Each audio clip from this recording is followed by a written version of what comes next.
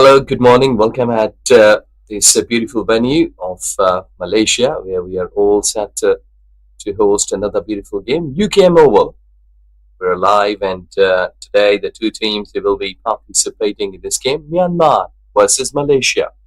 Both teams they have played two games, and it's a third game for them. The important thing, what is happening in the center along with the toss. Let's head down to Shahid with the both captains and a match referee.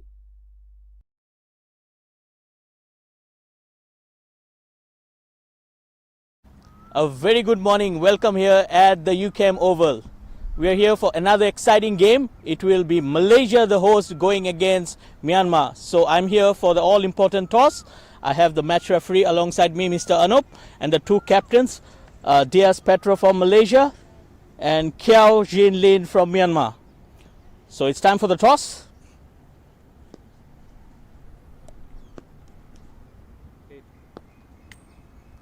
Heads is the calls.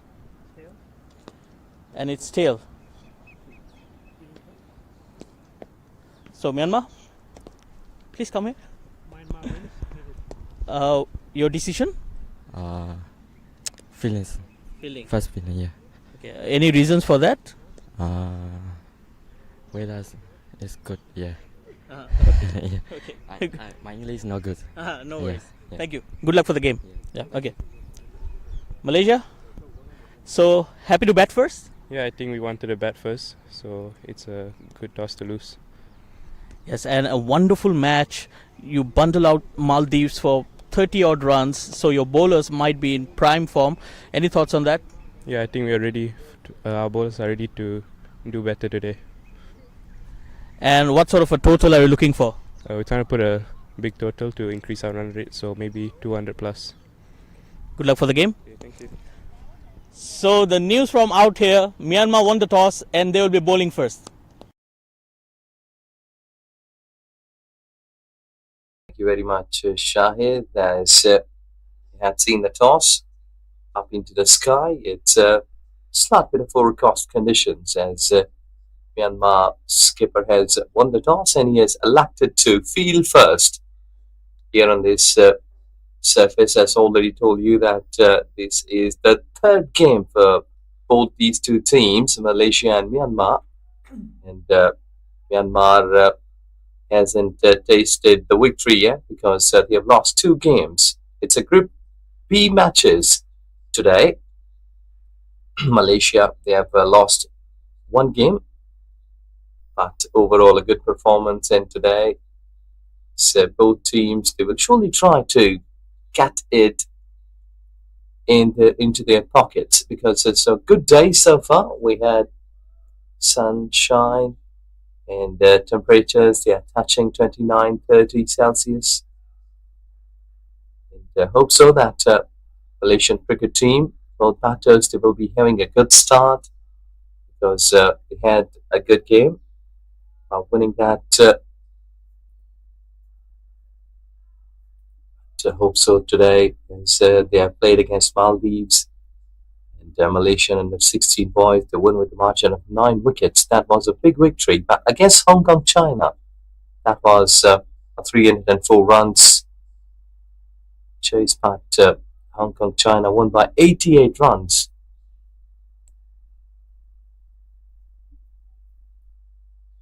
The things are all set. Both umpires, they are in the center. The two slips. The wicket keeper, you can clearly see the indications that they are not being very far behind the stumps, which indicates it's a medium pace from Myanmar. First delivery about to be delivered. On field umpires today, Samad Akbar and Hiralal Rawat.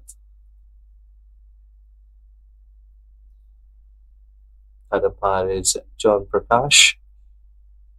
We're waiting for the umpires to set the tone here as umpire calls the play.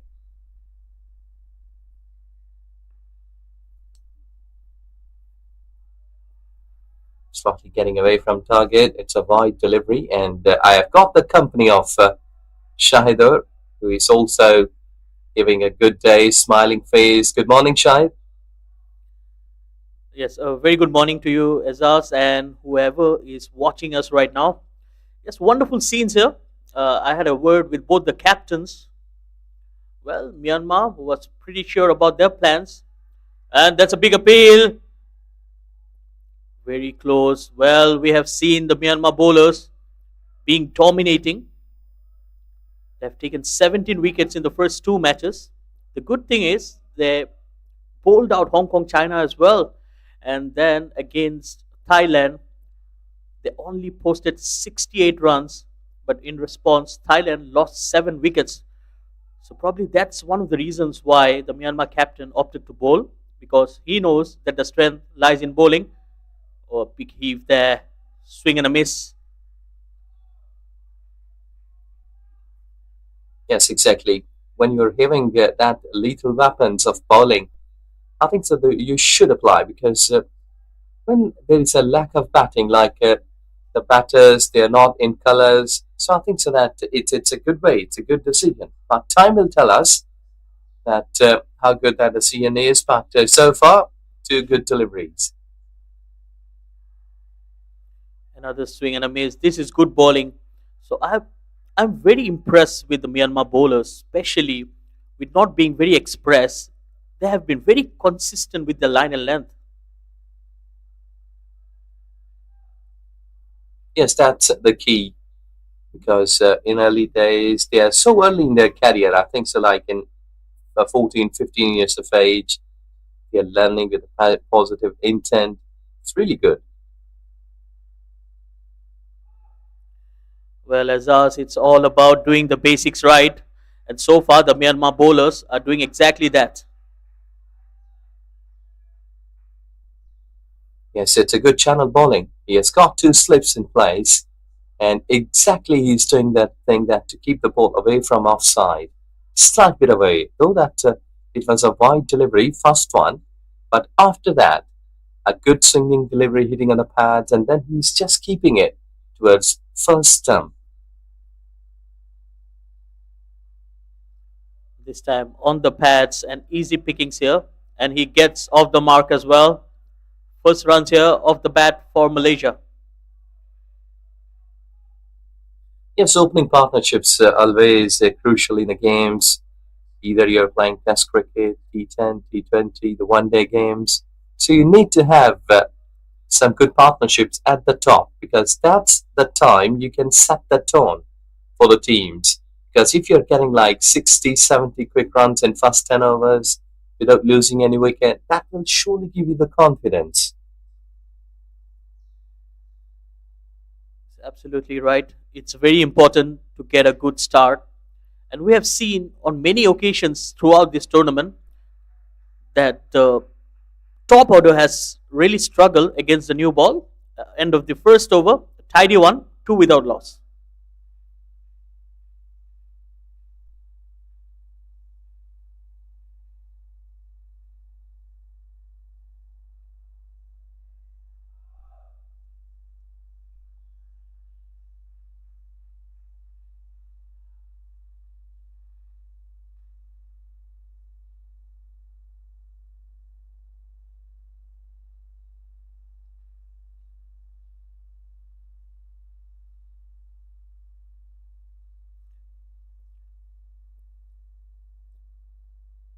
Well, the new bowler for Myanmar, So Kiao Min Lun, will be bowling from the other end with the new ball. So Myanmar will be in pursuit of an early wicket here. But well, Malaysia will be oozing in confidence as well. They had a good outing in the previous match, won against Maldives. That's a shot of confidence and a wonderful boundary here for Ajib Wasdi. He gets off the mark in style. Yeah, good hit. Slightly bit of the back of line delivery, and he was just standing there. Even though that no footwork, but he has got enough reflexes to show that bat and getting off down to the boundary. Good hit firmly hit, I must say, that he has got a good pace and good force behind that shot.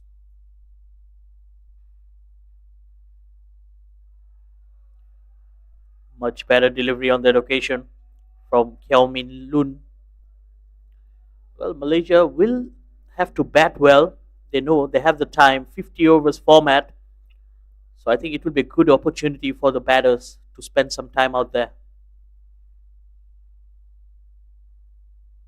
Yeah, stick to the basics. I think so that they need to keep that ball near to the stumps. Because like this, wide deliveries and they're giving extra runs, been making the bowlers a bit tired. Because if you are keeping the ball towards offside, like 20, 25 wide deliveries, which indicates that every bowler is almost bowling a couple of extra overs, more than 10 overs. So that gives you a bit of the tide under the really hot sun. Humor is there. So you need to keep your line tight. Well, absolutely. And we have seen how Malaysia suffered themselves in the first match against Hong Kong, China. They bowled a total of 23 wides. That's almost 4 extra overs. So that definitely takes a lot of toil on the fitness of the bowlers as well.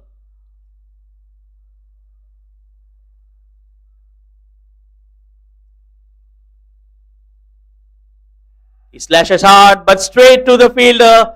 And first blood here for Myanmar. And it's So Kiao Min Lun who takes the all-important wicket. Yeah, good time. Early blow, must say, like you were just trying to cut it somewhere up into the sky towards offside at backward point.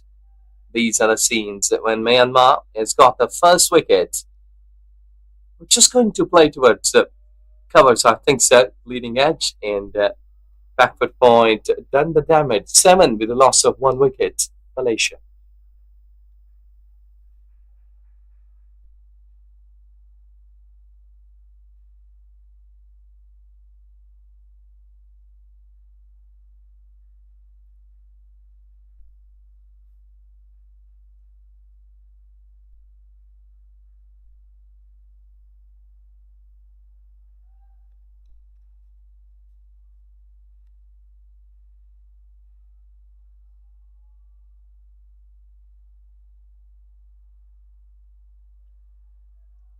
Well, early wicket here for Myanmar. As expected, the bowlers are just doing the basics right. Yes, it was a full toss, and the batter must be very, very disappointed with that shot. But I think it was the lack of pace that did him. There was nothing wrong with the shot, probably just a mistimed shot and went straight to the fielder. But Myanmar will take it any day. Early breakthrough only into the second over. So the new batter walking in will be the left-hander, Izam Daniel. Played a good knock against Hong Kong. Slightly slower in his approach. But I think that's exactly what Malaysia will need, someone to stay there and spend some good time. Yes, partnerships are always the key. That you need to keep yourselves both together, keep your heads down, calm and cool together, just go with the runs. Because here they are the local guys. They exactly know that how the surface will behave. Again slashed, this time over the slip fielders.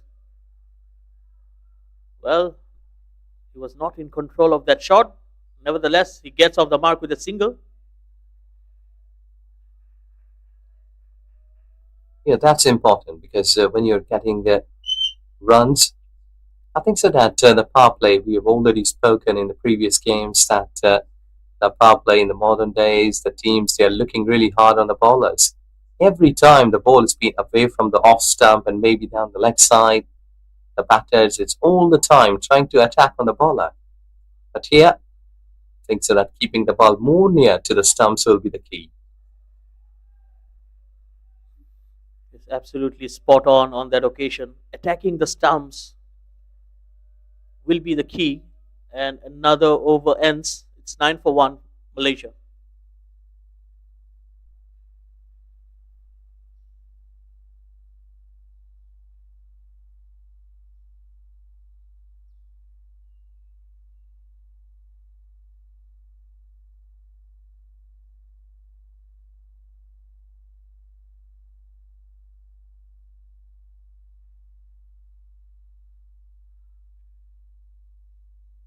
Tin Min Kiao will continue in here.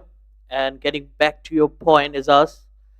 I think Myanmar bowlers did the right thing by attacking the stumps. I've seen all the matches, and the bowlers have really done a wonderful job in making the batters play at every delivery. I think that's one of the good strategies. So bowling on the stumps and making the batters play, and that's exactly why he has two fielders there in place. Goes down the leg. Not a good delivery there.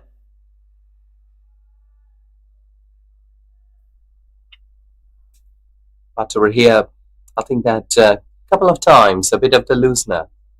But modern days of cricket don't give you the much of the time. Like you have to keep practice in net before the start of the game. But here, these sort of wide deliveries can harm you in a lots of manners.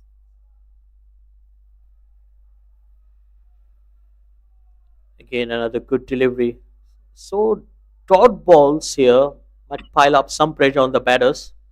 So Malaysia will also need to assess the situation.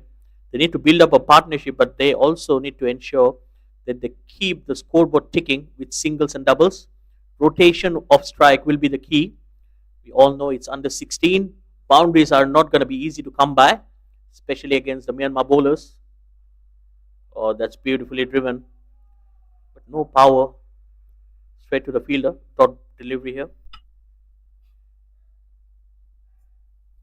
Yes, you're saying right, because these are the basics. These are the from the books of cricket. And I think so that both teams, they will surely be learning with the passage of time, but here they will have to apply themselves that how we will be playing together, not too much dot deliveries, because whenever there are dot deliveries in the power play, that may be raising some pressure on the batters. Another wide down the leg side. Well, Kiao Tin Min is not bowling a good over here, just losing his line and length. I think sometimes when the angles are not helping you, you may change it. Like go over the wicket, maybe round the wicket. That will surely giving you a bit of the confidence because spots are sometimes working for you. Well, a full toss there. Again, no timing whatsoever. Isam Daniel played some good looking shots, but probably the timing and the execution is missing. Well, as a batter, as long as you're hitting the middle of your bat, it will boost your confidence. But then, not finding the gaps might also be frustrating at times. Much better delivery. Good comeback here from the bowler. I think that these Malaysian batters, they're just making bit of the test of the bowlers. The first over, I think that was the time when the wicket was down.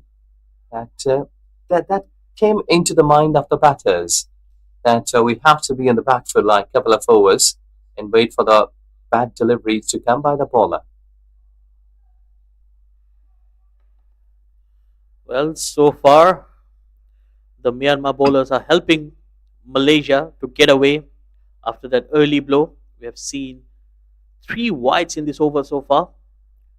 So they need to rethink and get their bowling right because extras might cause them some trouble.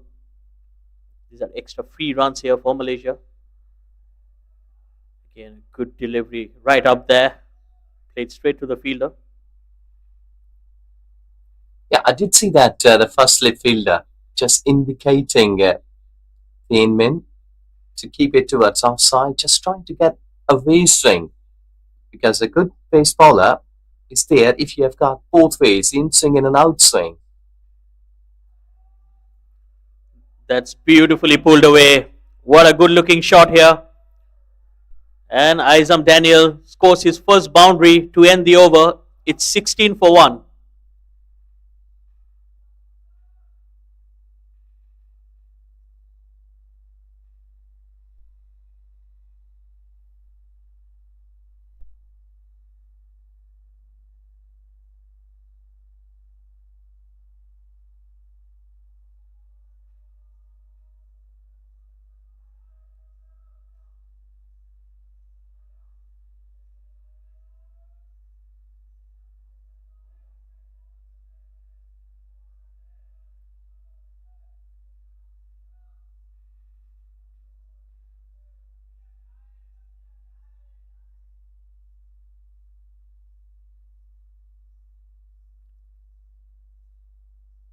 So Kyaw Min Loon will continue in here, coming into bowl his second over. Good delivery, right on the stumps, and solid defense as well. Azib Wasdi is looking good out there.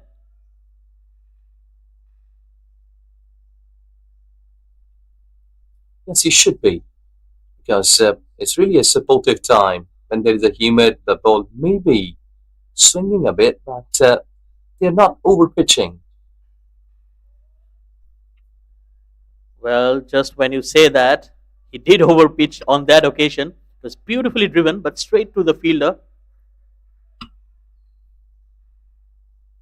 Yes, I think so, that two or three deliveries should be attempted like this in front of the wickets. Try to pitch it in the middle of the stumps. Maybe you will be rewarded.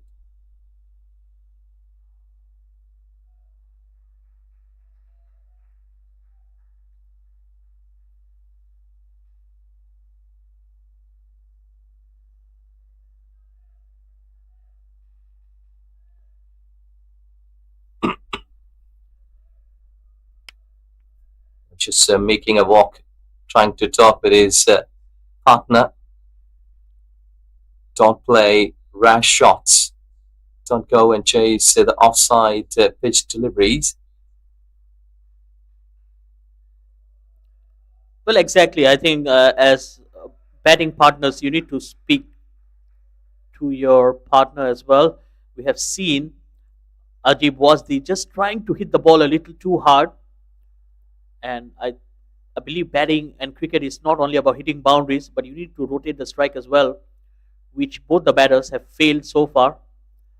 Well, if you can hit the cricket ball as clean as that, you don't really need to run. That's the first maximum coming from the bat of Ajib Wasdi. Excellent shot. You're just approaching to the pitch of the ball.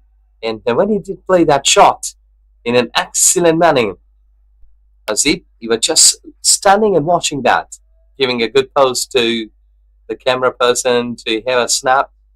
Excellent shot, beauty. Again, he slashed that. That smashed away through the offside for another boundary. 10 runs of 2 deliveries. And Ajib Wasdi is getting on a roll.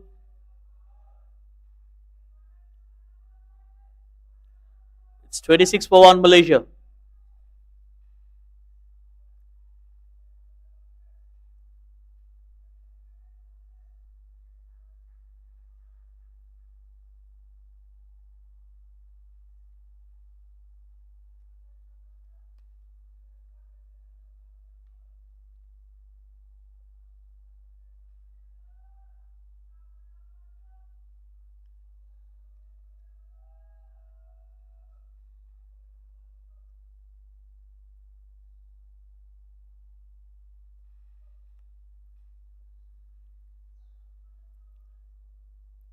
Well, some counter-attacking batting right after that chat between the partners. Ajib Wasdi is taking on the Myanmar bowlers. I think they will be showing some intent. Well, another wide here. It's not helping Myanmar right now. I think here, at this stage, there is something wrong with his footwork. Or maybe the landing area. That's why he's giving too many wide deliveries. Yes, that's better. Just to change the angle. Because sometimes that landing places may not be helping you as the spikes, they're not gripping. So let's see that if he can come back strongly wicket to wicket this time. Yes, a much better delivery on that occasion. And yes, I totally agree to you, Isas, on that matter. I think it's the match awareness, especially as a bowler, when you realize that things are not working in your way, you can always make those quick changes and get back on track. Because as a bowler, the margin for error is very limited. That's a big heave on the onside. He goes aerial and over the infield. Probably not the best of timing. Was there in the air for quite some time, but couldn't clear the boundary. Couple of runs here. Yes, at least these are not the wide deliveries for men because know that coaches and a captain and players, they've normally been saying that don't go for the wide deliveries, even if you have been hit for a six. And he's bowled him. He gets the last laugh here. Tin Min cleans off Izam Daniel. Yeah, through the gates. Thinks that he was being a little confident for playing that cross shot, but this time it was slightly bit more pace that has deceived in the judgment of the height of the bound. So Malaysian under 16 team has just lost the second wicket in 29 runs.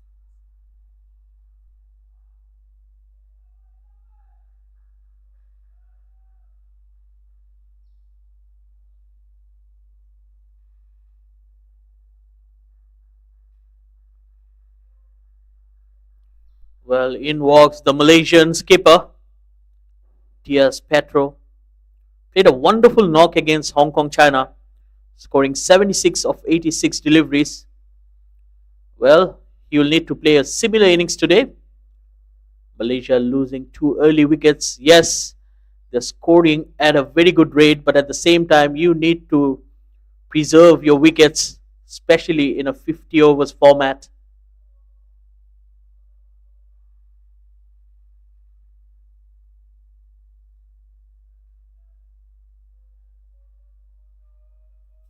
And at such level, there is really a lesser number of times you have to adjust yourself.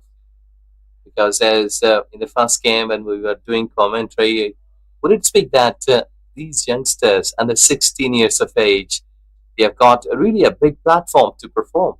Because during the ages like 15 or 10 years ago, when we used to play cricket, I don't think so that we will be having such kind of facilities, the live actions, color kits in such a beautiful venues to show our skills. It's absolutely a wonderful platform, and especially with the broadcasting being such a wonderful platform to showcase your talent to the world as well. I believe the many people who are watching us today, and it's a good way to reach a lot of people through live action.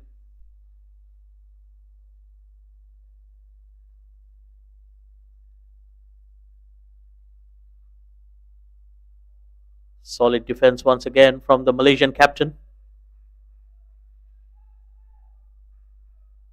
And wickets may happen like this because two wickets, and then I did see that Malaysian batters they have shown a bit of the sensible cricket because they were batting really aggressively. They were attacking bowlers, and after losing wicket, shows some intent that you have been a mature cricketer. Slightly on the back of length deliveries may come, so you have to be on the back of foot as well. As you can see that he's just pitching it, slight bit of back of length delivery after getting that wicket. Dot delivery to finish the fifth over. It's 29 for 2.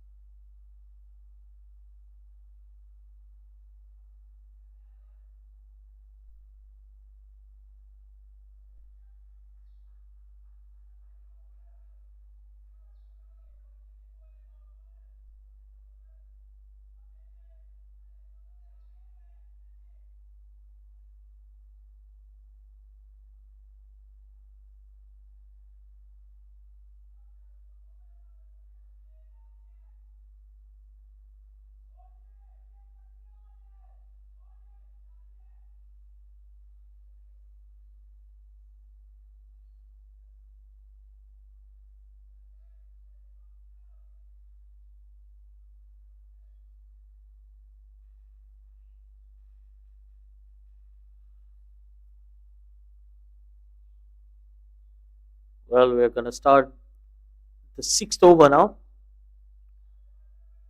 Malaysia will be slightly happy with how the proceedings have went so far. 29 on the board, but yes, they've lost two early wickets.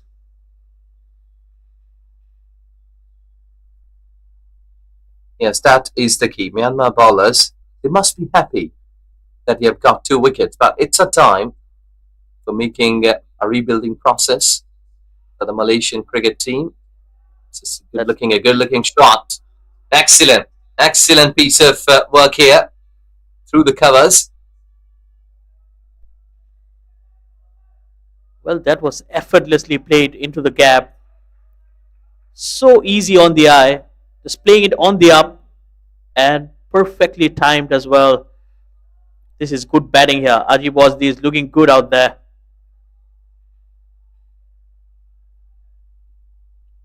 Yeah, these are the risk-free shots because when you're going aerial and trying to make some lofters, I think so that is not a good cricketing shot.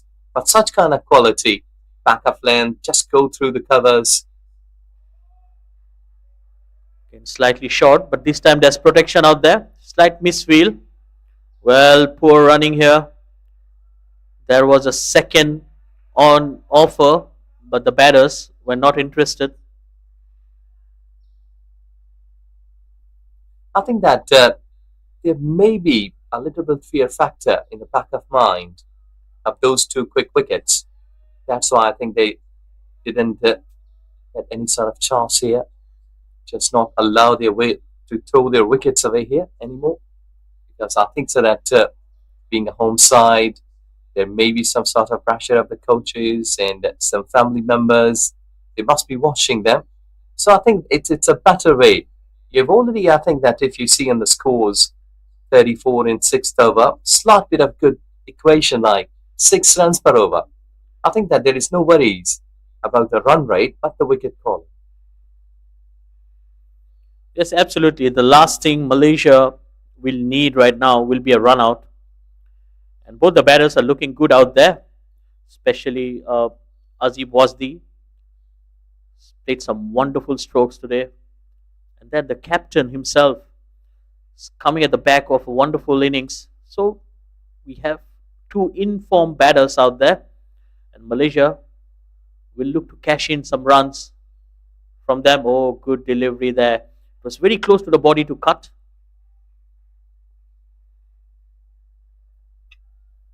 Yeah, one good thing that he's keeping one slip there, Sakya.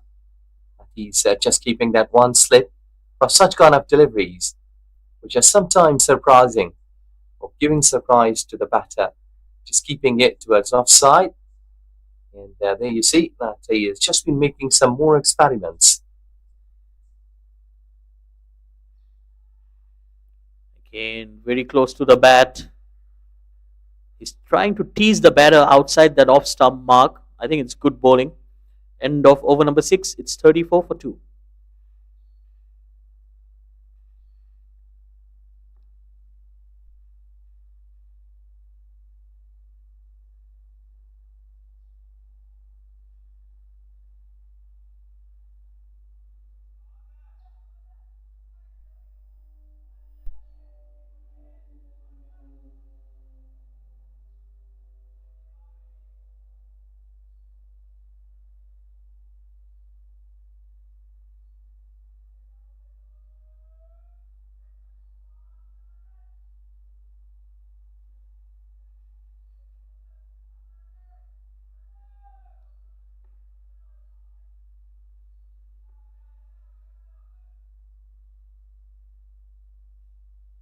Thin Min will continue here. Coming to ball his 4th over. Slightly expensive today. 3 overs, 22 for 1. Good delivery. Again, they're doing the right thing. I think it's very important that you play every delivery to its merit. Yes, don't work overload. Like sometimes the batters are trying to fetch those deliveries pitch towards offside, trying to play towards onside. I think so here at this stage, the bounce is good. You have to go through to the line.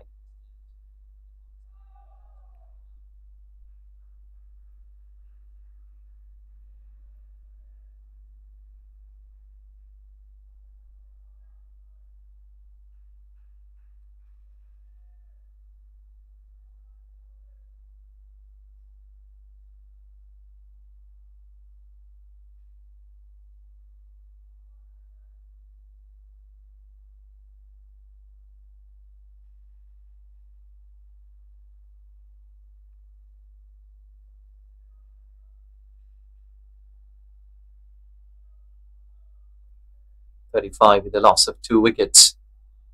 6.1, and I think so that both teams so far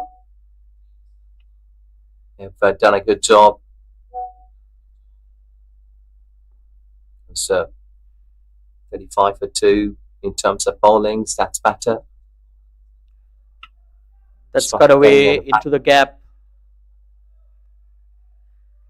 Easy single there.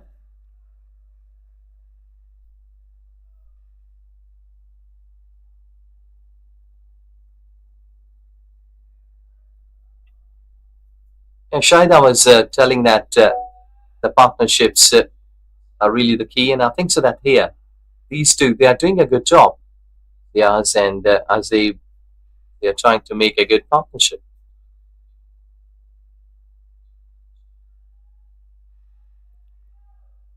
That's slashed away, and another boundary here.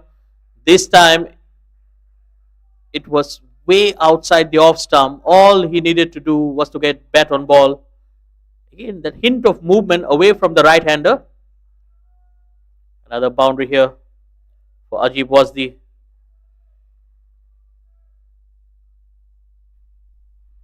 Yeah, good hit. Though that was slightly away from the body, you were just slicing it. But he will have to be more careful as there is one slip waiting for any sort of edge.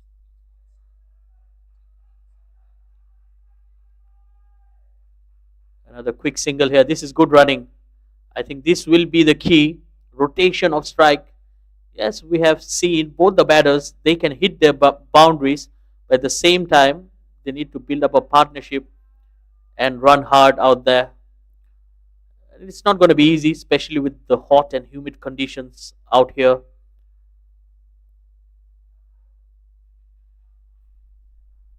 Yes, you're right. That will surely give them a tough call, but the players, they need to perform like this in any sort of conditions.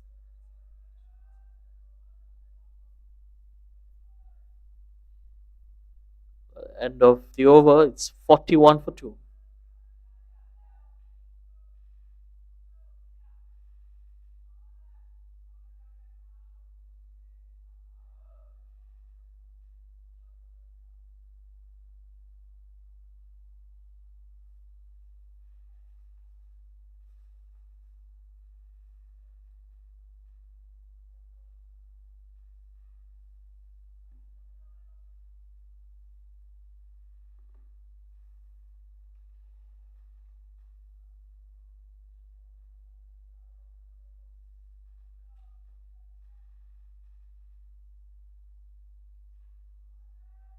Oh, misfield there, and that might run towards the boundary, but there's a fielder out there as well. Good looking shot here from the captain, Tias Petro.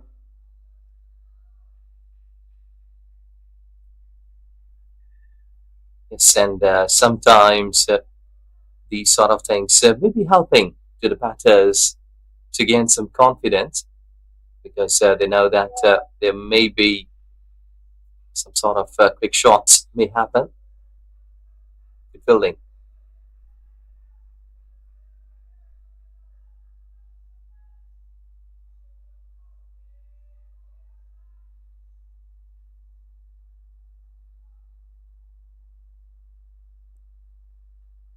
Well, I think it will be very important for the Myanmar fielders to back the bowlers as well.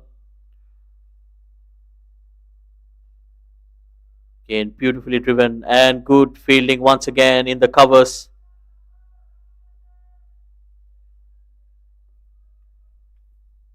And generally, that whenever the games are there, these fielders should be on their toes because these 30-yard circle fielders earlier on in the power play, they're really important because they may be creating some chances, run-out chances, in fact. Again, beaten outside the off stump. We have seen Diaz Petro trying to play that shot on few occasions now, but not been able to get the connection. But well, he needs to be very careful as well. There is a slip in place. Can just take the edge of the bat and fly to that fielder.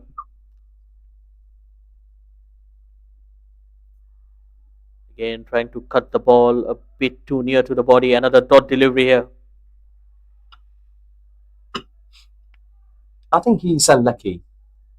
Somewhere, somehow, he's bowling a good channel at wicketless, because it happens that sometimes you're pitching a good delivery and you're not being rewarded. The ball has been going very much close to the off stump. Maybe sometimes it's about to edge with the bat and you're missing it completely. Well, that was a poor delivery, wide outside the off stump. Well, the Malaysian skipper will be disappointed not to put that away. There was runs on offer.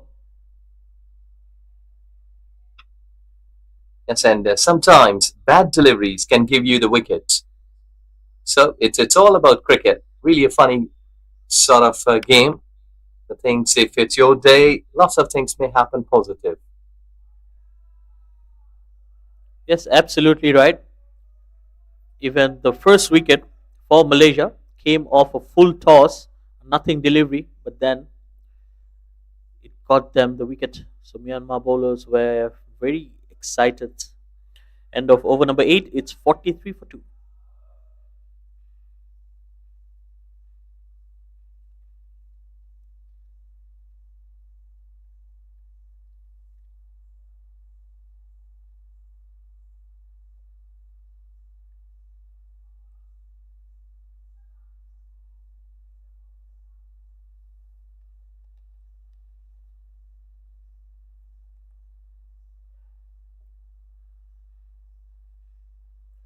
Well, Myanmar not taking any chances.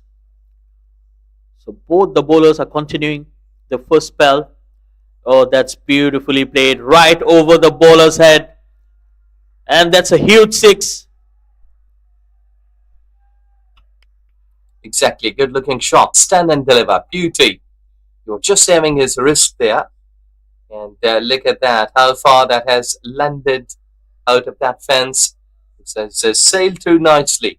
I think so there is nothing there for the overpitch deliveries towards offside, because here at this stage, the batter find it so easy to play that shot back over the bowler's head. So he may come a little bit more closer to the stumps, maybe attacking. This time it's cut away over the infield once again. And that will hit the fence. That's 10 of 2 deliveries here. Again, Ajib was taking the attack to the Myanmar bowlers. Yeah, good one. Excellent.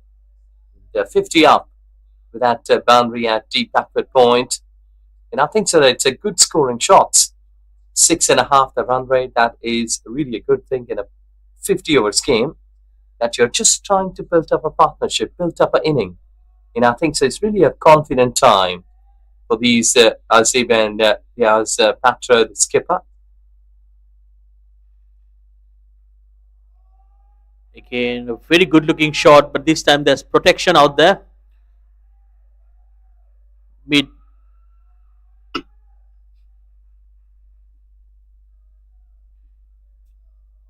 Yes, they're playing positive cricket. Azib Wajdi and Diaz Patro, though that they're spending a good time in the centre. And I think so that this pitch is more supportive to them.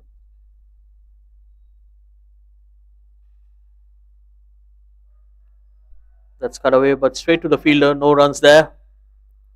Well, I think Diaz Petro, the skipper of Malaysia, will be playing the anchor role here. A very slow start to him. 1 of 14 deliveries. Yes, he's one of those players who starts normally a little bit onto the slower side. But they will be getting like 40, 50 plus. The strike rate improves. Yes, absolutely. We have seen him in the first game. Once he starts to accelerate, he can look very dangerous out there.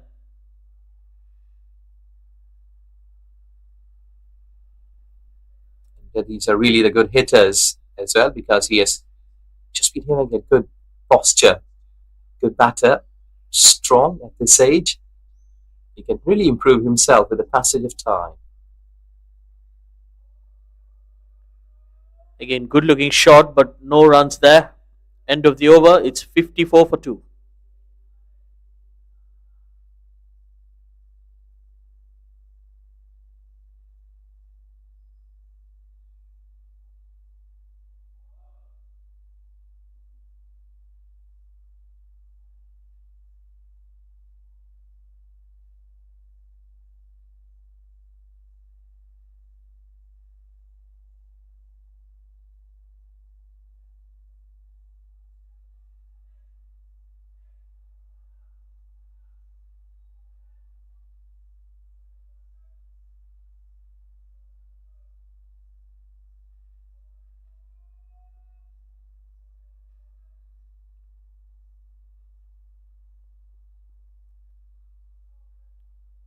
So Kiao Min Lun will continue in here, coming into bowl his 5th over.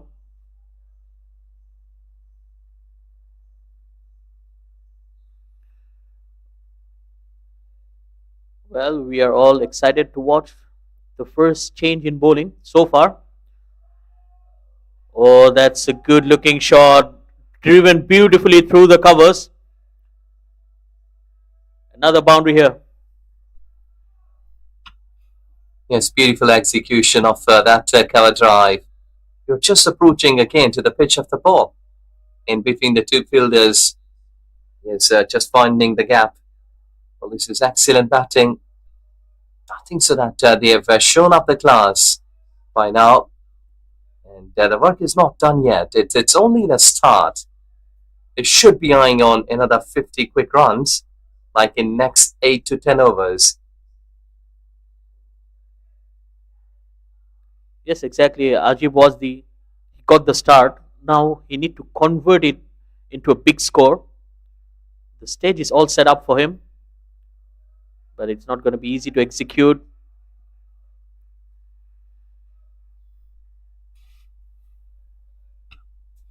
And Shahid, it looks good that at such a like under 16, when you're making century and making the selectors proud, your coaches, everyone that who has supported you to bring at such level.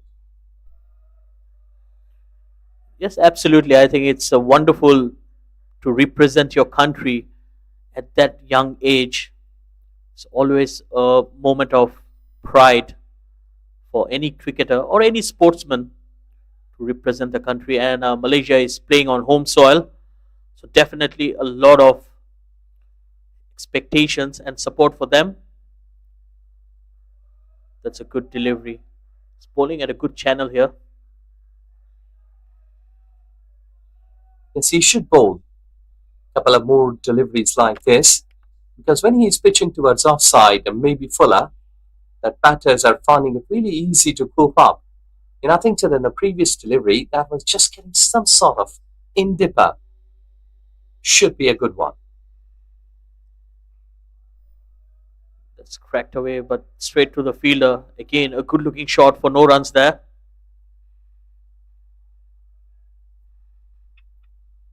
I think so that partnership is the key, and they are making it in a tremendous manner. They should not be doing any sort of lazy sort of effort in terms of playing shots, because both batters, they have done a good job so far. Yes, a decent partnership here. They have put on 29 runs. End of another over. It's 58 for 2 Malaysia.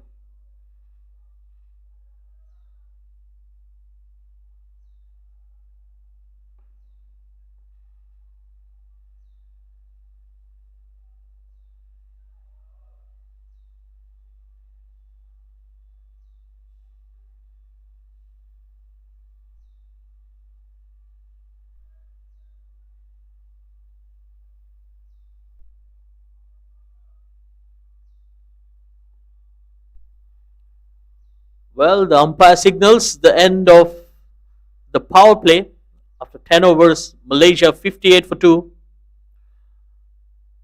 Both the batters are looking good out there. The Malaysian skipper, Diaz Petro, is only betting on one. Has been 29 run partnership, and He only contributed 1 run, but the good thing is he is supporting the danger man, Ajib Wasdi, who's batting on 37 of just 25 deliveries.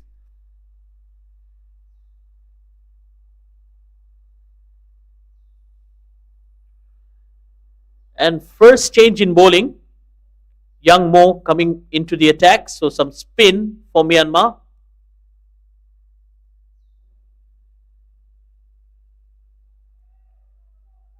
Well, flighted delivery, no pace on offer whatsoever. I think the idea here will be to entice the batter to play those big shots in the air. It's a widespread field, a lot of boundary riders, especially on that offside. Okay, much slower and wider as well, and rightly called a wide.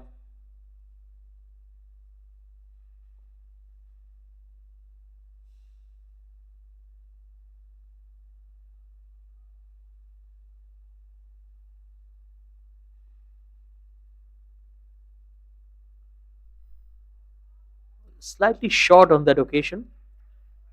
Tias Petro not been able to hit the cap. Well, once the field restrictions are lifted, I think a lot of singles are there on offer. So the Malaysian batters just need to bat a bit smart in here. If they can rotate the strike and score singles and doubles, it will really help. Well, for the time being, it's the Myanmar bowlers who are helping them with those extras.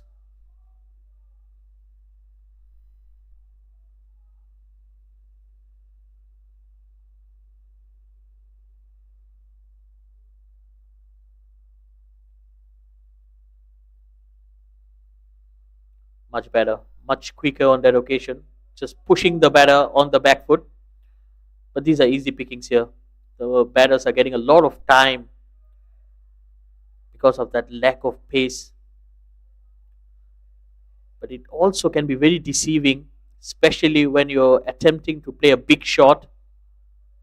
So you need to hit the ball really hard. Oh, that's excellent fielding there from the captain, Kiao Jin Lin, leading from the front, not afraid to put his body on the line. There's a very good effort here.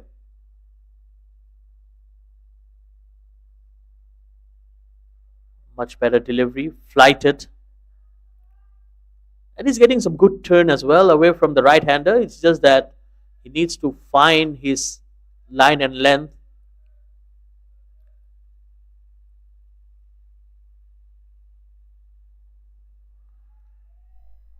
That's aerial. Oh, a wonderful effort there in the deep. He was running in. That ball was always short of him. But he went for the catch. A half chance, I would say. But a very important one. Look at that. He got there. He made the ground. It just didn't stick in his hand.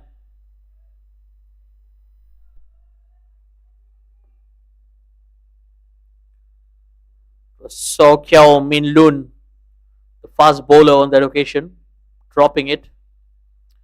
After 11, it's 62 for 2.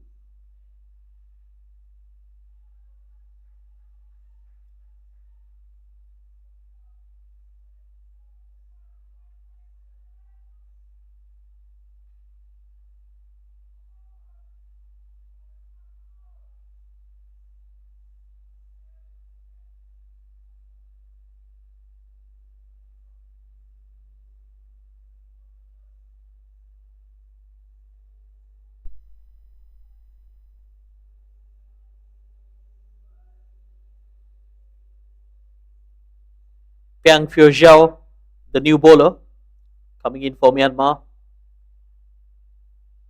That's a big appeal. Looked close from up here. Well, wrapped on the pads. A good start here for the new bowler.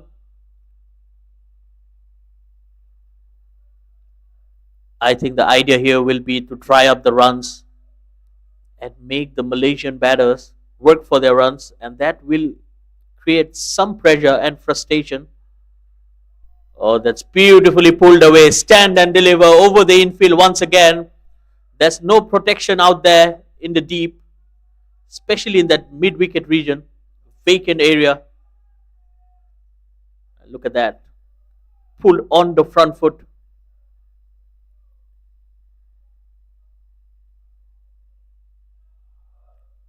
And he moves into his 40s as well. 42 of 30 deliveries. What an innings here from the right hander.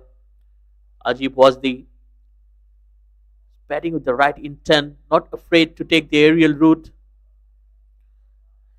And straight away, we have seen some changes in the field for Myanmar.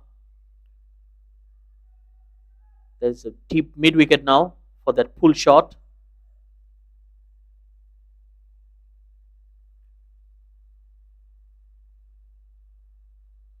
Oh dear, that's a full toss. Well, the umpires were looking at each other, probably just tipping onto him.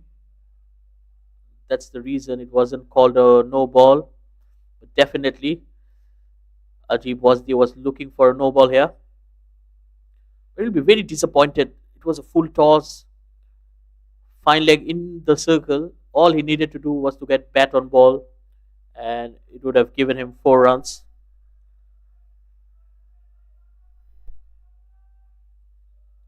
Another single here. Like I said, there are a lot of singles on offer, especially on the offside. There's a point and a cover fielder, and the rest are at the boundaries. So you can always just tap the ball with soft hands and snatch a single here. That's driven down the ground. Easy as it gets. No pressure whatsoever for the Malaysian batters.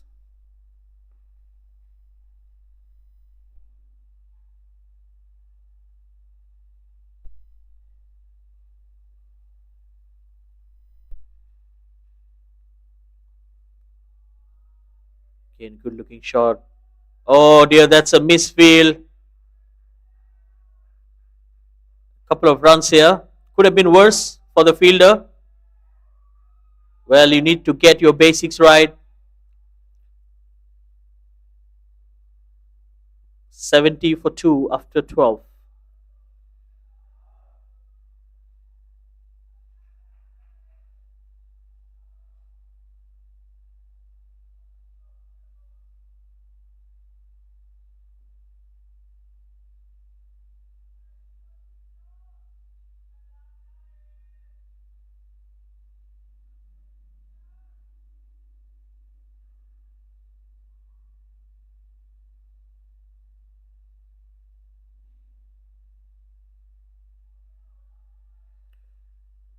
Well, the Myanmar ground fielding has been good so far, but we have seen few fumbles and misfields today.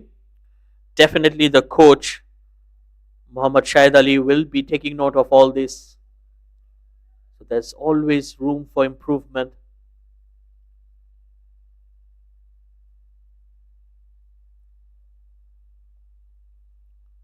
So the leg spinner will continue in here. Again, very slow, short and wide. Probably that's the exact reason why Diaz Petro has not been able to hit the gaps. It's not easy unless he commits himself into the shot.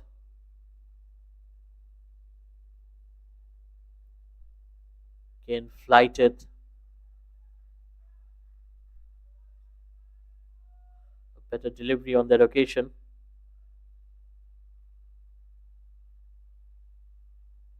More the leggy bowling here. Surprisingly, he still has a slip in place. Probably for a delivery like that, just enticing the batter to play the drive through the offside. So he might take the outside edge because he's getting some good turn as well.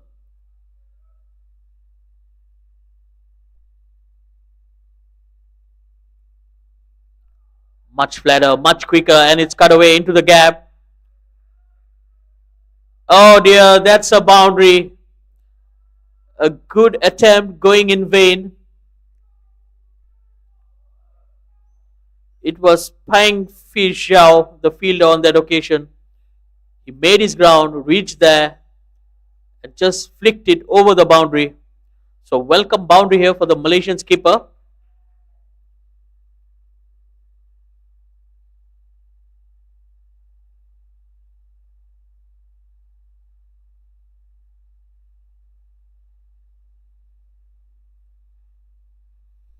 This is a good partnership, and both the batters are looking very comfortable out there, especially against the spinner.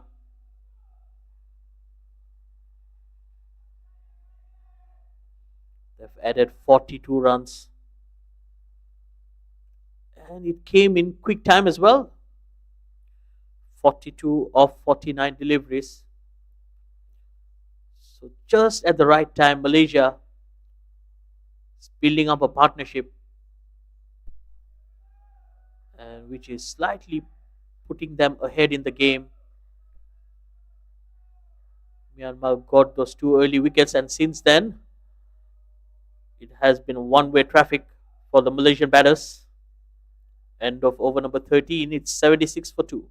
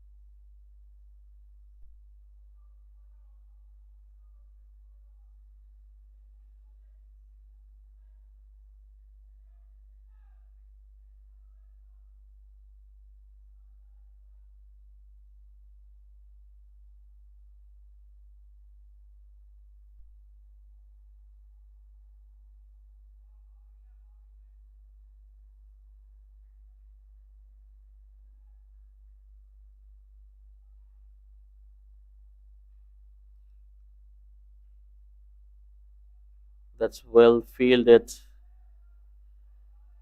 Good fielding of his own bowling. Pang Fi Xiao.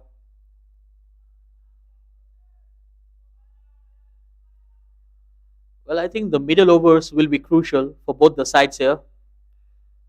Malaysia will like to accelerate and put up some good runs.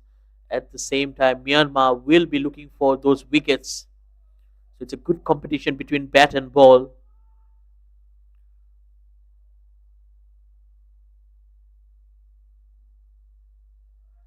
Much better delivery. I think it's very important to have the temperament as well from both the sides, because cricket is not only a game of strength, but you need to be psychologically ahead of the opposition as well. Oh, beautiful delivery there. Just speeding the edge of the batter. Good signs here for the bowler. And straight away, the captain having a word. Well, I think he's trying to calm some nerves here. Ajib Wasdi is playing a wonderful knock. He's batting on 46. Probably some nerves in the 40s. Well, at under 16, even a 50 can mean a lot for any batter. We have spoken about the nervous 90s, but it can happen to you in your 40s as well.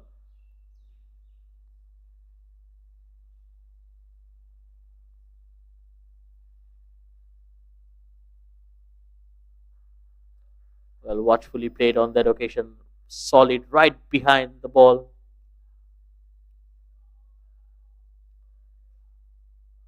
Well, Ajib Wasdi looked extremely dangerous every time he played his shots. Came out with the right intent. And now he's just 4 runs short. And he gets there in style. That's 50. What an innings here for Ajib Wasdi. Played on the up. Again, not afraid to take the aerial route. And 50 here for the Malaysian opener. End of the 14th over, it's 81 for 2.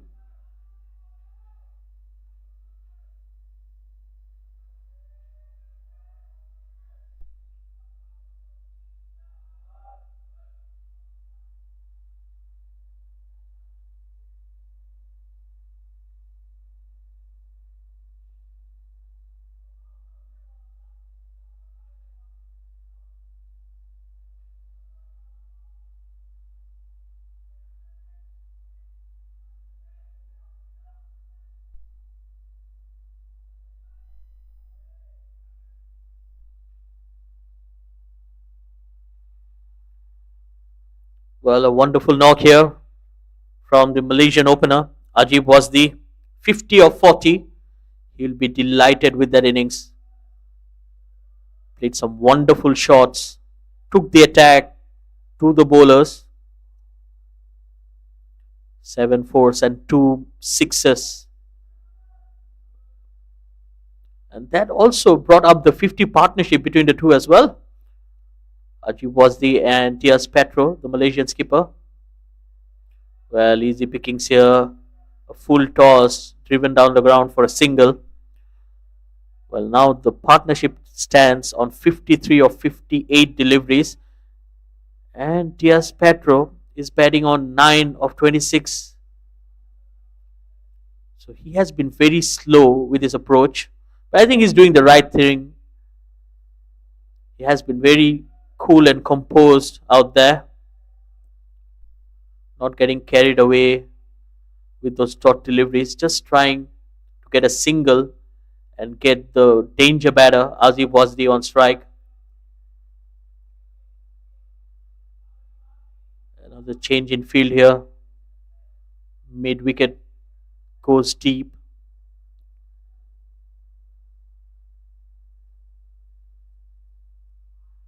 Oh, that was a good delivery. Took the inside edge. Was very close to the stumps.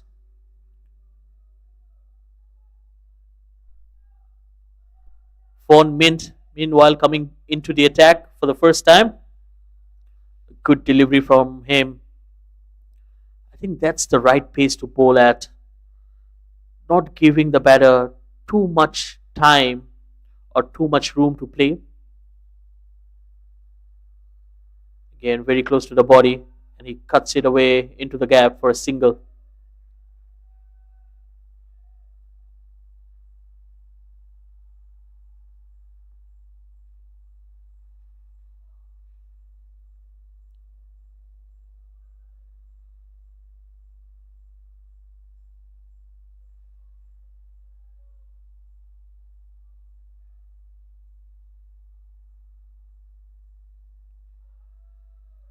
Good delivery once again. A pretty good over. We have seen few of the other bowlers trying to bowl a bit too short and slow in the air. But as a spinner, you need to bowl slightly quicker and get that drift. Look at that. Again, just hurrying on to him. He was committed into the shot much earlier. That will be the end of over number 15. It's 84 for 2 Malaysia.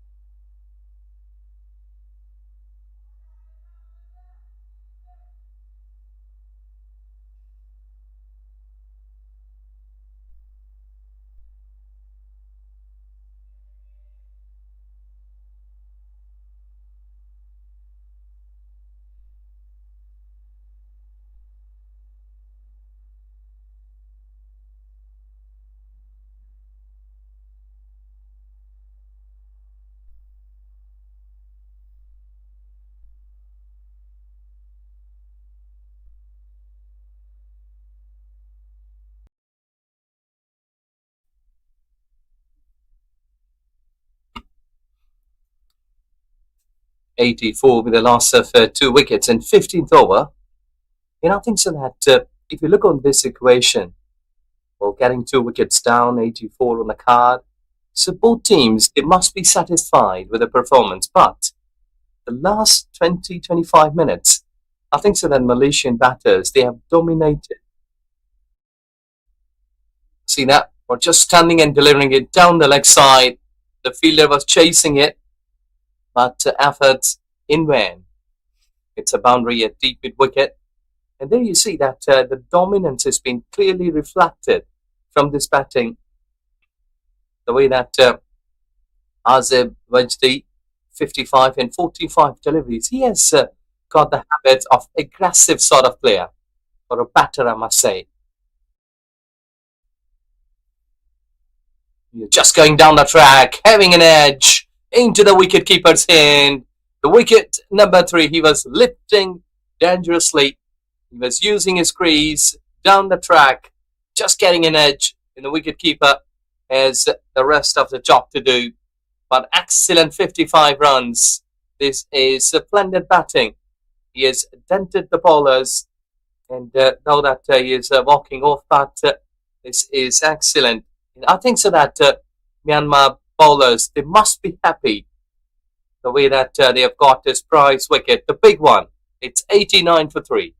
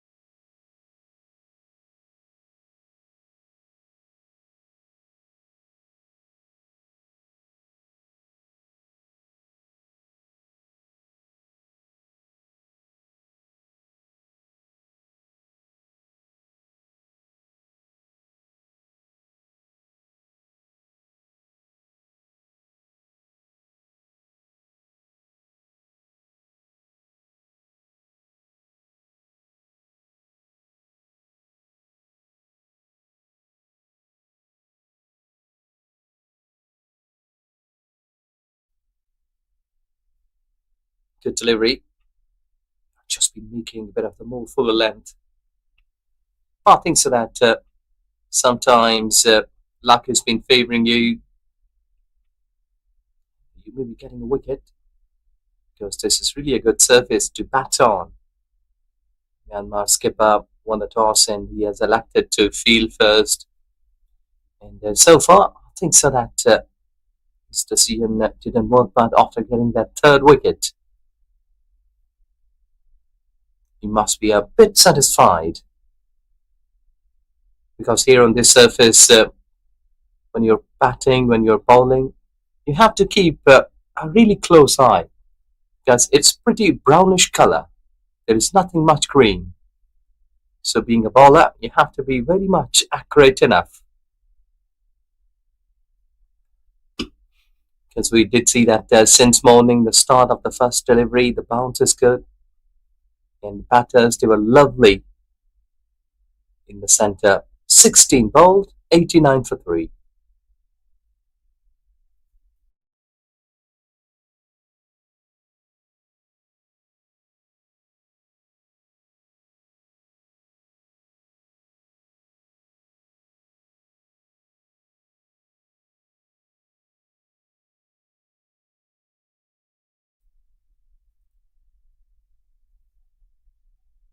5 bowlers been utilized, and 3 of them been able to get a wicket.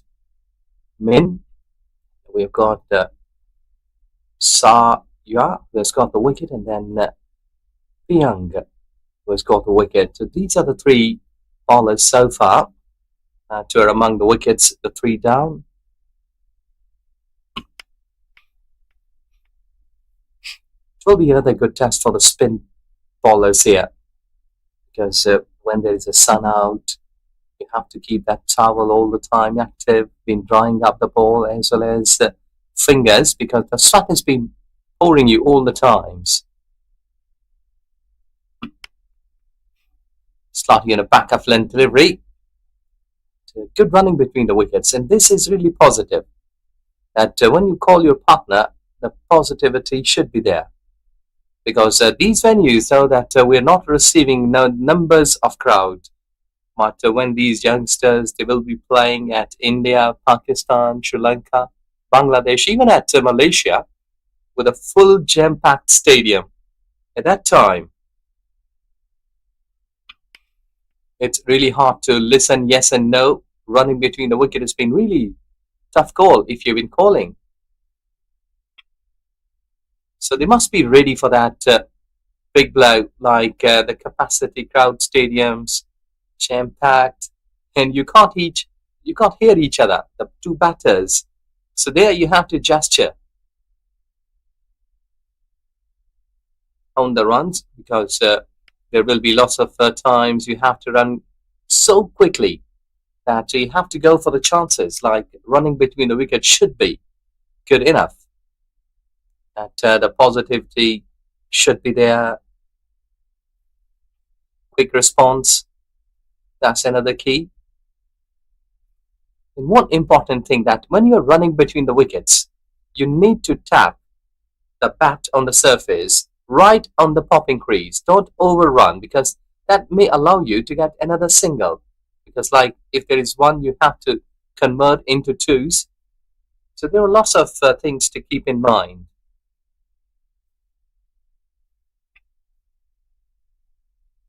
Couldn't find the gap to finish the over. 17 ball, 91 for 3.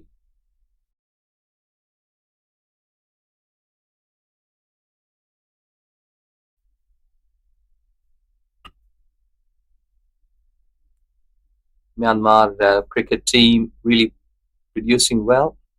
I remember that just 2006 ACC trophy, when 2 months after gaining the ICC membership, Myanmar headed to Malaysia to take part in 2006 ACC trophy for the very first time. When they landed here at Malaysia, we'll surely talk on that one.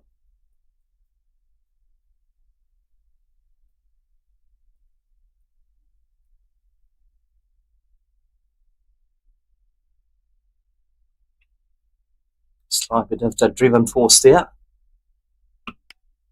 And when they came here at Malaysia in 2006, they had not that good time in that tournament, with a series of heavy defeats to Kuwait by 9 wickets in 10 overs. And to Hong Kong by 422 runs, with Myanmar being bowled out for just 20 runs. And to Bhutan with a margin of 9 wickets.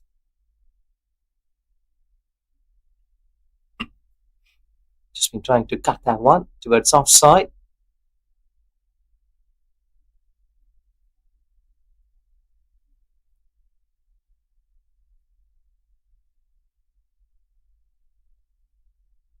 But overall, this Myanmar cricket team, they have produced some good results as well, with the separation of the ACC trophy into elite and challenge divisions back. Myanmar have since competed in the challenge division in both 2009, in which they came last, in 2010. Lesser quality was there to the elite division. It's a good looking shot here, just going into the gap, 4 runs. Excellent placement. This is beautiful batting. Look at that. played it slightly late, opening the blade of the bat all along the carpet, and that was the result of 4 runs. Beauty.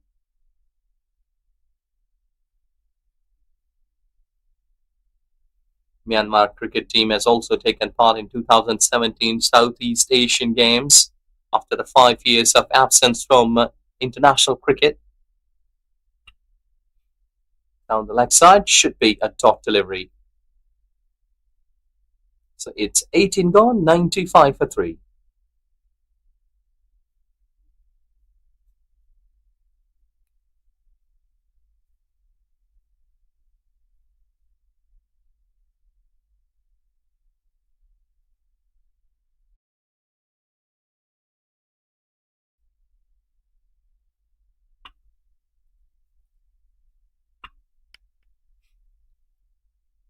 And Myanmar's first ever victory in international cricket was against Indonesia.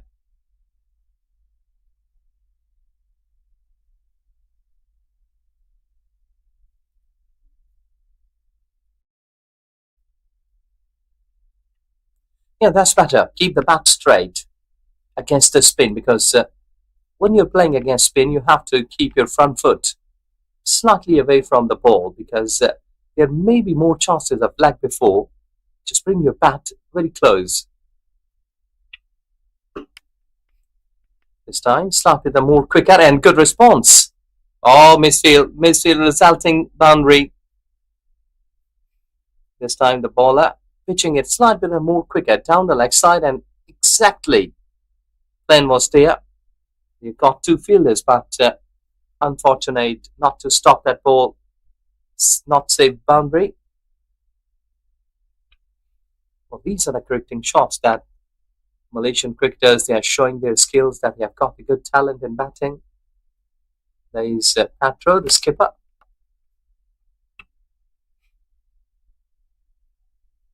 So this is where we used to call to dictate your terms, because the first delivery was towards offside, then down the leg side, then again in the middle. So these are the things that being a spin bowler, you have to learn. That don't be predictable. Just keep your balance right. Pitch it middle and off. Because like this, if you're pitching it way towards offside, that may harm your intentions of bowling. 100 up for Malaysia. And so far, while scoring these 3 figures, they have lost 3 wickets. So they must be eyeing for another 40-50 runs in next 8 to 10 overs. And I think so that intentions are pretty clear. They're not in a hurry, and every delivery is being played on merit. If it's a good delivery, they are showing respect to the bowler. And if it's a bad delivery, asking the punishment. Would it see that a ball has been hit towards onside, getting a boundary, though? That the fielders, it was their involvement, couldn't stop that boundary, but it's written in the scorecard that Dice Patro has scored a boundary.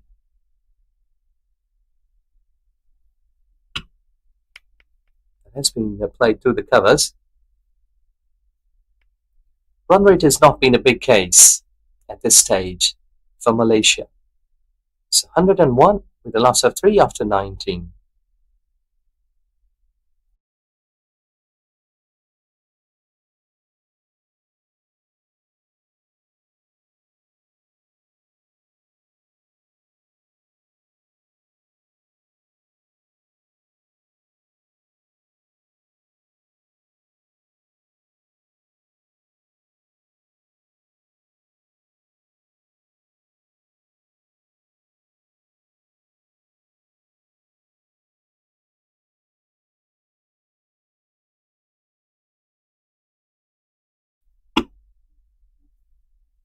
Well played. That ball was just tipping in front of him. So making full use of his bat. Because again, Sarban Satnakumaran is batting on 6. Well, it's way towards offside.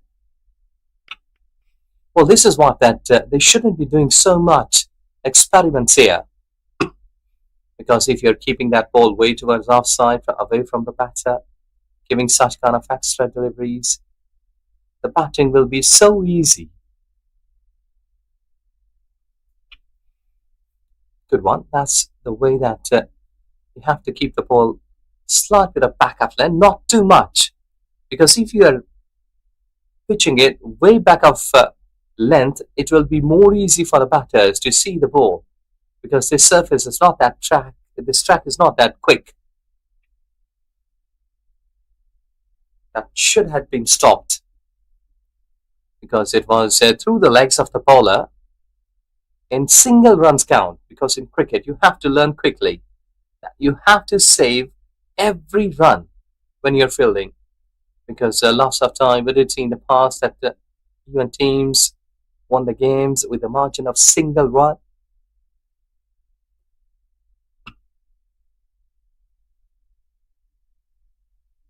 Down the leg side, the pace is there on the ball.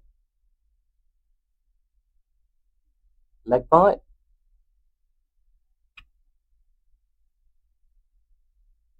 I think so that Malaysian batters, they won't be worried about in terms of run rate. That's why we can clearly see that indications. They're not making big shots. They've just been trying to go through the covers, onside, quick run taken. And that's intelligent batting. Because being a batter, you need to run quite wisely. And I think so that when the field is well spread, there is not much panic.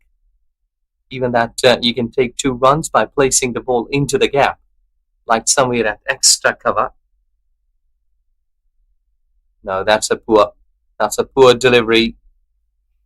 And I think so here, the Young is really lucky that Nagin hasn't hit that ball towards onside, because such kind of full toss deliveries, a juicy full toss, been treated badly sometimes for the big hits. Slot bit of uppishly played into the hands. Couldn't find the gap, but dot delivery to finish the 20th over. It's 106 for 3.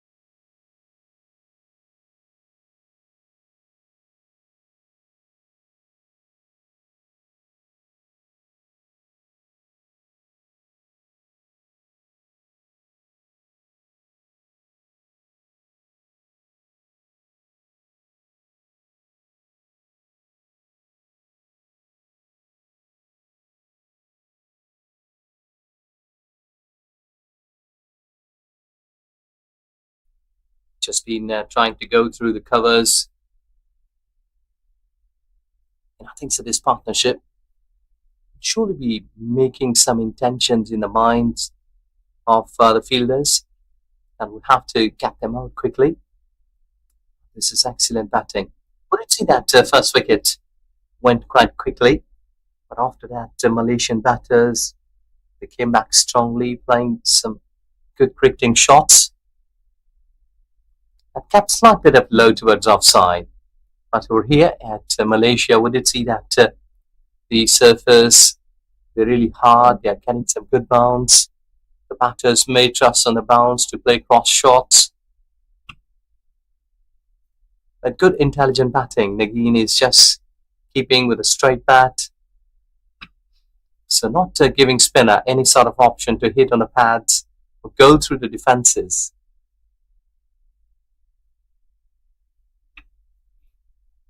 So easy, so good. Because when your partner is good to run between the wickets like this, And you're having some good partnerships.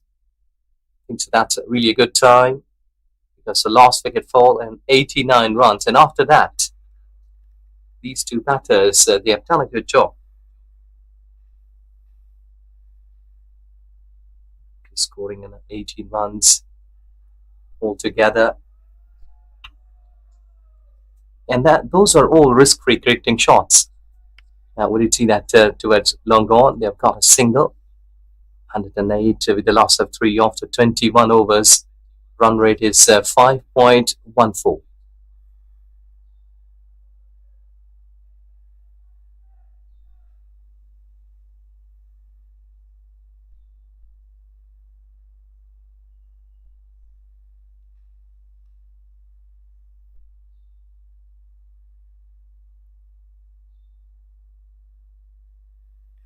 Well, Malaysia again trying to rebuild. They've lost a wicket, and since then, these two out there put on 17 runs of 31 deliveries. Diaz Petro, the captain, batting on 17. Beg your pardon, he's batting on 18 of 37.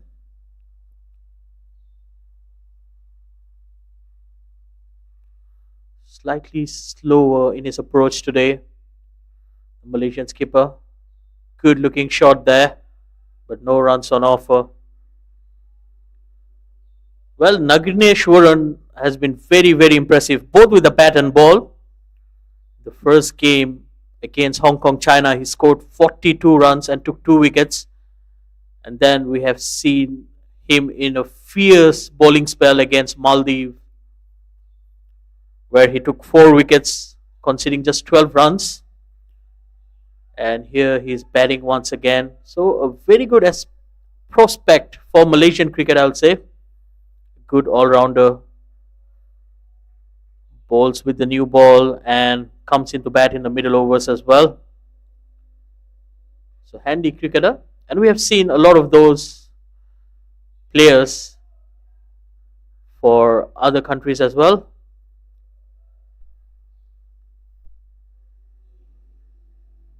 Yes, these days you cannot be one-dimensional to get into the national side. As a cricketer, you need to improve your skills as a batter, as a bowler, and especially as a fielder as well.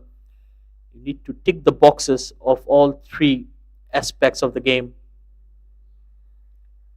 And so far, Nagneshwaran has done well for himself and for the country as well.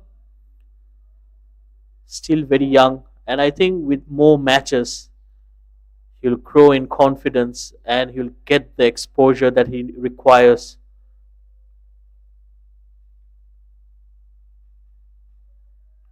That's well played. Just tapped on the onside for a single. Singles are going to be crucial because with a very spread field, it's not going to be easy to find those boundaries. But yes, singles and doubles can also keep the scoreboard ticking. And both the batters out there are doing exactly it so far.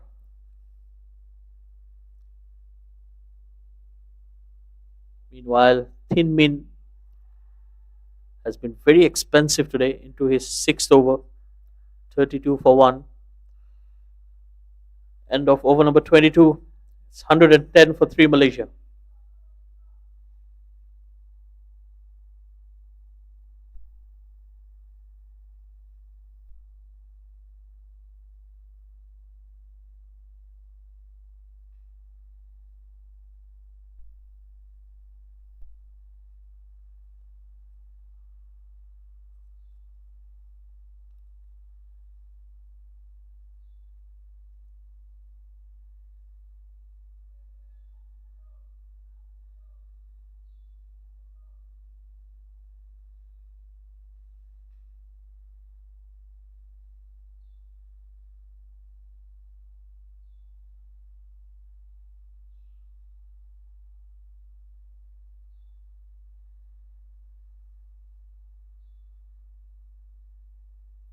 So the leg spinner coming into the attack, and that's beautifully driven.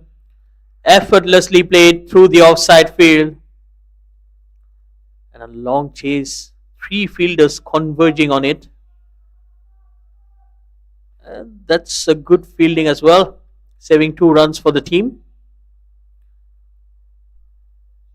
Well, again, Nagineshwaran not trying to hit the ball too hard, relying on his timing, and it was beautifully timed as well.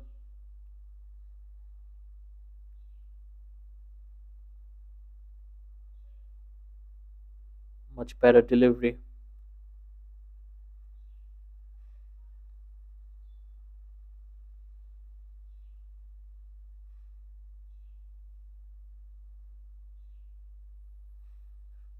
Von Mint did a good job so far with the ball.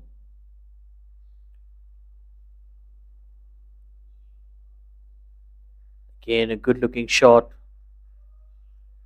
Just a single. Well, I think that will be the way to go. Scoring singles and doubles.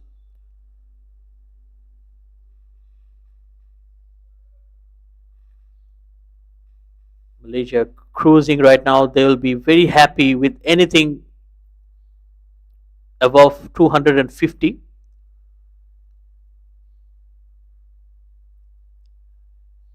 Well, we have heard it from the captain himself. The Malaysian skipper told me at the toss that 250 will be the score they are eyeing on, and anything in excess will give them the upper edge. Oh, that was an opportunity.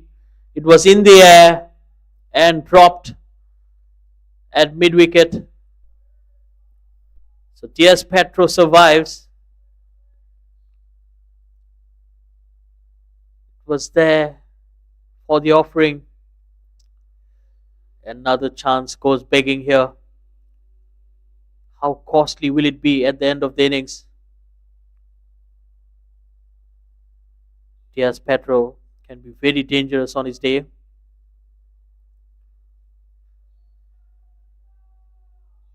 End of the over, 114 for 3.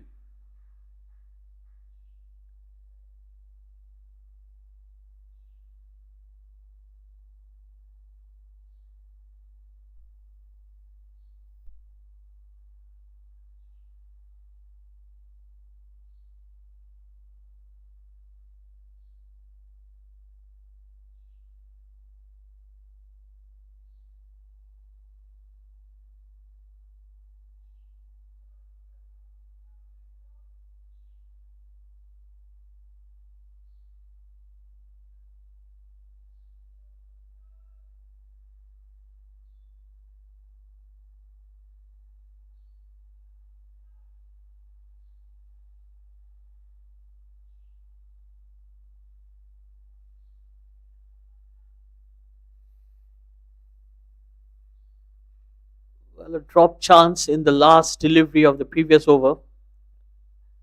And the Malaysian skipper is still out there.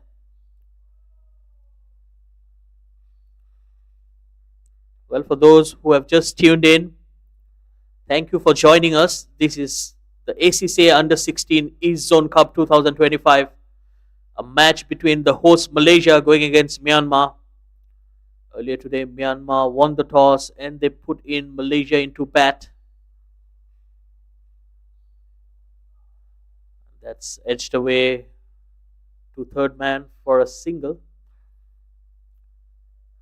Well, earlier today, Myanmar got 2 early wickets, and since then, Malaysia are rebuilding the innings. A wonderful half century from the opener, Azib Wasdi, 55 of 46. And now the captain, Diaz Petro, batting on 20 of 44. With his partner, Nagineshwaran, 13 of 30. Malaysia will be very happy with the comeback. They lost 2 early wickets. 2 for 29 was the score, and now they find themselves 115 for 3. But I think it's very important for them to consolidate from here itself. There's still a lot of batting remaining. they'll be eyeing to score 250 or above. And so far in this tournament, the Myanmar bowlers were at the top of their game, but today they have not been at their best, especially with the line and length slightly short once again. Nagineshwaran not been able to put that away. So that's the exact reason why I said the Myanmar bowlers have not been at their best, because we have seen a lot of deliveries bowled wide and a fuller length, just like that, asking to be hit, and a beautifully timed shot. Another boundary here for Nagineshwaran. Again, not trying to hit the ball too hard. That was a glorious cover drive. Another boundary here.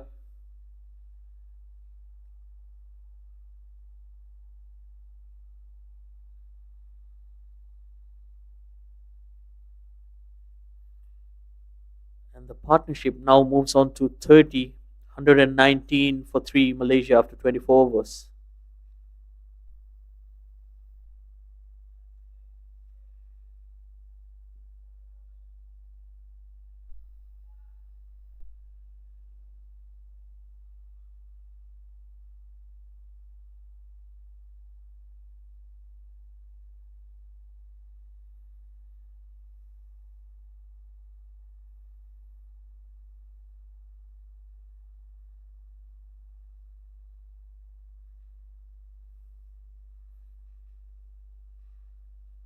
Vaughan Mint will continue in here. He'll be bowling to the Malaysian skipper. Oh dear. A full toss asking to be punished. And the captain of Malaysia obliges. Easy pickings here. Juicy full toss outside the off stump. Another boundary in here. First, it was the glorious drive from the bat of Nagineshwaran, and now it's the captain. Malaysia are looking forward to accelerate. Oh well, that was a no ball as well. Oh dear, how often do we witness a spinner overstepping?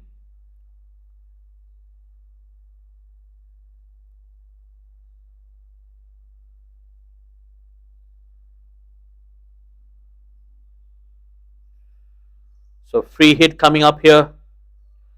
Can Diaz Petro capitalize on this occasion? It will be an opportunity for him to free his arms, and definitely he will be trying to score a maximum in here. And he goes aerial, inside out, a wonderful shot through the offside.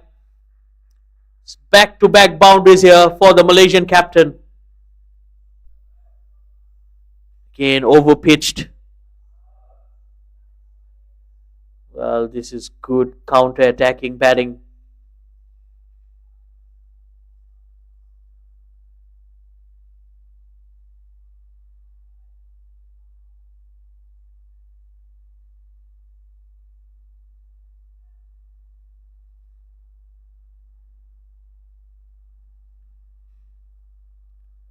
Another full toss. This time it goes to the fielder. A very ordinary over, I would say, from Vaughan Mint.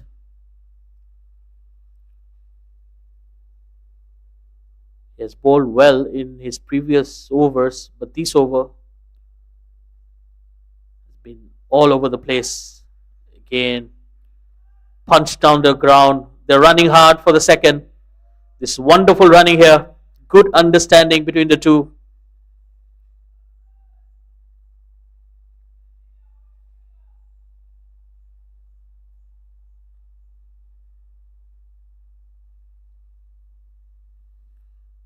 Well, it's getting slightly gloomy in here at the UKM Oval.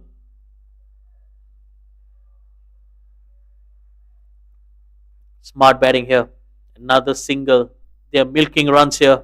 The two Malaysian batters, Nagineshwaran and Diaz Petro. Well, you can see on your screens a lot of cloud forming around the ground. It is getting gloomy in here. Well, the weather forecast says we're expecting some rain later in the afternoon, but it seems like the clouds are forming much earlier.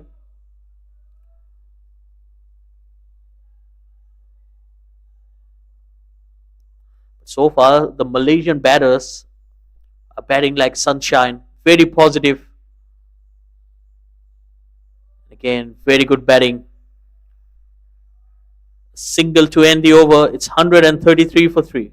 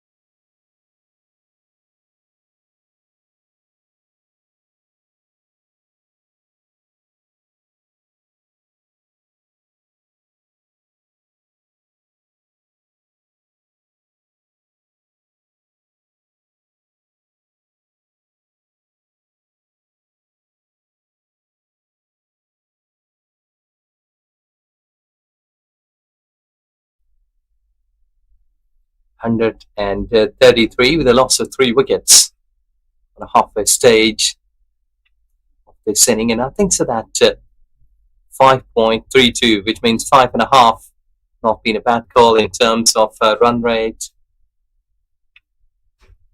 Wait and see that these two batter and again and days, they're batting all together, trying to get some good partnership. 89 runs. Since then, they have done a good job. The third wicket was full.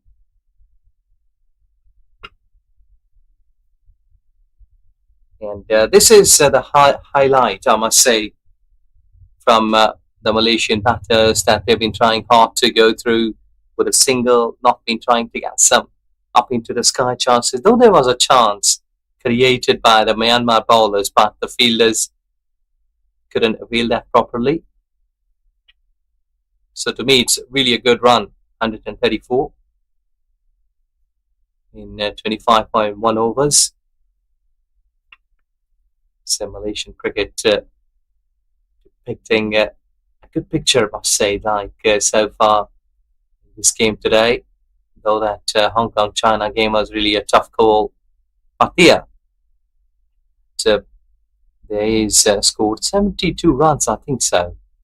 That he batted well and made his team somehow a good platform, respectable platform. Quick run.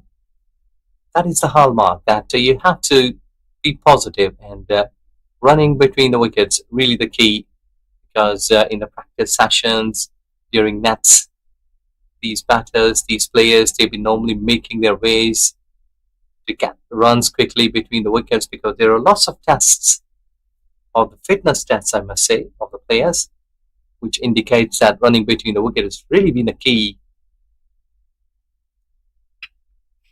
That's into the gap, bit of a forceful shot.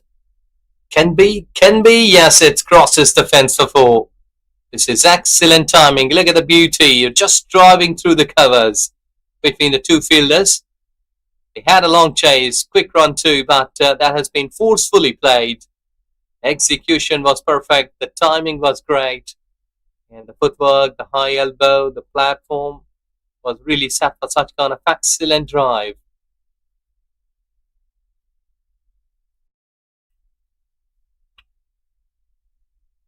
So over pitching in this surface, not been the best of the calls for the bowlers, because sometimes you have received such kind of reply from the batter when you're over pitching, because there's nothing in the surface. And again, slight bit of back of length.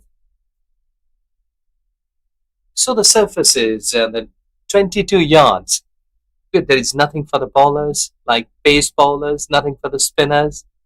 So there, you should have an option to bowl wicket, because if you will be bowling wicket to wicket on this surface, you may be getting a bit of the reward. That's a low full toss, dispatched away down the leg side. It's a no ball of height because that was a full toss above waist height. Could be dangerous. Umpire should be giving a warning to the bowler because he's a pacer. And sometimes it's really dangerous if you talk about the player's safety. But in the meantime, they've got runs, which is important here for Malaysia. But they're cruising now. Earlier on, the start was there, but the loss of wickets slightly getting them onto the back foot. But here, I think a couple of good partnerships. It's really done the damage to the bowling of Myanmar. Shahid was saying that it's getting a bit gloomy here. The clouds, they are coming. It's a free hit now. Umpire confirms. So maybe clouds sometimes giving some support to the fast bowlers because they need some aggression, they need some stamina. So under sun, maybe there is a bit of tiredness, but here under clouds, you may be getting not that tough call. But it all depends on the bowler, that how he utilized the conditions. 26 bowled, 144 for 3.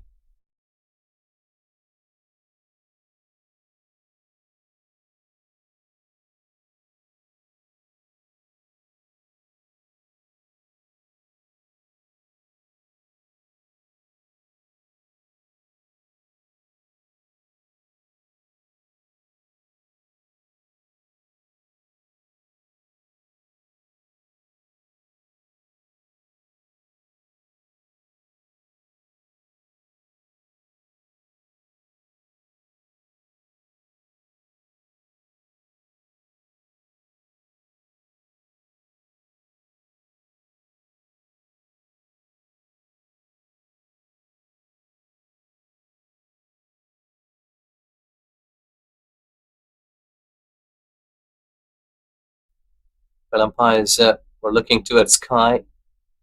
Sometimes it's really dark, so players may be finding it a little hard to see the ball. But here the conditions are not that dangerous that you can't see the ball.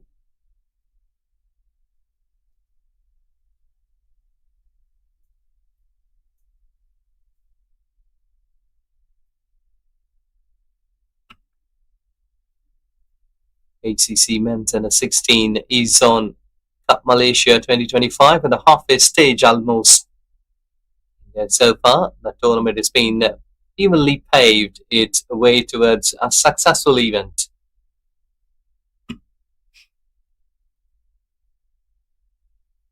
Easily picked up, so easily.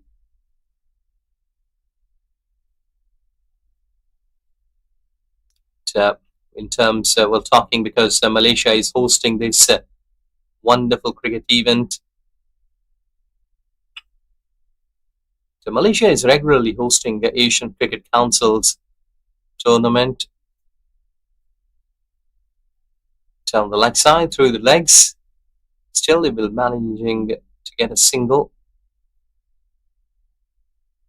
Returning back for 2. Good running, excellent running between the wickets. And this is the need of time to show your presence of mind, that how far that ball is from the fielder.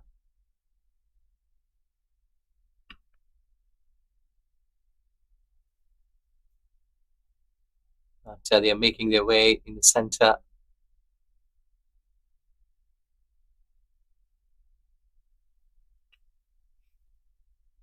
Yes, we were talking that Malaysia is hosting regularly the Asian Cricket Council's events. They finished runners-up way back in 1998 in the ACC trophy.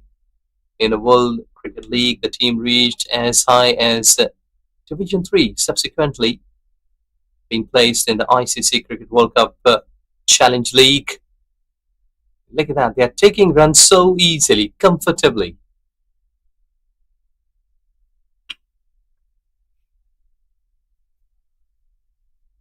I remember that Royal Selangor Club, RSC, is the first cricket club founded in present Malaysia. Boy, just trying to drive through really hard. Edge was there, but no one was standing in a slip.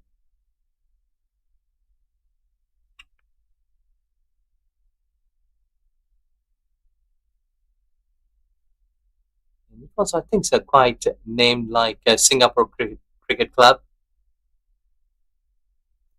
a former affiliate of the Malayan Cricket Association.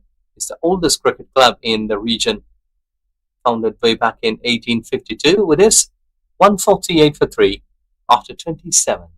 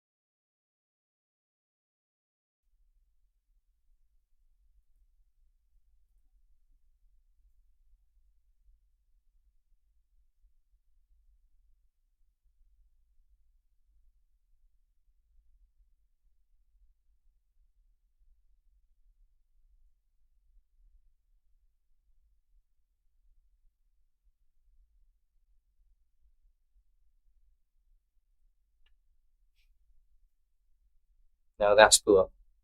That's poor line. You have to keep that towards off stump, maybe in the middle stump. Malaysia began to host a major event back in 1997, the ICC Trophy, in which Malaysia also participated at senior level. Once again, single. And they played one season in Pakistan domestic cricket in 1998. That was the time when Malaysian cricket came in Pakistan, the team. They played here in the domestic season.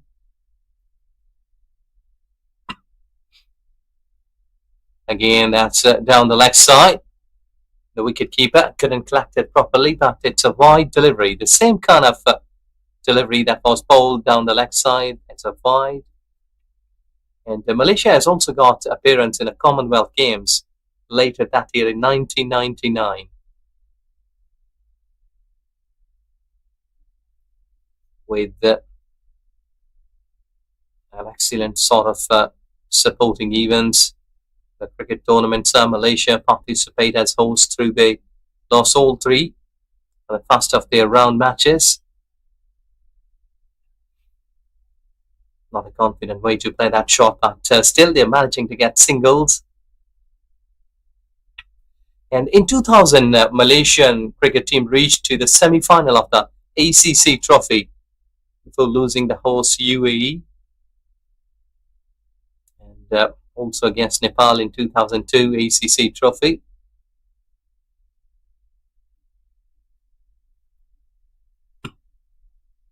Yeah, that's a good line. You have to keep that ball there in the middle of the stumps. And the batter will surely be giving you respect. ICC Intercontinental Cup used to happen at that time in 2004. That was the first class matches. Well, that's edged away, but falling short of the fielder at the short third man region.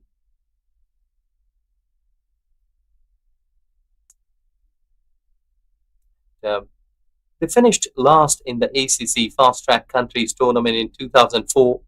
So Malaysia has played lots of good cricket at top level.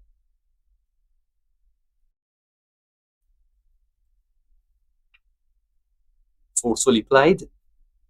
The fielders, they are falling down, but they are not been able to stop those shots. In the meantime, over ball, it's 28 gone, 3 lost, 152.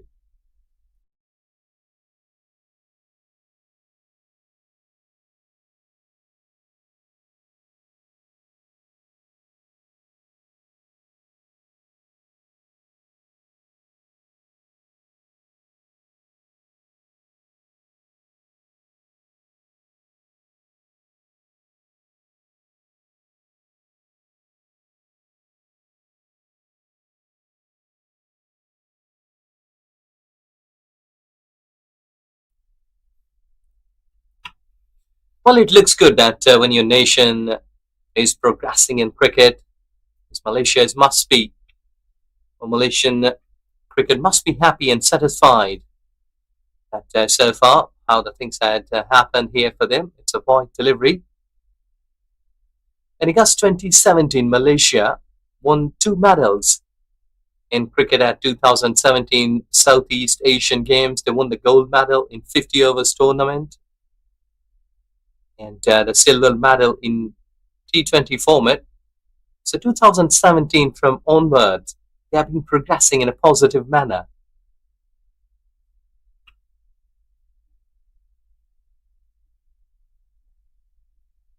Now it's a time that slight bit of laziness that what bowlers they are showing here, because the batting is good.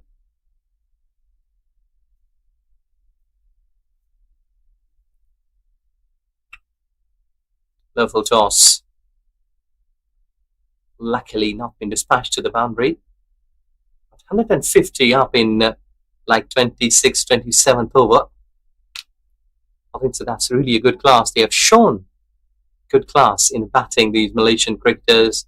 Today, the positivity in a partnership, making runs.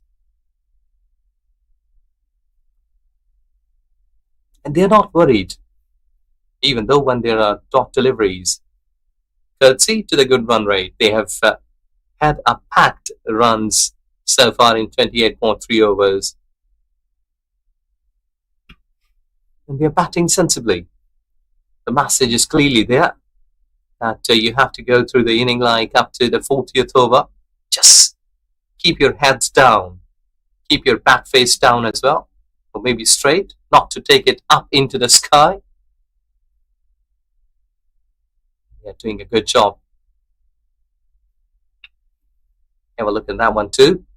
But even though that when there is a chance that they can hit big, at that time, they've been trying to keep the ball low. 29 gone, 157 for 3.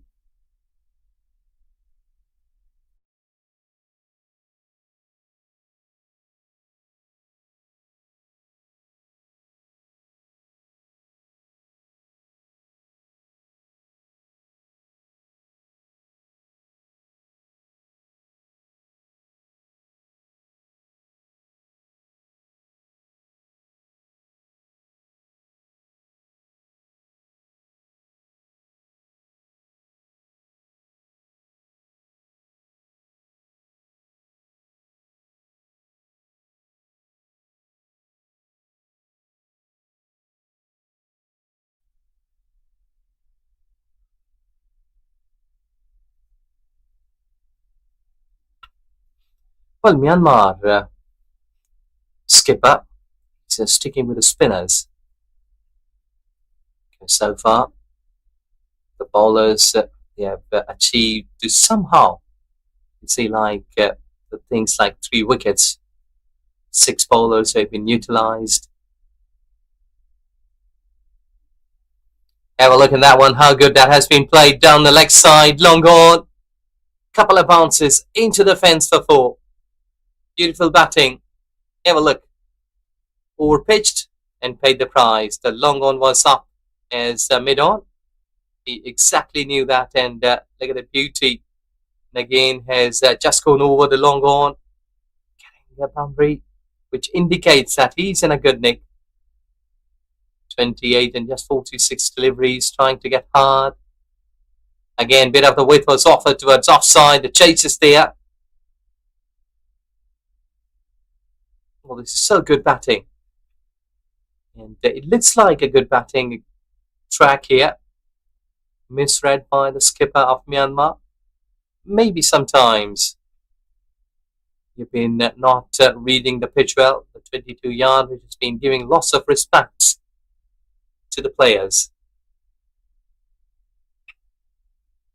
But time will tell us, because in 29.4 overs, 163, which indicates that they should be finishing it like 300 plus after 50th over, if they can continue their efforts like this Malaysian cricket team. Back of lane, but not been fair enough to play his shot there. The running between the wicket of these Malaysian cricketers, they are really of the top class. They have shown some aggression, but also some maturity running between the wickets. The positive calling response was accurate enough in time, because in cricket, if you have been losing a nanosecond footstep to reach into the crease, you may lose your wicket, because throws are good enough in the modern days.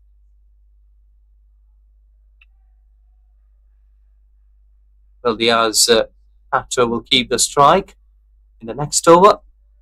30 overs bowled, 165 for 3.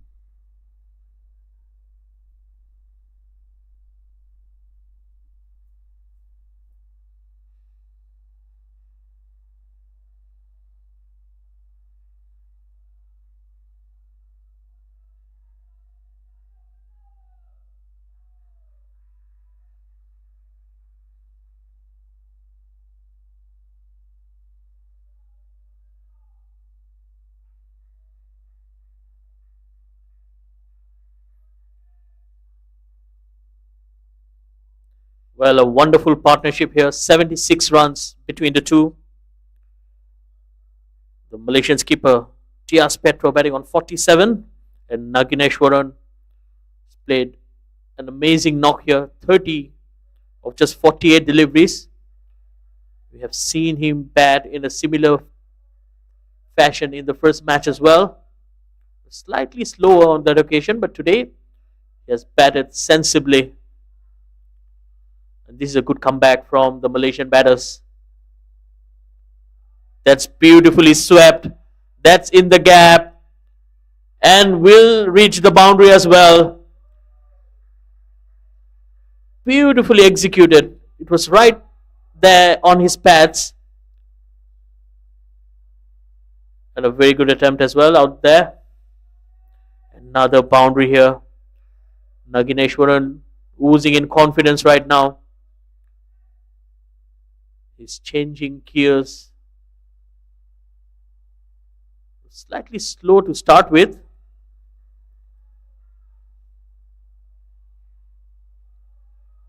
Aung Mo, on the other hand, slightly expensive. Probably is trying to bowl a bit quicker. It's very slow to start with. And somehow, probably he has realized that he needs to change the pace on the delivery, because he was allowing the batters to take too much time.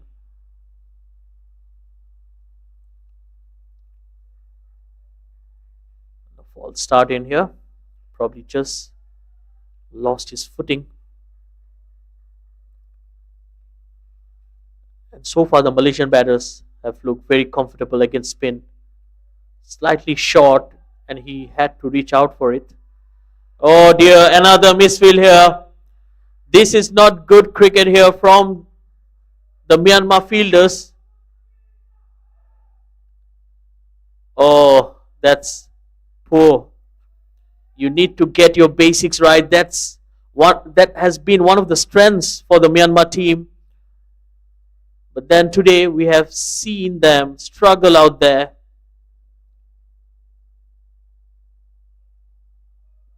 Again, good looking drive there, straight to the bowler. No runs there. So 173 for 3.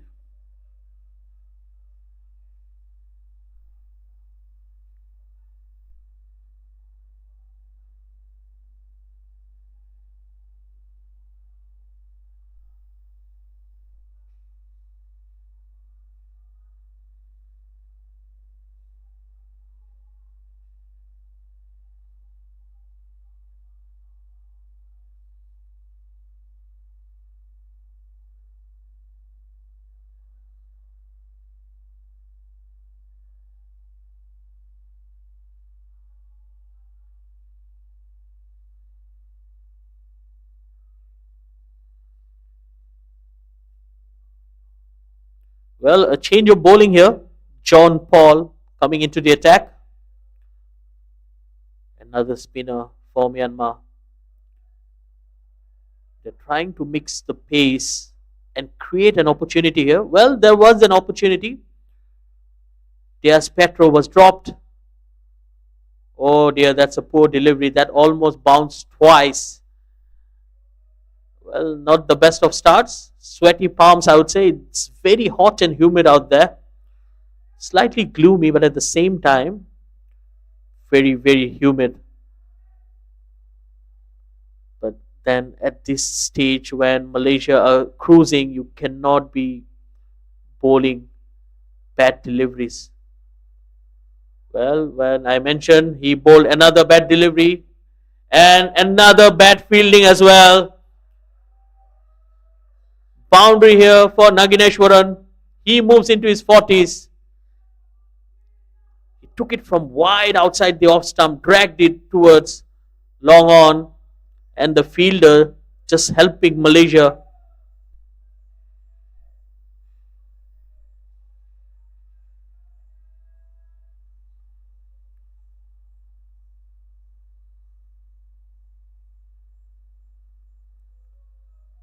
Well, that was very close to wide. Oh, yes.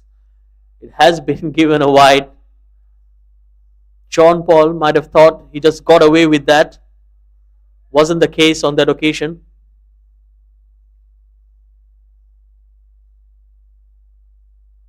It's only going to make things worse here for Myanmar.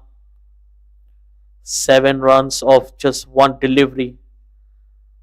Probably not the best of decisions for the captain of Myanmar. Much better length. Again, slight fumble. So I think the coaching panel for Myanmar will have a lot of homework to be done, especially with their fielding. We have seen them being very tidy in the field in the first 2 matches.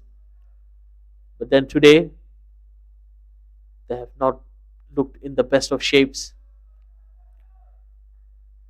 Can cut away, easy single there for the Malaysian skipper.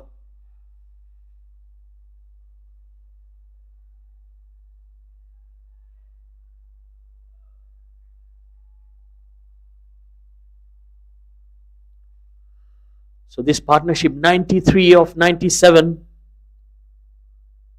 And what a time for the Malaysian batters to build up a partnership like this.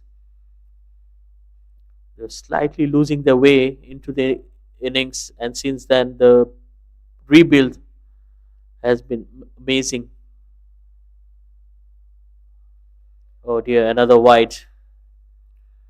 Well, my fellow commentator Ezaz was mentioning about Malaysia being a wonderful host.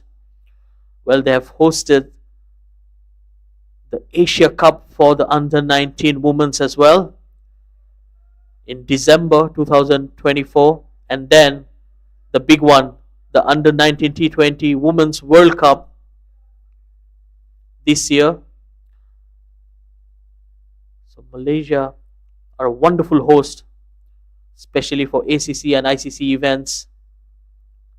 In fact, in 2024, Malaysia hosted the most number of T20Is in the world. So that's an amazing achievement. Meanwhile, that was the end of the over as well. It's 185 for 3.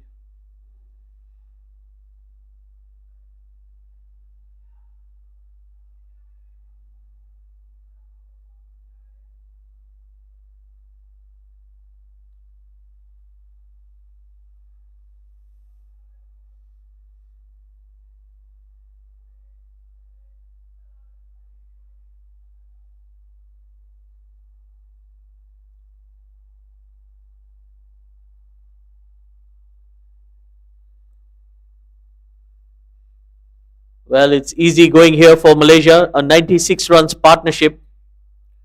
Nagineshwaran, he's catching up with the captain. He's batting on 43 of just 58 deliveries.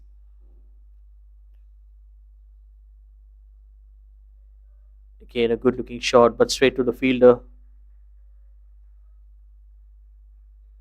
Well, I'm very impressed with Nagineshwaran.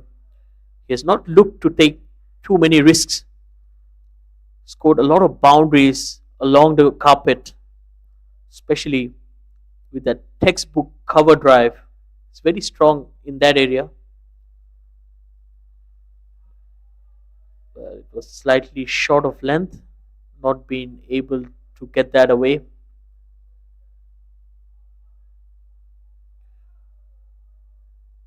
I think looking into the circumstances, Malaysia will look to score 300.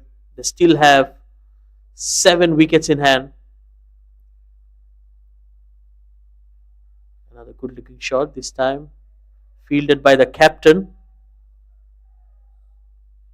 Kiao Jin Lin, in covers.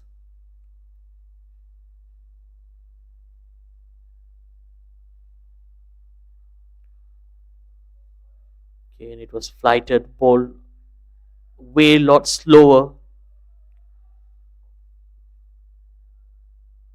I think this is good bowling from Young Mo. He's trying to mix it up, trying to take the pace away from the ball. But it also allows the batters to have much more time to rock back on the back foot and pick those gaps. And that might have been a wide. Yes, a late call here from the umpire, but rightly called. Attempted sweep shot. Well, there's Petro. Has been batting there for quite some time now. Just 2 short of another half century here. Well, he needs to wait for a while. Another single. He scored 76 in the first match. Didn't get an opportunity to bat in the second, because in the second game, Malaysia were only given a target of 31 runs, which they chased down in 2 overs with 9 wickets in hand. Oh, that's a risky single, but a poor throw there. A good throw, and things could have been much different on that occasion. Well, the last thing Malaysia needs right now will be a run out. Both the batters are well set out there. It's 189 for 3.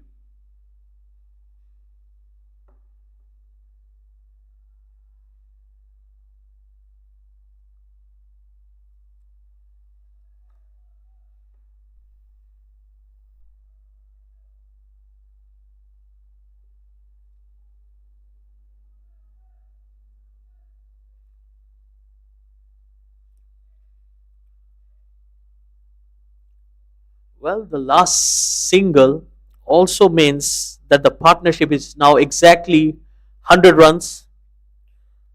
It's a 100-run partnership of just 107 deliveries. Wonderful partnership going on between Nagineshwaran and the skipper Diaz Petro. Both are in their 40s. Nagineshwaran 46 and Diaz Petro 49.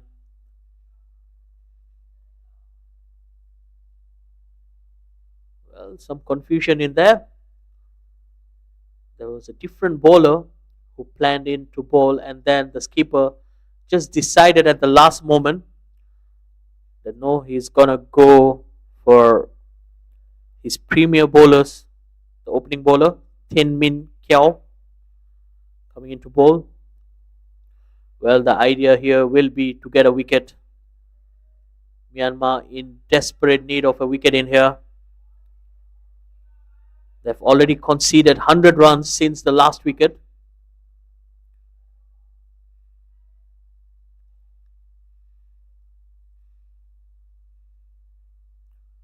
That's pulled away. Again, a confident looking shot.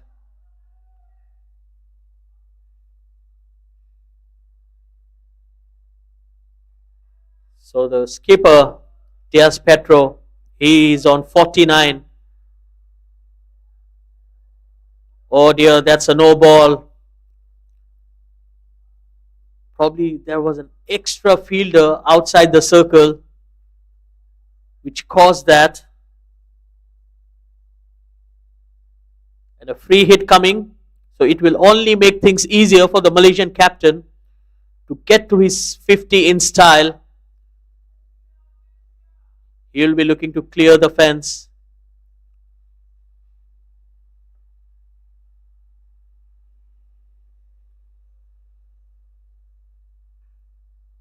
Well, good delivery from Thin Min, right up there in the block hole. So the Malaysian skipper needs to wait. And I'm sure a lot of Malaysian supporters who are looking us live right now will be waiting as well.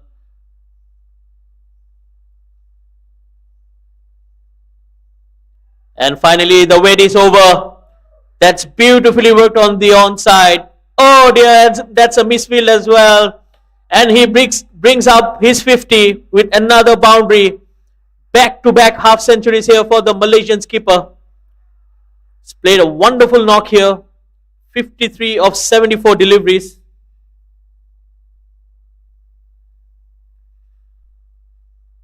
Look at that. Effortlessly played. And just to make things worse, the Myanmar fielders again with the fumble. 3 extra runs to the Malaysian skipper. This time it's cut away beautifully in the gap. He dissected the fielders on the offside, knew exactly where the gaps were, opening the face of the bat. This is smart batting here. Again, that touch of elegance.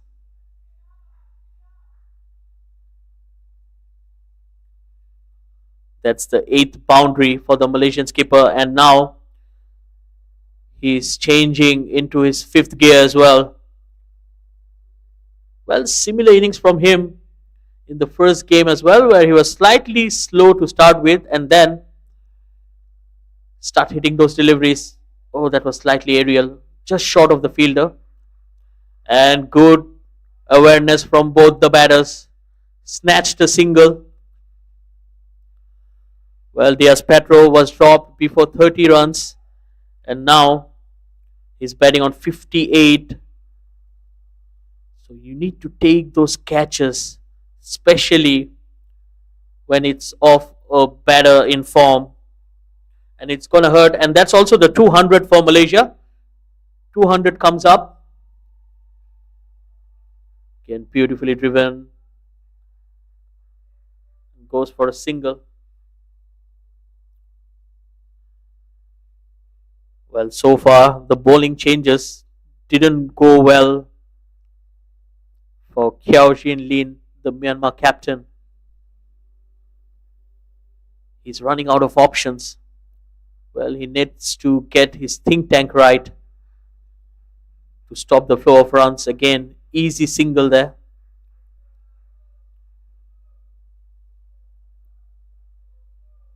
That's the end of the over.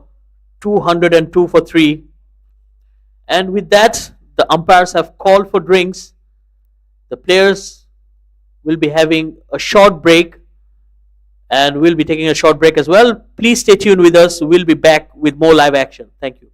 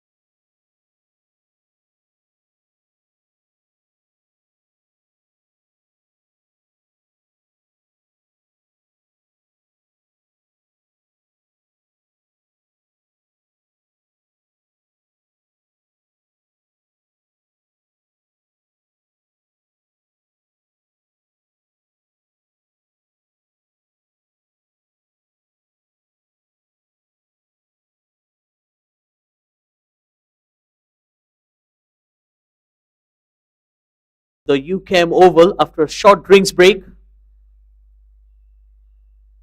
So Malaysia are in the driving seat, 202 for 3 after 31 overs. 19 overs remaining. And can they be the third team to put on a total of 300 or more? Well, only time will say. But so far, it's looking very likely for Malaysia to reach there, especially with these two batting out there. The Malaysian skipper Diaz Petro, 59 of 77, and Nagineshwaran, what an innings from him. Outside edge, straight to the fielder, no runs there. Well, coming back to Nagineshwaran, 48 of 65, just too short of his half century. Played a wonderful knock in the first game as well. Scored 42 and took 2 wickets. In match 2 against Maldives, he took 4 wickets. Oh dear, that's poor wicket keeping. These are extra runs here. Well, the Myanmar fielders have been sloppy today. This time it's the wicket keeper himself.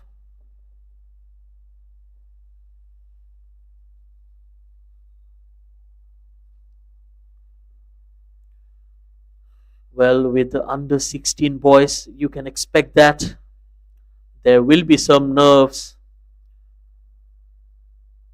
and a lot of pressure as well. Well, the world is watching, and it's a big platform here laid for the teams who are participating.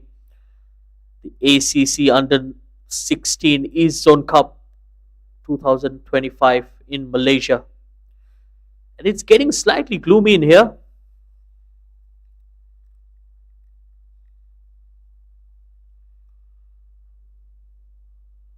Good looking shot, but no runs there.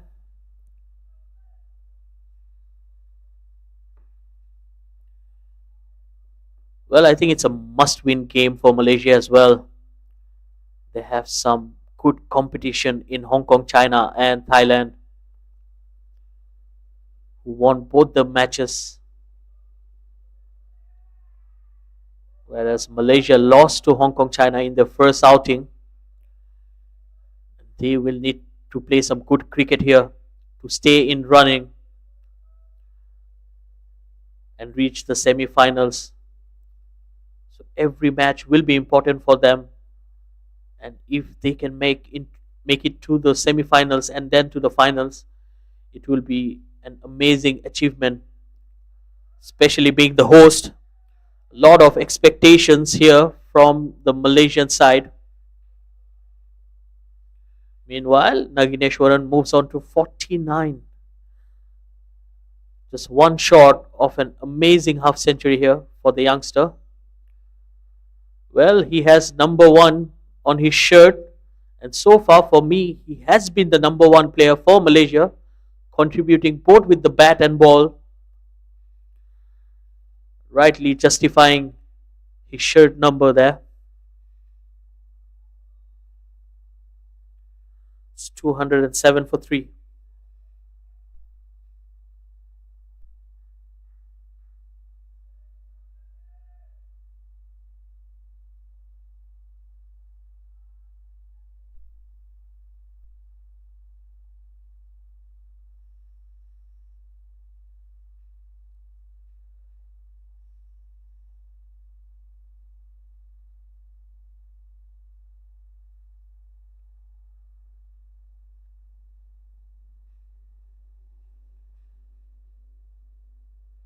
Change of bowling once again.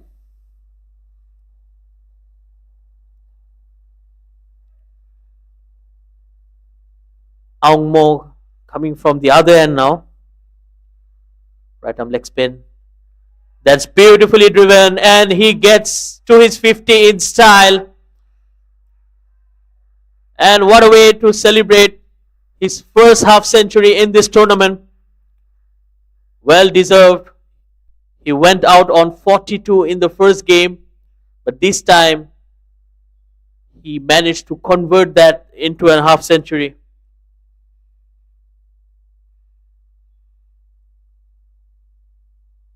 So wonderful batting here from the youngster Nagineshwaran.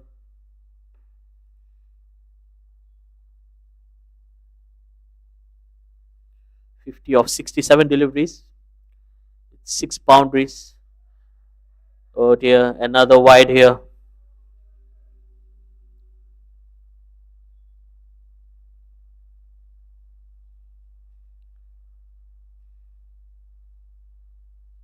Well, the Myanmar bowlers are losing track in here. Much better delivery. Was bowled much quicker on that occasion.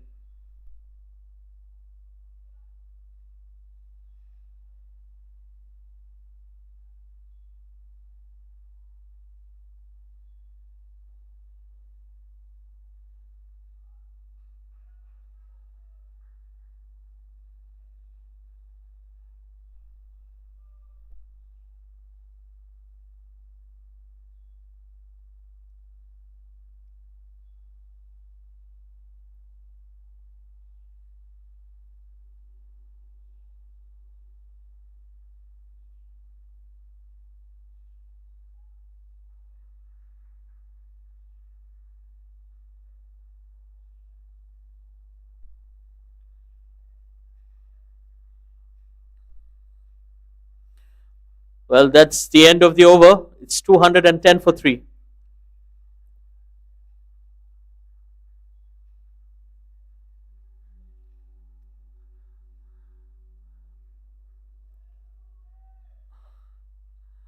Well, that's a wicket as well. I've missed it from the com box. And Nagineshwaran takes that long walk back to the pavilion after scoring his 50.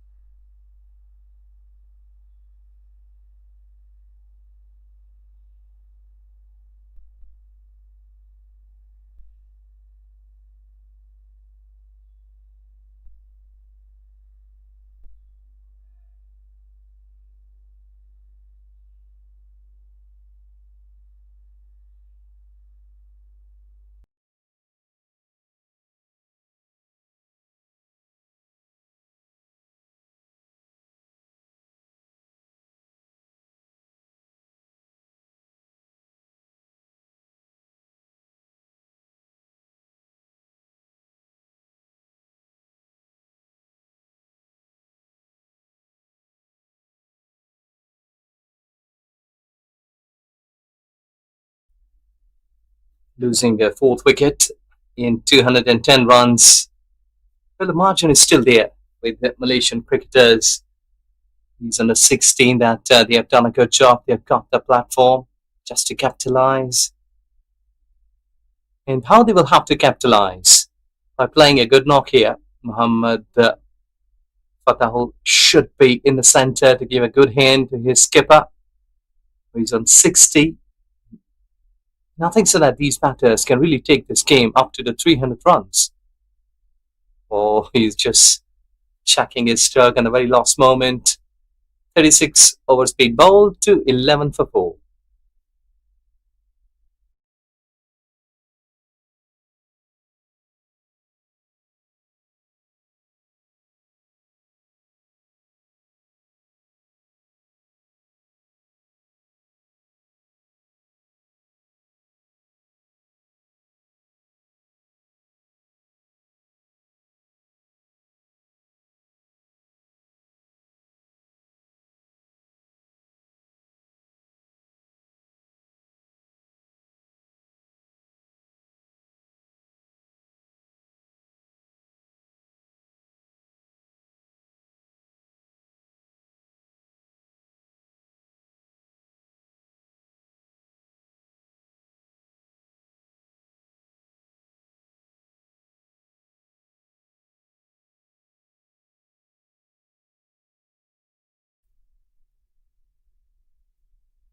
Slightly Back of led delivery, misfield again and costing them a boundary. 4 runs. But that has been played straight to the fielder, and I think so that it was only a right dive, left side, I must say, to save the boundary, and I think so that he's slightly bit late on reacting that dive at that time against that shot at extra cover. 215 that the Malaysian under 16 team should eye on 300 runs here, because this pitch is offering good bounce to the batters and they can really dictate their terms. And Myanmar bowlers today, they've been really on the call.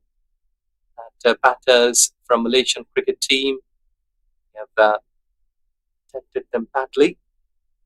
At the end of the day, the economy rates will be a step to watch from Myanmar coach, because the lesser number of deliveries, given too many runs, sometimes allows the coaches to rechange the plans for the bowlers.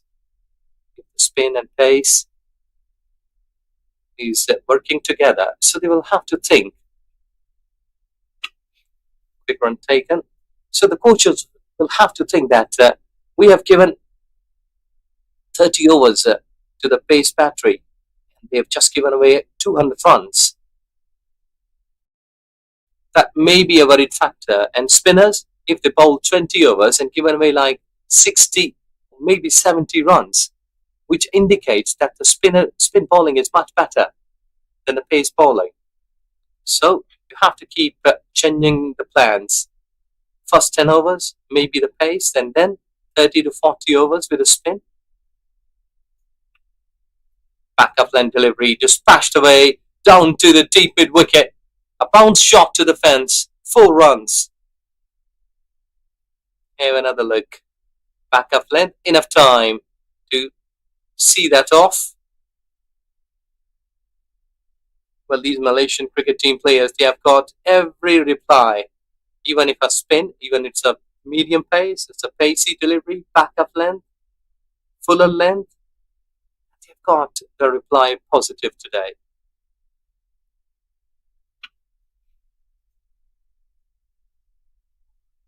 The wicket so far for Pui has just given away 25 runs in 3.4 overs. That ball has just gone through because that was firmly hit.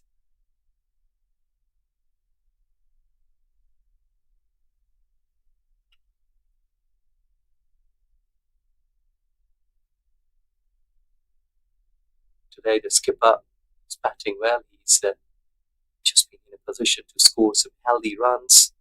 65 in 87 deliveries.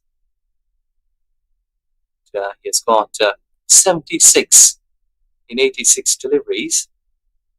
Yes, Hong Kong, China in the previous game. You see that they are trying really hard to hit it all across the venue.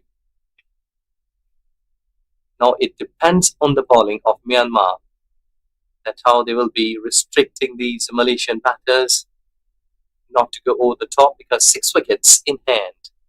And it's double Nelsons on the card.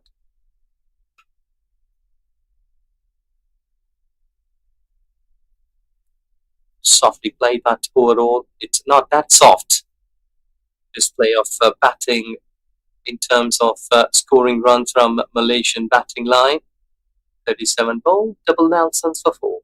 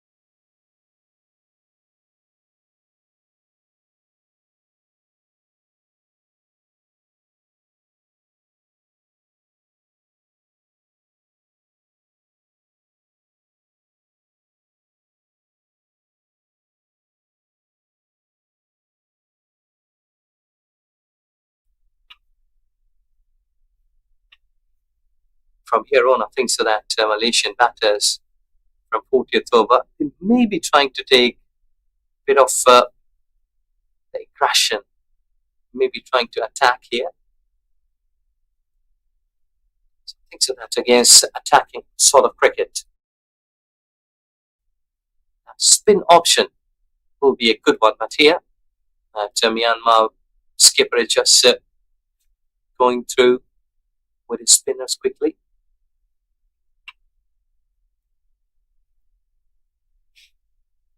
Because sometimes in a death overs, that spin may be working for you because the batters, they're wanting to go over the top, hit hard. So spin may be having a bit variations rather than medium pace bowling. So I think that here, if Myanmar skipper wants to restrict and maybe a low score like 30 to 40 runs to save from here on, I think he should be keeping one spinner on the safe side, like 2 or 3 overs should be there in the last 10 overs. Because if pacers will be continuing last 10 overs, that these batters, they are hitting really well to the medium pacers. They are showing a bit of the respect to the spinners, but if the medium pace will come, they will surely hit them hard because they are in a confident place, their boots are in a safer zone, and there's Patro, the skipper, 67 and 89. He may be eyeing to get a century here if the pace is there.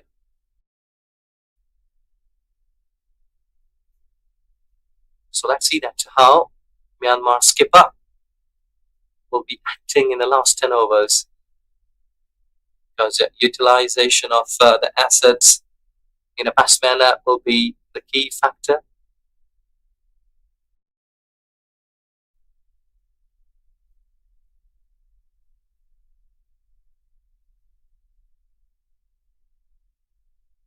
Short delivery to finish the over, 38 bowled, 226 for 4.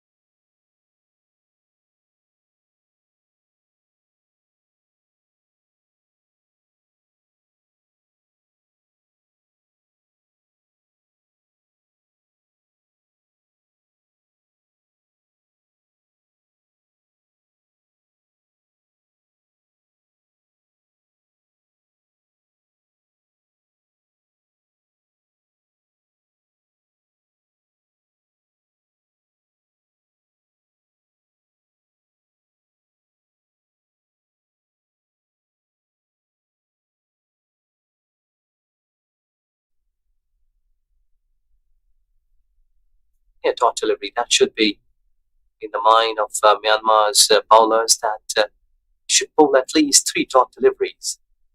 Rest of 3 of the runs will not be the big deal. Good one, 2 dot deliveries. Keep the batters quiet because if they will be keeping like 5-6 runs per over running between the wickets, will easily achieve 300 plus. So the first target of 3 dot deliveries. Let's see that if it's any sort of pressure on the batter just to hit big, play towards onside, offside, not just getting a single. So 3 runs if it will come in this over. That will be the job done here by the bowler. Just 3 runs from here on will not be a big deal if you're a bowling skipper.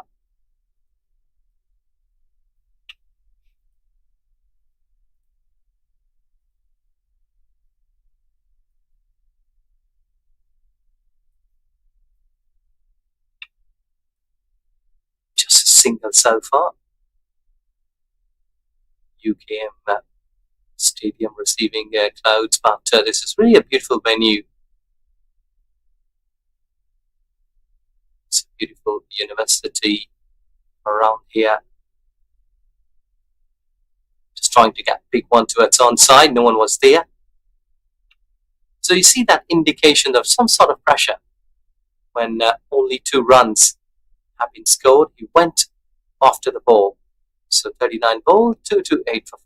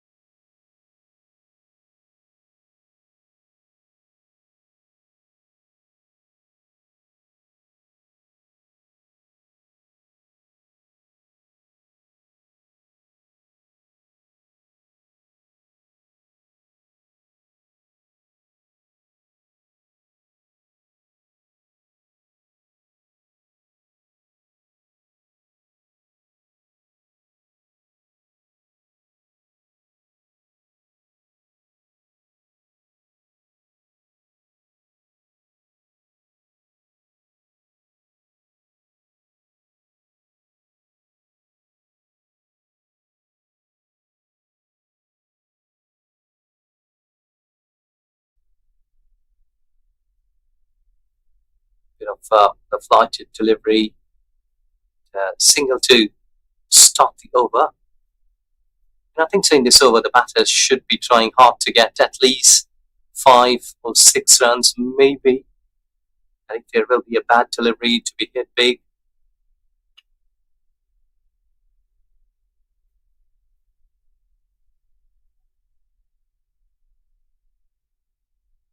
We're looking at a single here, quick run.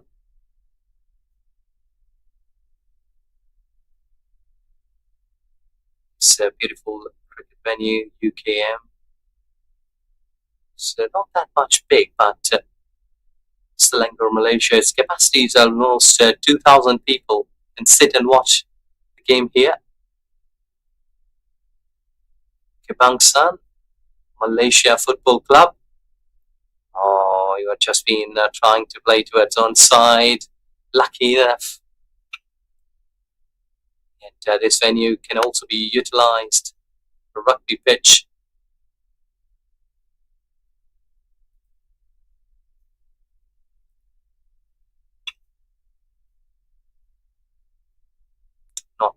Not been enough to get into the gap. The stadium is also currently used by Malaysia even Semi-Pro League Football Club and Malaysia University FT. The stadium is set to host Malaysian Giants back in 2024. At that time, when it was really a busy stadium.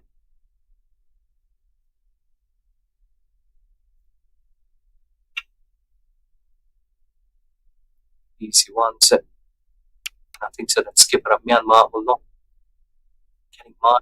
getting those kind of singles, because most of the times in the death overs, the batters are looking really hard to hit the bowlers high.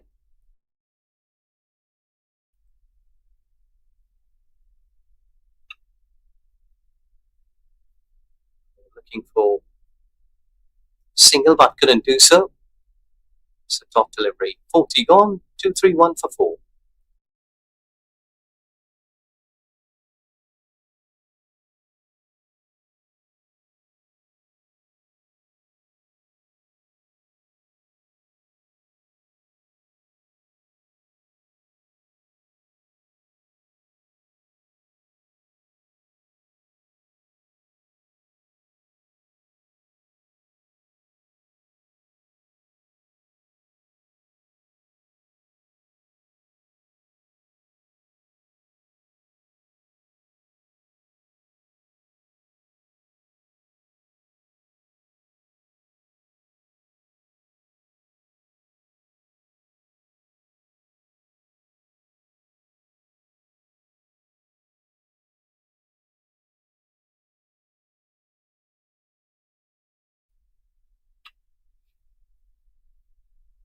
down the leg side. They were just trying to sweep it midfield again, but hadn't costing them runs. Well, I think the last 60 legal deliveries, if they can go for 60, maybe 70 runs, easily touch those 300 runs figure. Psychological impact.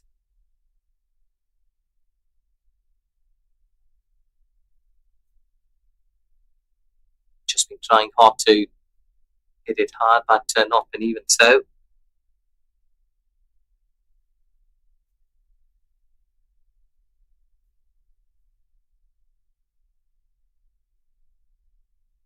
So let's see that what will be the time, exact time, must say, that these Malaysian batters, they will try to hit big.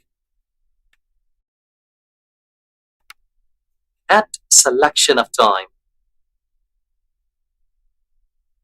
will be a key here. So when they will be attacking, edged away, you have just been hearing a bit of the feeling that intentions are there to hit big high. Returning back for 2.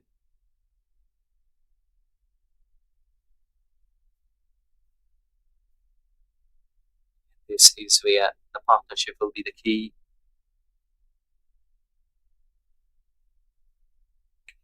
Most of the times, we did see that the skipper Petro, 74 runs in 100 deliveries. He will be the key wicket here. This is towards offside, though that good looking shot, but sweeper cover protection is there.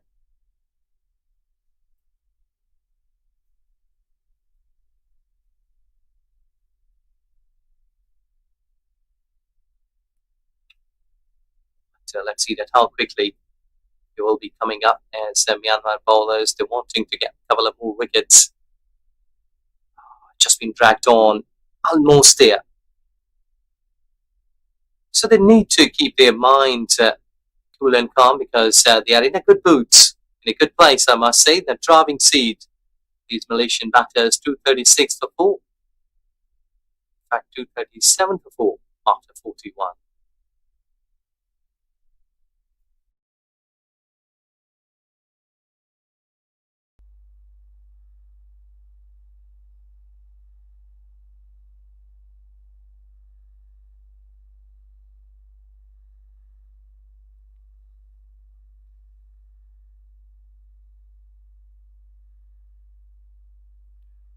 Well, Malaysia definitely in the driving seat right now. 237 for 4. They have 6 wickets in hand.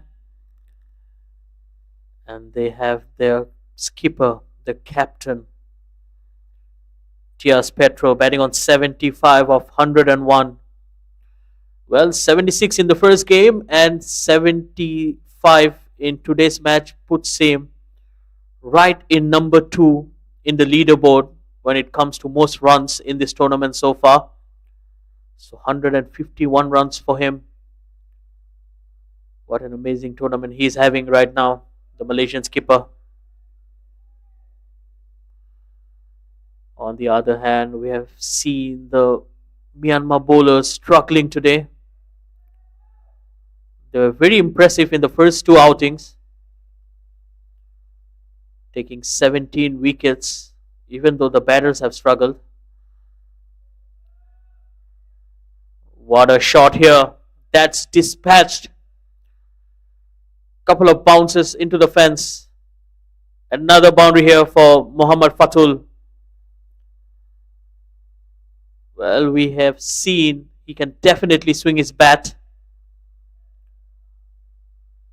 He's more known for his left arm spin bowling. Definitely will come into bowl in the second innings. That shot and pulled away into the gap. That might go for the second boundary in the over. Back-to-back boundaries here for Malaysia and Muhammad Fatul. Slightly short. Was pulled over that square fielder. Deep mid-wicket had no chance whatsoever. So Mohammad Fatul dealing in boundaries right now. And Malaysia closing towards the 250 and definitely in pursuit of 300. That's beautifully driven in the gap once again. That's poor running. Definitely 2 runs on offer. But then Tias Petro, the captain, says, I'm going to take the strike.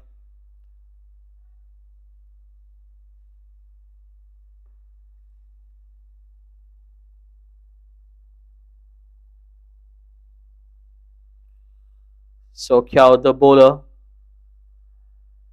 again, beautifully driven.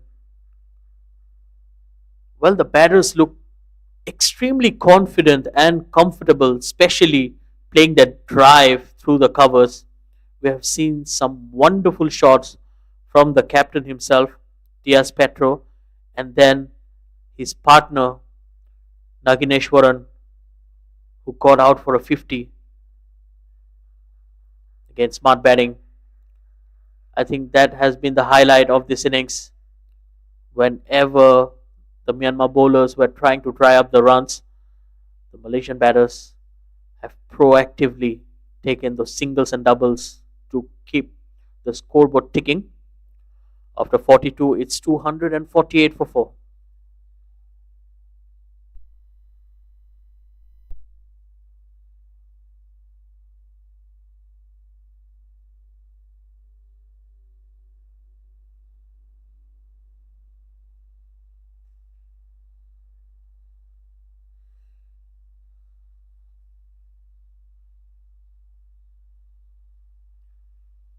So more spin here. Von Mint coming back into the attack.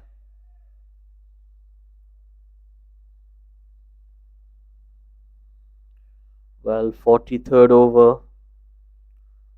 8 overs to go. Malaysia will be looking 300 plus. That's a big appeal. But not out, says the umpire.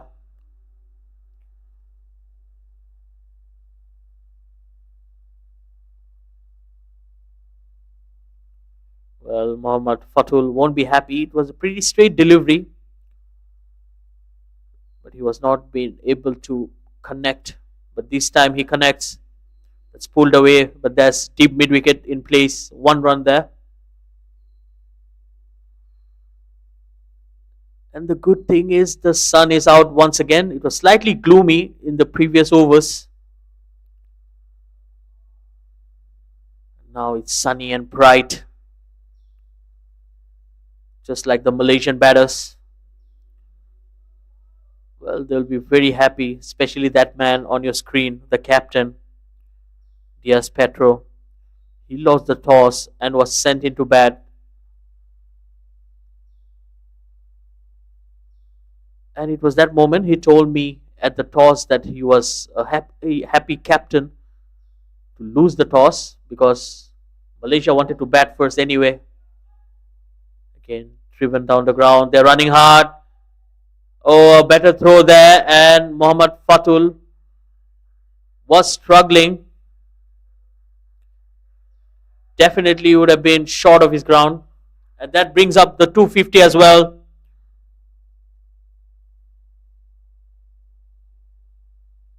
Malaysia were looking for 250 right from the start.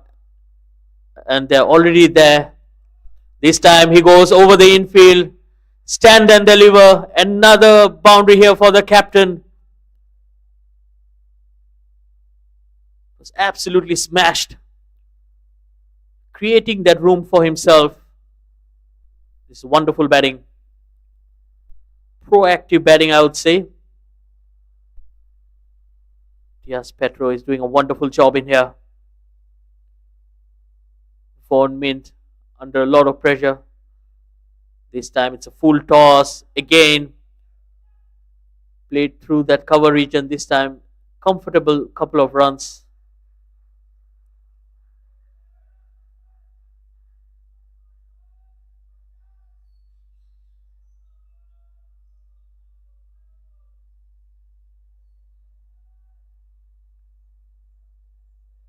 Well, one more delivery to go in this over. An expensive one. Smart batting here. Played down the ground.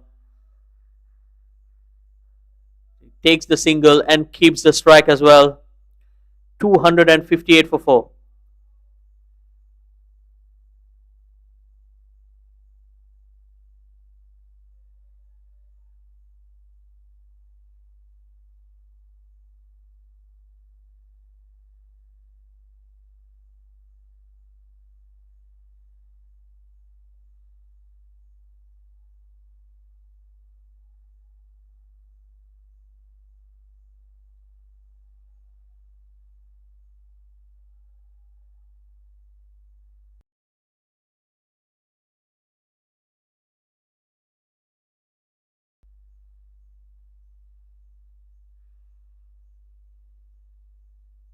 Oh, that was a short, long hop.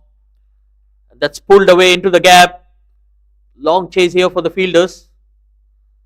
Another 2 runs here.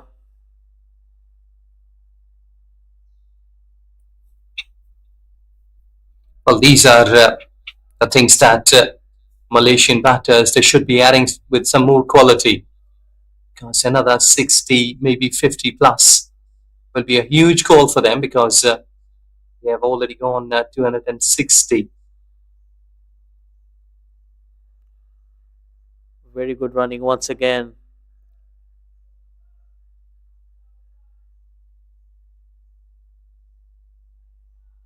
Partnerships, these are the keys, Shahid, because these two batters, they have done a good job.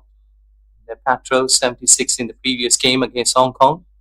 He couldn't go up to the 3 figures, but today he has got a platform to play big inning like 100 runs and they can get up with the top scorers. Because here in this tournament, I think so that Rayan Naik from Singapore, the leading run getter is 175. And Whitaway as a bowler, like 9 wickets, a top wicket taker. So I think so being a home side, someone should whip up on the batting line to show that they have got good batting skills. Well, definitely, if he gets to a century and he scored 76 in the first game, that will put him right up there at the number one spot after this game. And I think the 100 is pretty much on the offering. He just needs to keep his calm and play with the temperament that he has been batting with. And I think he will get there. That swept away a wonderful shot over mid wicket. And another boundary here.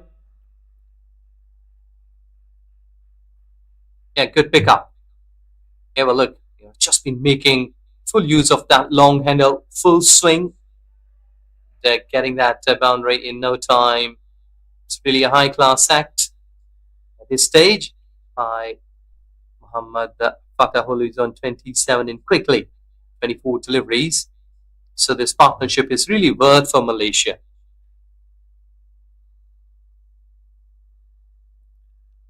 Yes, 57 they have put on together of just 47 deliveries. Crucial runs here for Malaysia that will end the over. 267 for 4.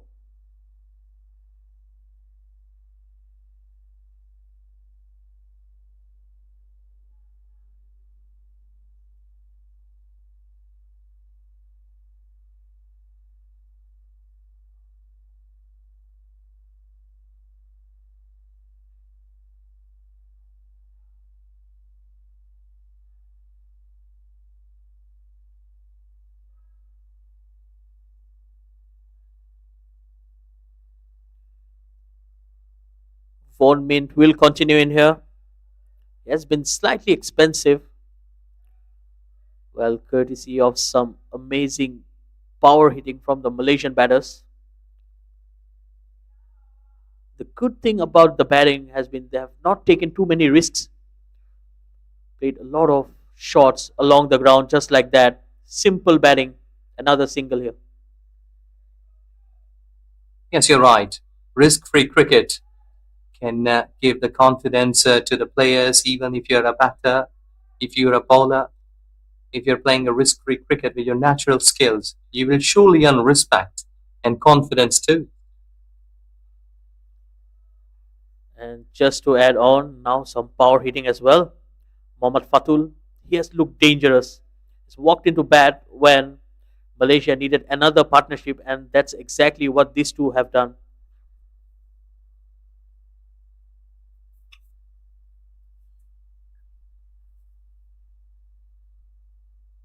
Okay, slightly short. Oh dear, misfield there. Well, fielding been very, very average, I would say, below average, looking into the standards that has been set before this game.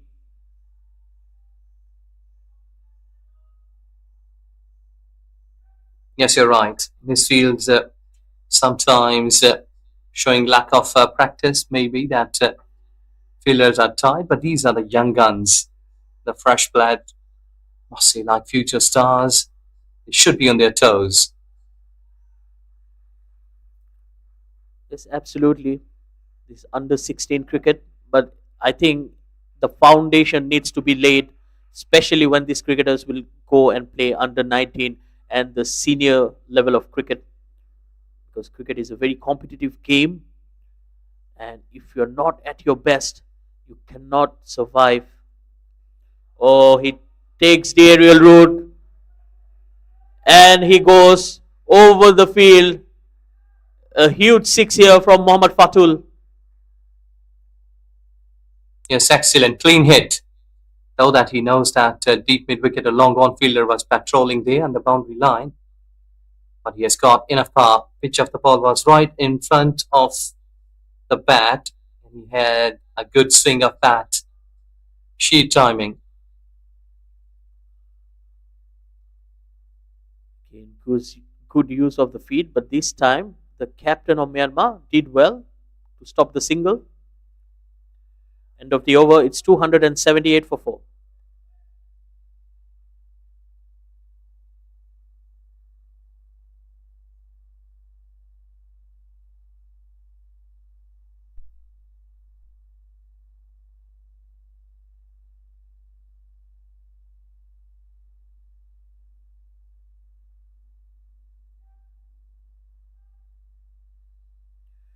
Well, Izaz, a wonderful partnership here. And what an innings here from Mohammad Fatul. 34 of just 27 deliveries. These are crucial runs. Yes, exactly. Giving a good hand, good support to his skipper or his partner, I must say. He's a sort of batter who can really come up. I think so that 12 runs and 15 deliveries against Hong Kong, China when he was batting there. That's slashed away, but straight to the fielder. No runs there.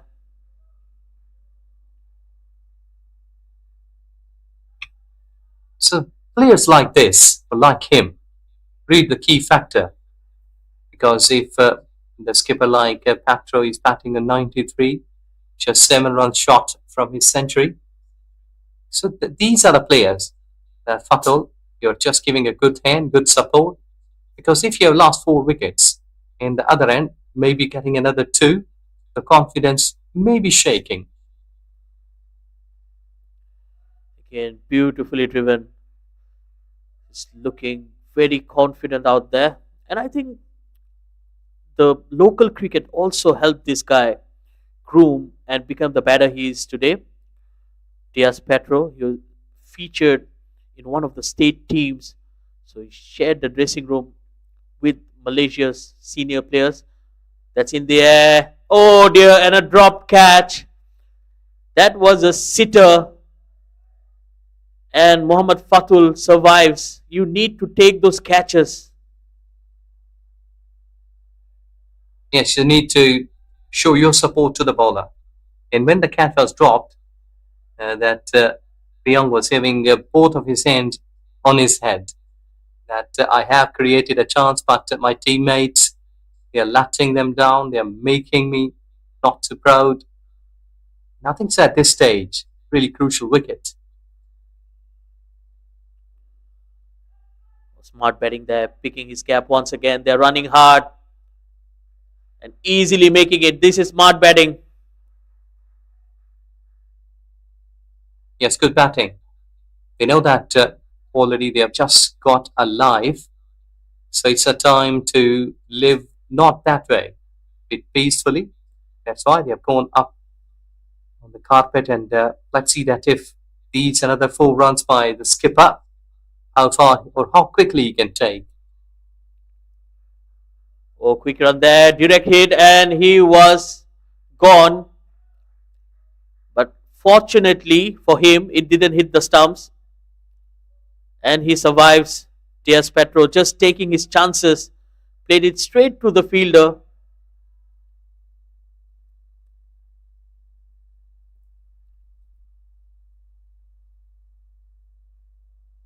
Again, a wild swing on the onside. But this time the fielder does well, kept it down to just 1 run.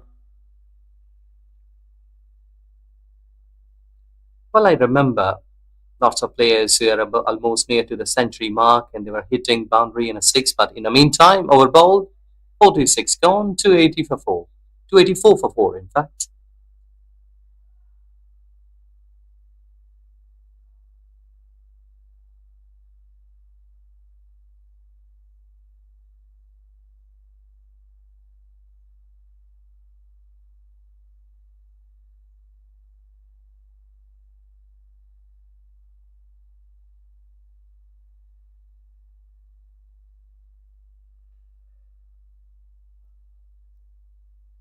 Well, the beauty of this innings for Malaysia has been the partnerships.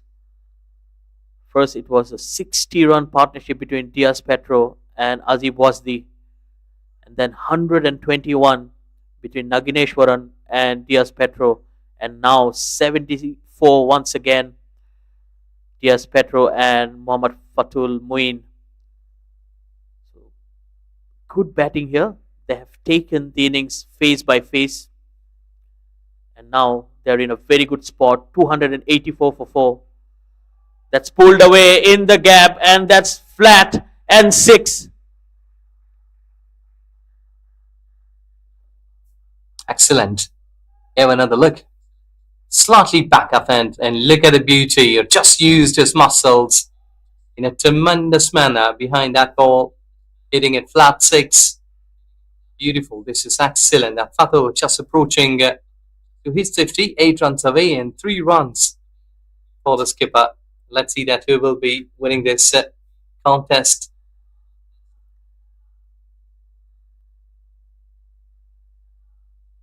Yes, it's wonderful to watch.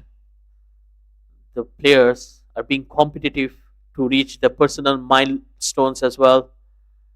We have seen something similar between the captain and Nagineshwaran.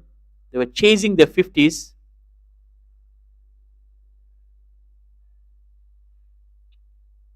Yes, you're right.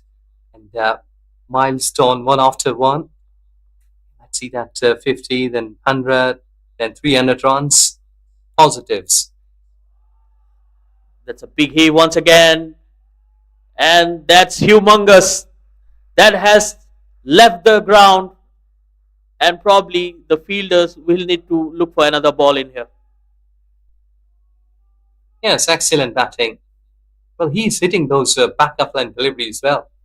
A couple of times before this, we did see that he had just been angling himself slightly backup length deliveries, backing away, and full swing of both arms. The wrist work sometimes, resulting in a big, huge shots. It's excellent batting. Just 2 runs away from 50. Again, trying to hit the ball too hard, and poor wicket keeping. Another single conceded.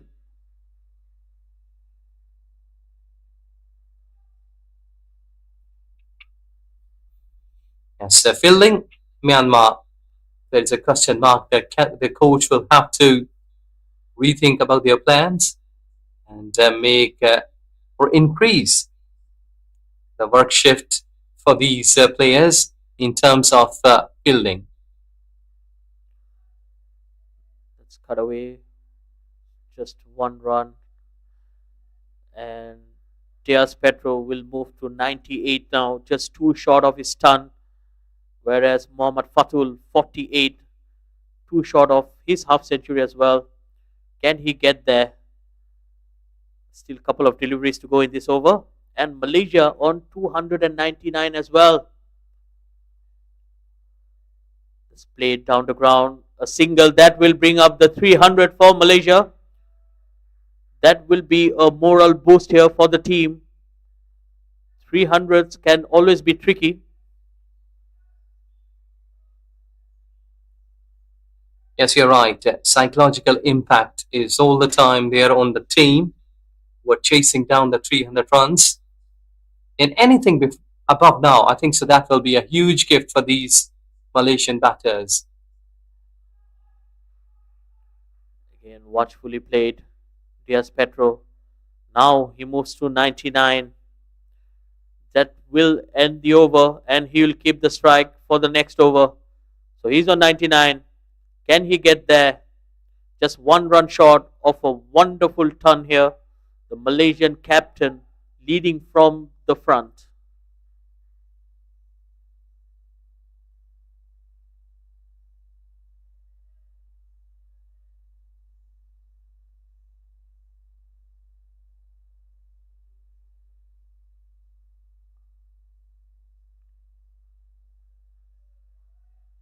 So Tin Min Kiao coming back into the attack. I think it's a good time for the pacer to come back into the attack and look for a wicket.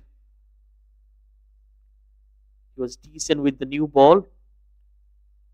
But can he create a moment of magic here? They will need a wicket. Well, good delivery. Diaz Petro needs to wait a bit longer.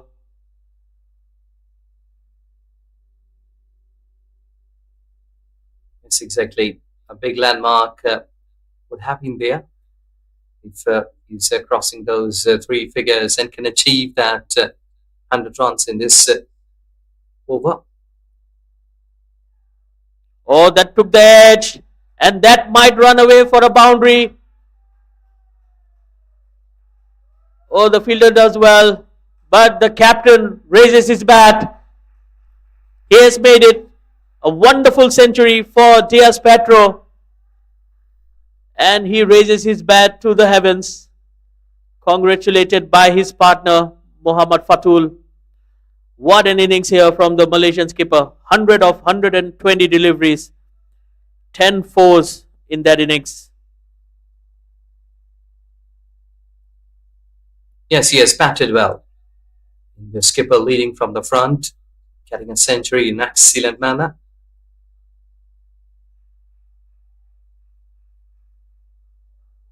Oh, that was a wild throw at the non-striking end. And Tin Min put his leg in the way of that firing throw. I'm sure it will hurt. But he's a strong lad, not showing any emotions in the cricket field. But definitely we know how hard the cricket ball is. It's definitely going to hurt. Well, Mohammad Fatul on 49 and he gets to his 50 in style. Beautiful flick of the wrist and he gets there. 50 for him as well. Yes, excellent batting. This is wonderful execution of cricketing shots. Look at those deliveries. And 53 runs, that's excellent. Almost he has got 200 runs strike rate. And under such kind of game when the skipper is there who is hitting well, he has played an excellent inning of 53 runs. But still, he's in the center along with the captain, and I think so. At this stage, the pressure is off from these two batters. They will surely hit big now. Certainly. And now Malaysia looking for the 350. That's down the leg side, a wide and some extras as well. Well, Mohammad Fatul, 53 of 36, 5 fours and 3 maximums.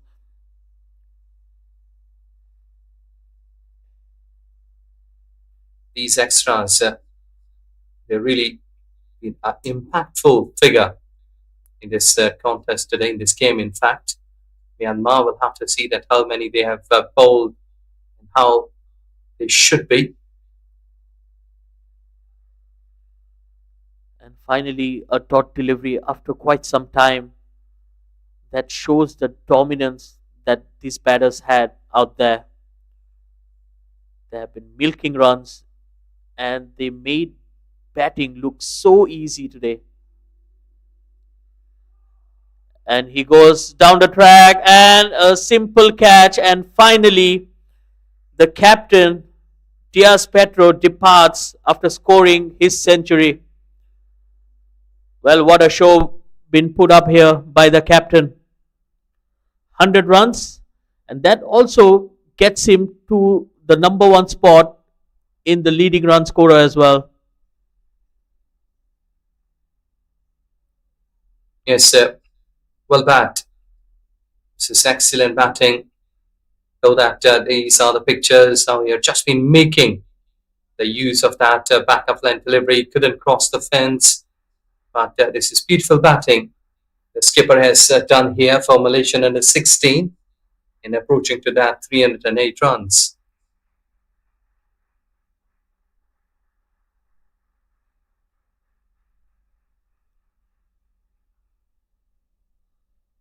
Well, you heard the claps. It's wonderful. A lot of Malaysian supporters in the ground as well. So I think they've enjoyed this innings from the Malaysian skipper. So 2 overs to go, 12 legal deliveries. Malaysia will be eyeing for at least 330 from here on. They still have wickets in hand and a set batter in Muhammad Fatul.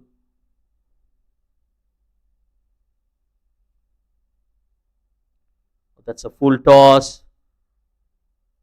And another wicket here. That's back-to-back wickets for Myanmar.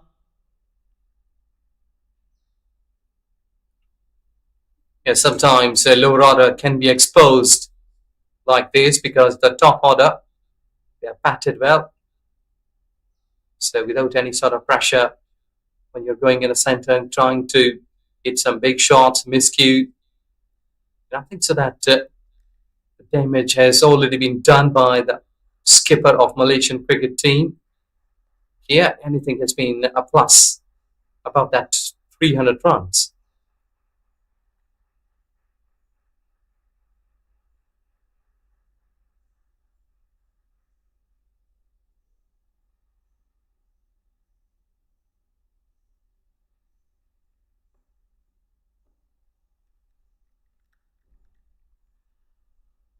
Well, the Myanmar bowlers are trying to get their way back into this game.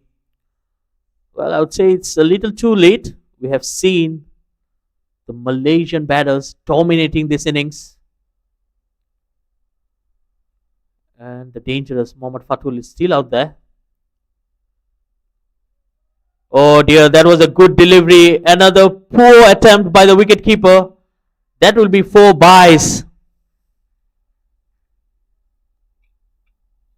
Yes, sometimes good deliveries have been wasted like this. That was really a good delivery.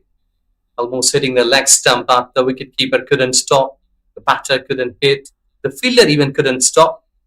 So they gifted 4 runs to the opponent team. 312 with the loss of 6. So anything more here will be a plus here for Malaysian under 16 cricket team.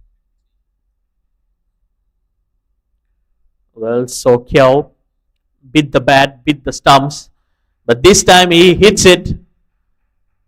He disturbs the timber. Another wicket here for Myanmar. Slight bit late. Well, these wickets, like how these Myanmar bowlers, they are cutting these. That should have been almost half an hour, maybe 1.5 hours ago. But things should have been more different for them. And it's 312 for 7.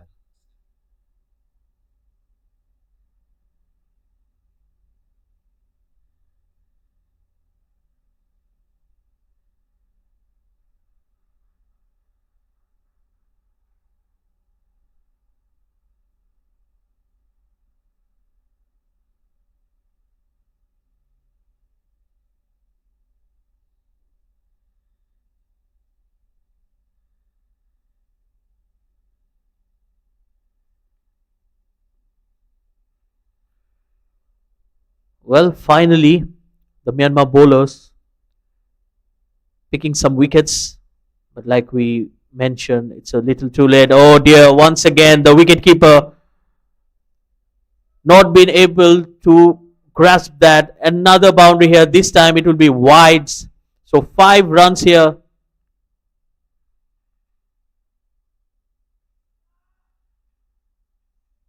It's too costly.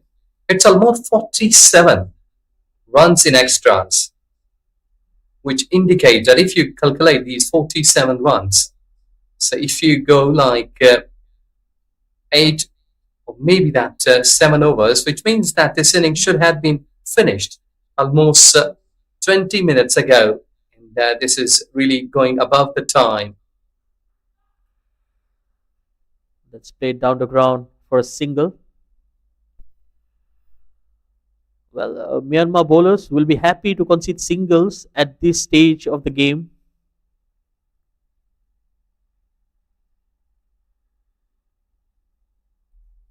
Seven overs extra has been bowled here so far because 47 extra runs by Myanmar.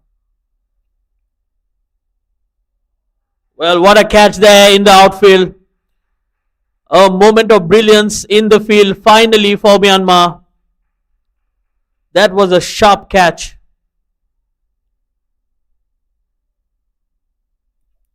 Yes, excellent. This is a ripper. Beautiful. It was tipping in front of him, both hands underneath of the ball to make him roll over. A beautiful catch. This is the catch of the game so far because ground fielding was not that much impressive by Myanmar cricket team, but here this catch, wonderful. But take nothing away, a wonderful innings from Mohammad Fatul comes to an end.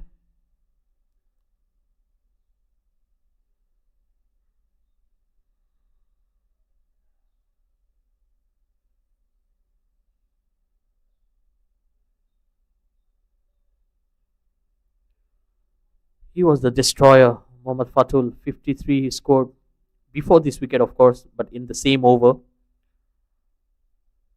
So Kiao took his 4th wicket.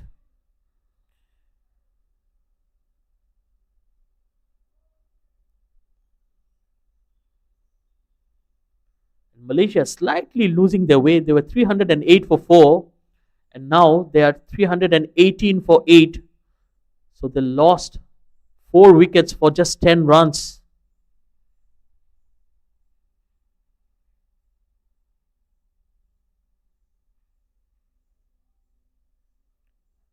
That's the end of the over.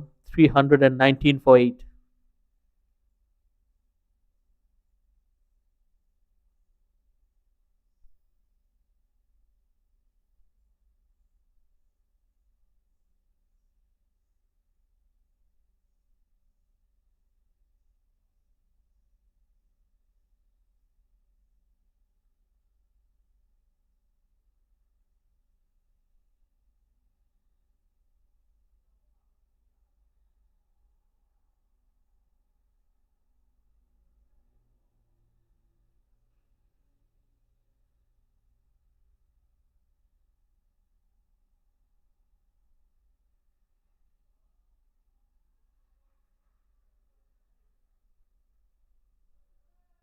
That's played in the gap.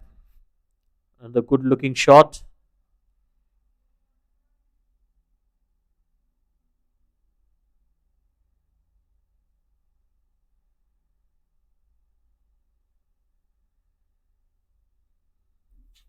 $321 last 5 legal deliveries.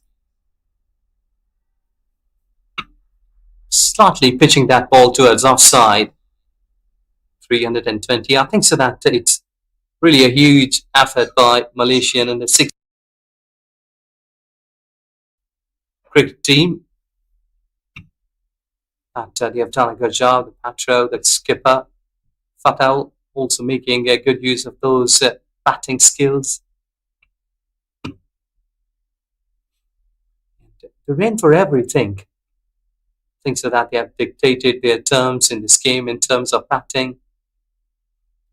Myanmar cricket team will have to show extreme level of confidence and cricketing shots when they will come and bat here. It will be a huge test for their batting skills that they came up here at Malaysia to play that tournament of ACC Men's Under-16 Eastern Cup. The full toss not been firmly hit, but still managing to get a single. So earlier on, when 2 wickets that Myanmar bowlers got, it was a time that maybe they will show a surprise factor by getting Malaysian cricket team. But in the middle, the skipper Patro and also Fakal, with both of these 2 batters, and almost so that every batter who came through the batting line has shown the tricks. Well, this is gone high, fielder, and drops. I think so that ball was just gone through the hands of that fielder. Though he was looking onto the ball quite gently, he made the ground, but he couldn't close his hands, get together, close hands. And when the ball is hitting on your palm, just a fraction back up, and then you hold that properly. But he couldn't make it. The ball is gone through. A drop chance.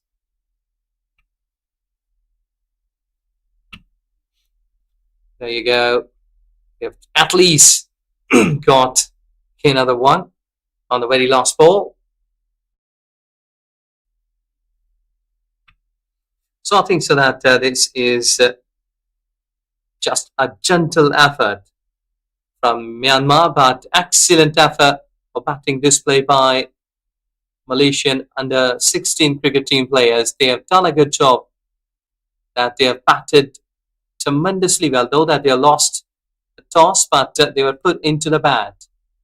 Maybe that Myanmar skipper thought that he could get his opponent team in the lesser number of runs, but Malaysian cricketers, they have done a good job. Look at that beauty. If you look onto the scorecards like this, that 100 runs for Diaz Patro, the captain, and 50 for Nagin, and 53 for Muhammad Fateh Muin. So these are the 3 batters, as well as Azif Wajdi, who set a platform there at the top. And 4 wickets for Sakya Min, who got 56 runs, 8 in 8 overs, just got 4 wickets. 2 wickets for Tin Min Ya, and 1 wicket each for Lai Yang and Ping Zha. So that's the first inning story so far. 326 runs. That is the target here for Myanmar cricket team. And we are taking a break. When a live action will be started, we'll come back again. Stay tuned with us.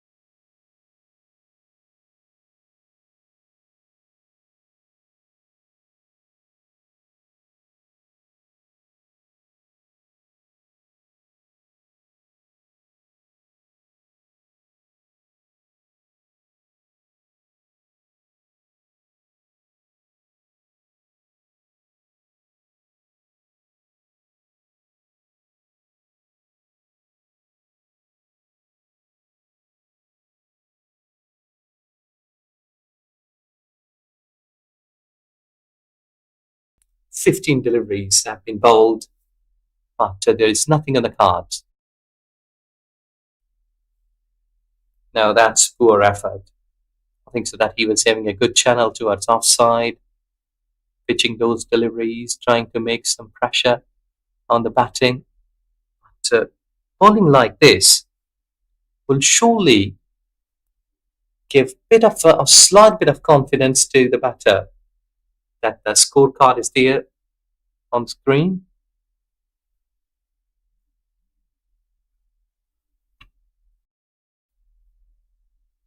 Short delivery. There is nothing with the stick so far, just only a wide delivery. That is the run there on the card. Otherwise, these two batters, they hadn't got off the mark into the third over, where you require almost 7 or 8 runs per over.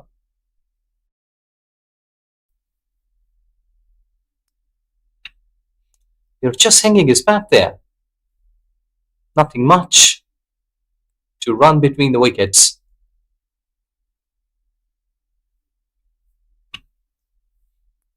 They thought that maybe over ball, but there is one delivery to go. Change of angle. Let's see that if we can bowl a Yorkland delivery.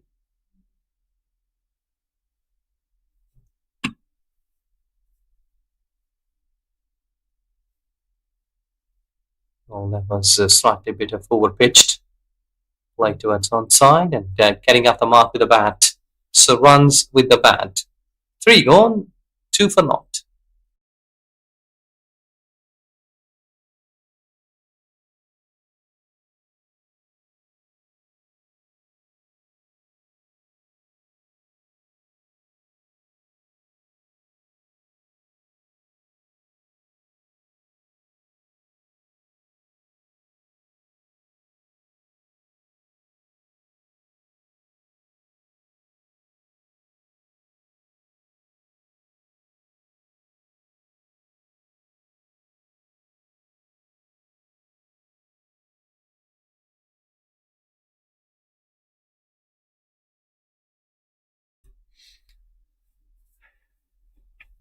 Well, if you guys have just joined us a while ago, this is an update for you guys that this is ACC Men's Under 16 E-Zone Cup Malaysia 2025.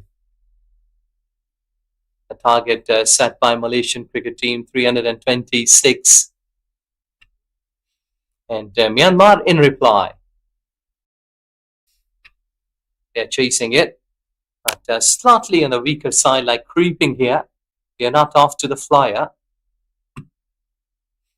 And to recall that what we have got in Malaysia batting, the skipper has done a beautiful job on making a century. Just been working way towards onside. Space was available. We'll let you know that there were lots of 50s being scored.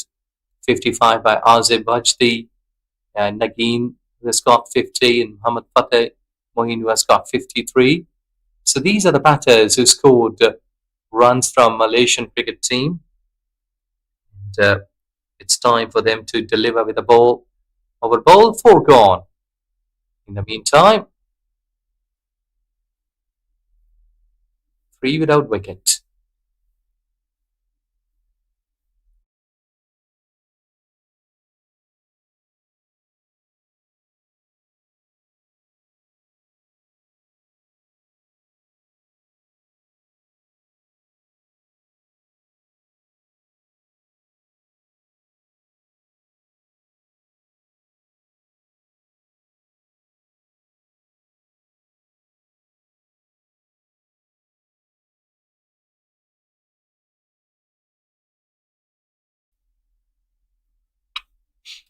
Slightly edged that one away down to the third man. I think so that Myanmar cricket team requires more than that cricketing shots. at the run rate all the time, jumping up.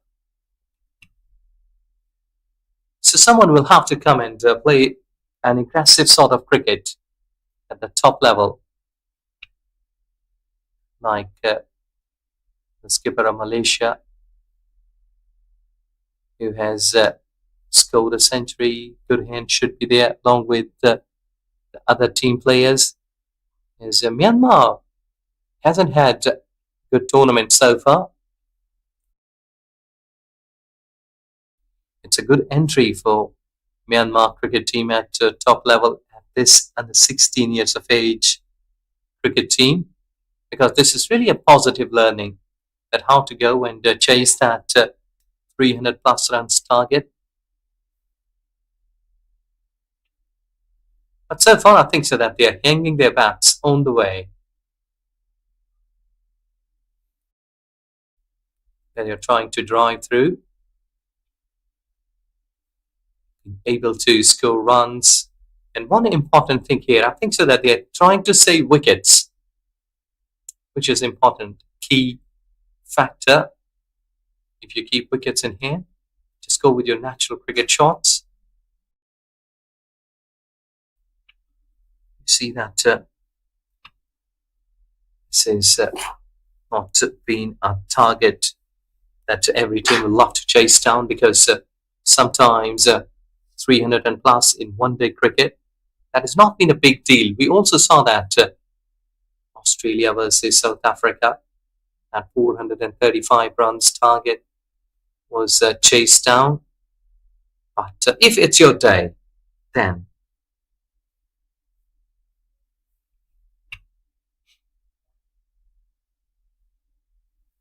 just pushing hard towards onside. Oh, goodness me.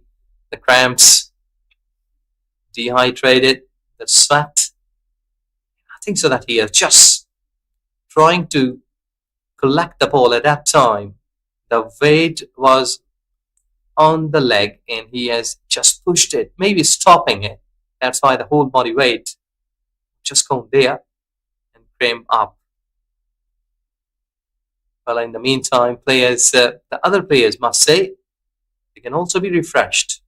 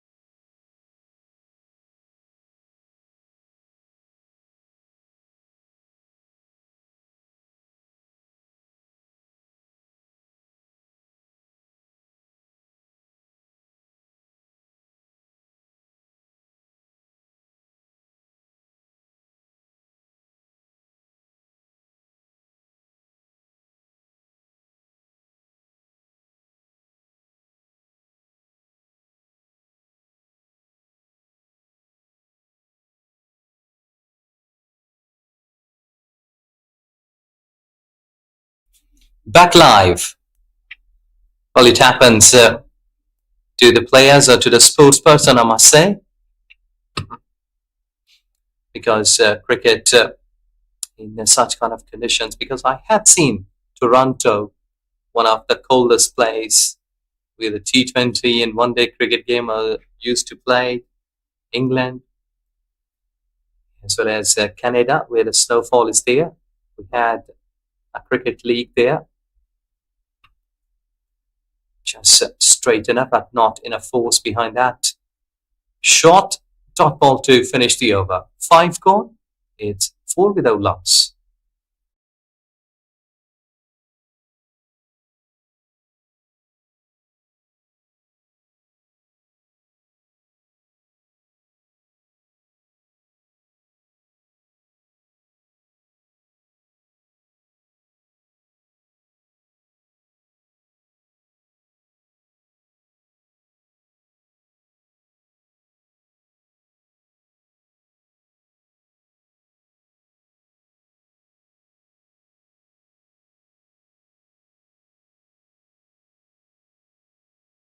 today they have opted for Danish, Mohammad Danish, the left arm spinner.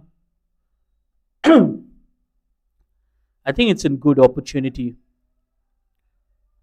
for the new lads to have a go at the batters. And I think it's good captaincy from Diaz, just to check his bowlers, just to change few things around. We have seen the senior team always opting for a spinner with a new ball, the likes of Pavandeep Singh, who is also Malaysia's leading wicket taker for the senior men's side, also left arm spinner.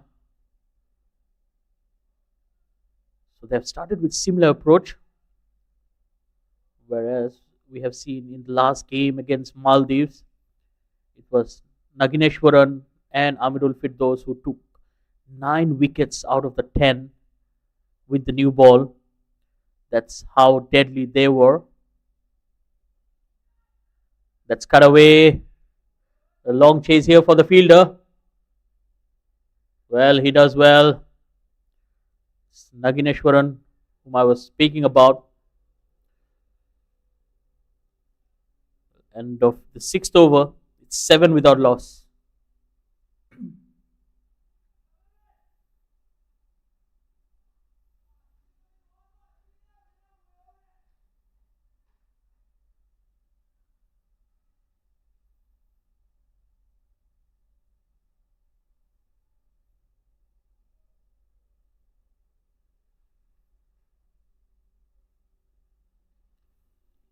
Well, more surprises here. Amirul Firdaus replaced by another spinner. Azib was the opening batter. Played a wonderful knock today as well. He was one of the 3 half centurions, alongside a wonderful century from the captain, Diaz Petro. Well, Malaysia as a batting unit did wonderful today. They built the partnerships, especially in those middle overs, and dominated both against spin and fast bowling.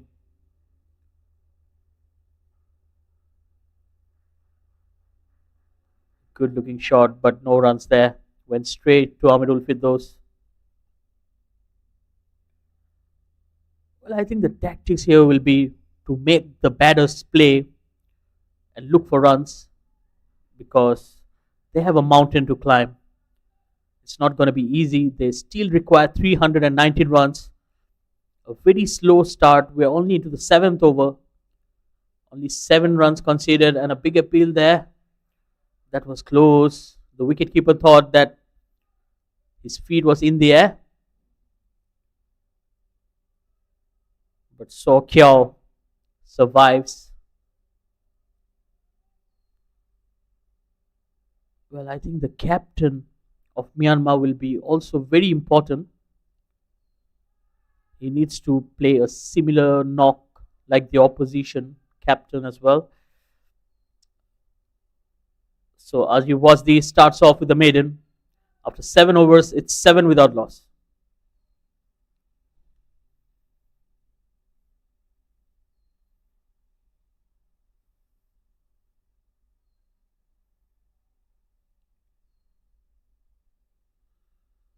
Well, Malaysia not short of bowling options, and I think the strategy will also be to bowl their overs really quickly. We have seen 2 spinners operating from 2 ends now, so they will be rattling through their overs. Oh, no timing whatsoever. Well, Kiao Jin Lin, the captain, he'll be looking to score some runs in here. Again, technically very right, but not the best of timing. Well, we have seen Nagineshwaran was not physically built, but he played the cover drive to perfection. Scored some wonderful boundaries through the offside. And I think he can set an example that if you're not a power hitter, you can still score boundaries with ease. So as a batter, you need to have your timing right as well. And then we have seen something opposite in Mohammad Fatul, who also scored a half century. And he was all about strength. So another maiden. After 8 overs, it's 7 without loss. Myanmar, I think they are just looking to play the 50 overs. I don't see the intent or any shots that will show us that they are trying to chase down these runs. Well, just when I said that, a batter just pulled something out of the ordinary. It was flicked in the air and a good fielding.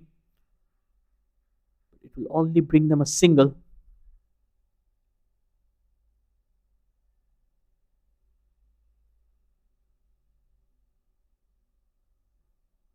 Look at that, absolutely behind the ball.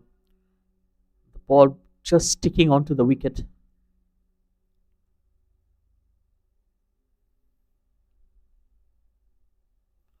Well, I think the Myanmar batters will just look to play their 50 overs. And I think it's the learning curve that they need to take. The more matches they play, the more balls they face out there, the batters are only going to get confident. So it's a big stage. The ACC Under 16 East Zone Cup in Malaysia.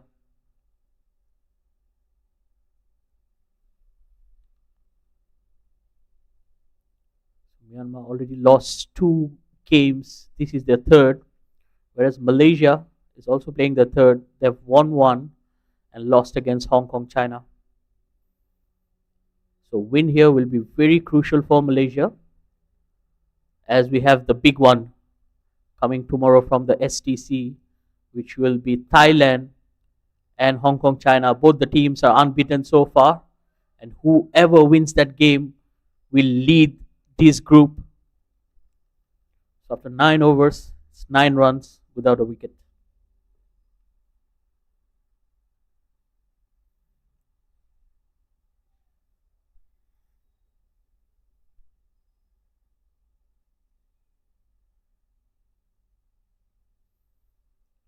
Danish will continue here. Good delivery. But somehow I would have still liked to see Naginesh taking the new ball with Amirul Firdaus, because that bowling duo really worked. Even in the first game, they picked up early wickets against Hong Kong, China and put them under some pressure. And then it was some wonderful batting from Rayan Sharma, who scored that century, who really took the game away from the hosts.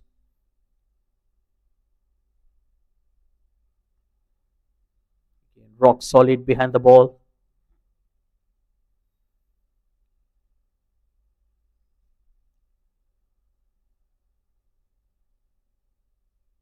Oh, nothing delivery and a nothing shot as well. Thick outside edge and a simple catch to the fielder at cover position. It was Ajib Wasdi who took that catch. And finally, Malaysia gets their first breakthrough. It's Mohammad Danish getting the wicket. And it's the captain, Kiao Jin Lin, who gets out.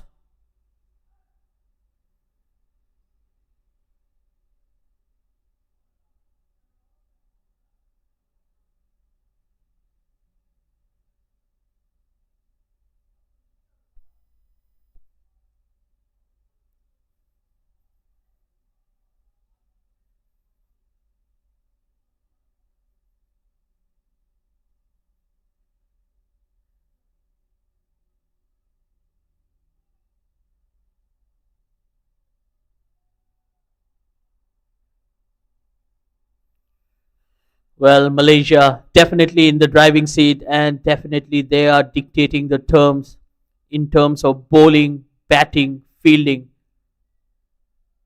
all the boxes are ticked. And it's a good team performance.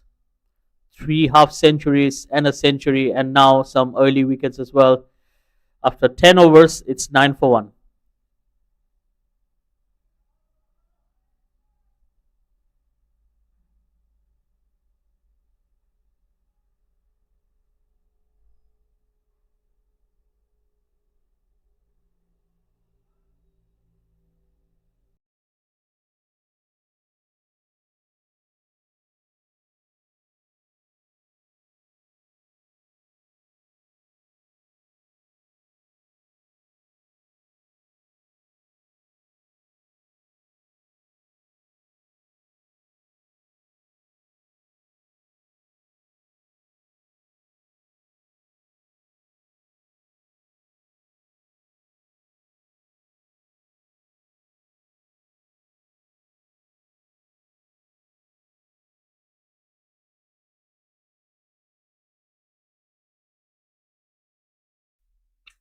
Spin to continue. And the partnership has broken through. Though that it's not that alarming, but indications are there that these Myanmar cricket team batters, they want to go through their innings. Edged away, and the wicket goes. Spin has worked here for Malaysia. He was just trying to drive through the covers, Saya, but he had just got an edge. An excellent catch in a slip. Have another look. Beauty. The slip cotton was ready on the knees. Drive. Look at that. A one-handed catch. Excellent. Beauty. Second wicket down in 9 runs. Myanmar cricket team.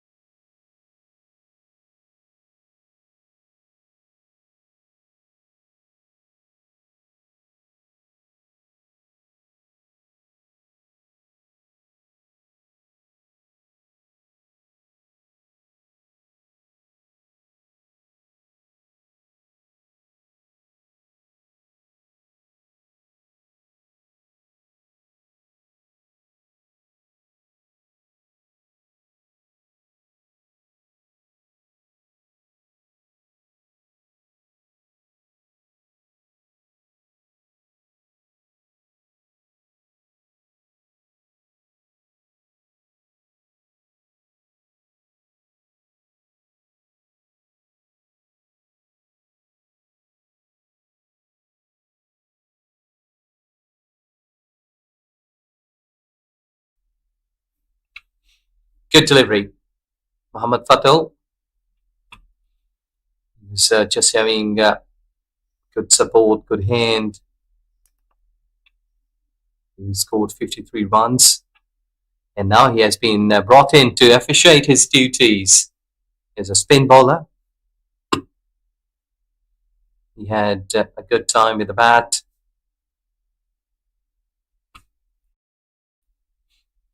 Just keeping your bat straight. And I think so that here, these Myanmar batters, they will not throw their wickets away.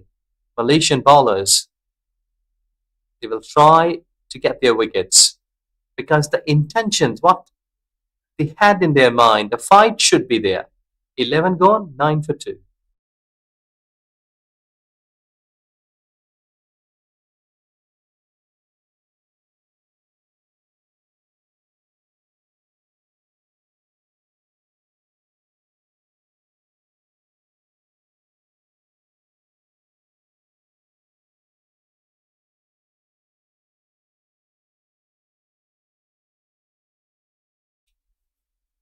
Oh, that was a no ball.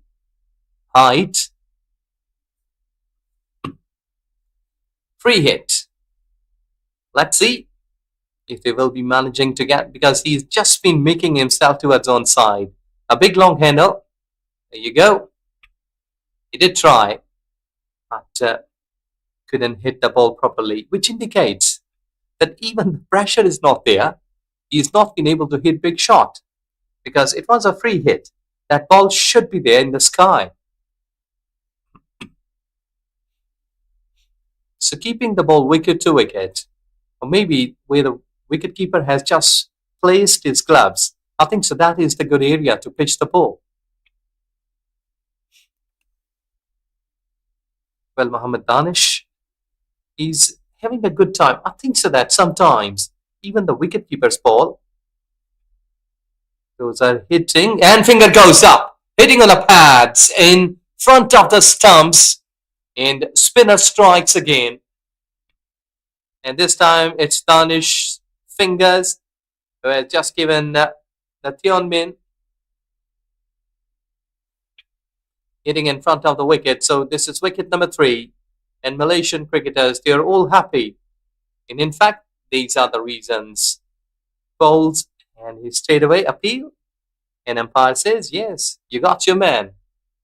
The wicket number 3 in 10 runs. Tianmin, who hadn't got any score under his belt.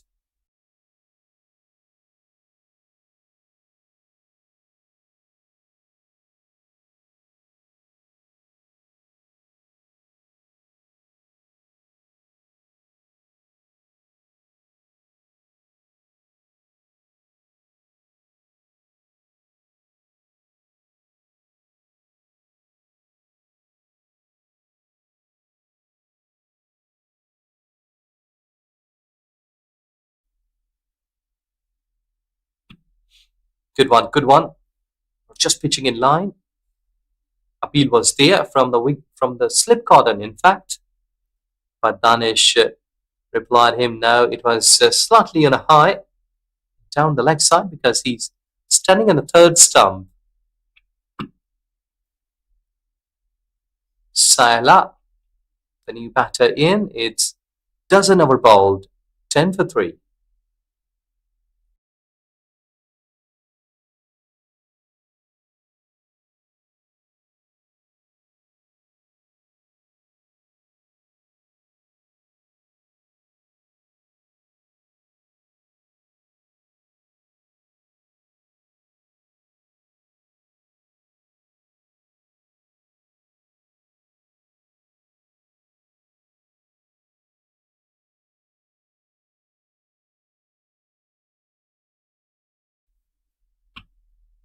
Yeah, most of the times you will be witnessing such kind of dot deliveries because asking runs are really on a higher side.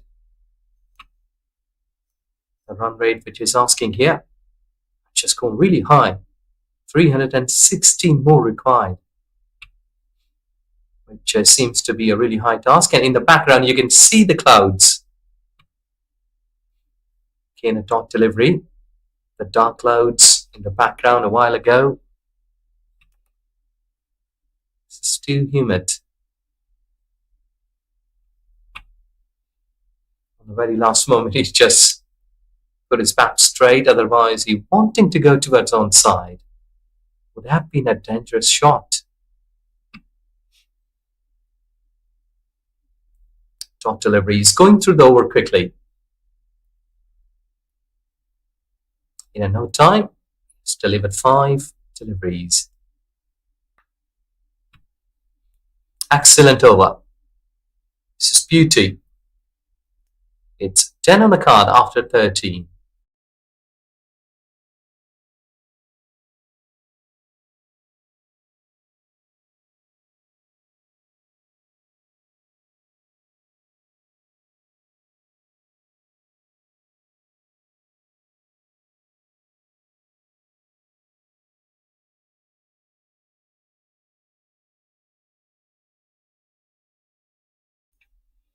In last 4 overs, just a single run has been scored. Good delivery. 3 wickets and a single run in the last 4 overs, which indicates that how good these Malaysian spinners, they are controlling the game. They have got a good grip on the ball as well as on the game. Spinners, they have got 3 wickets. Now the slip has been placed. Let's see a bit of tossed-up deliveries. But a gentle push. A fight should be there because you're in the learning process. It doesn't matter which will be the result, but you have to show fight. There is no need to be on the back foot because in the world of cricket, if you have got the talent, you have been selected for some reasons, you should show here. Because tapping the ball, playing drop deliveries, that has not been a big deal. You have to play your natural cricket. If you're a hard hitter,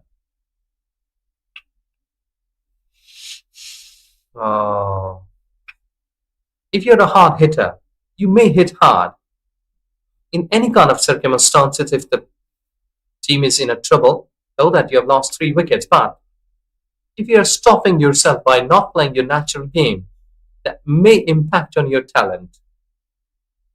Dot delivery to finish the 14th over, 11 for 3.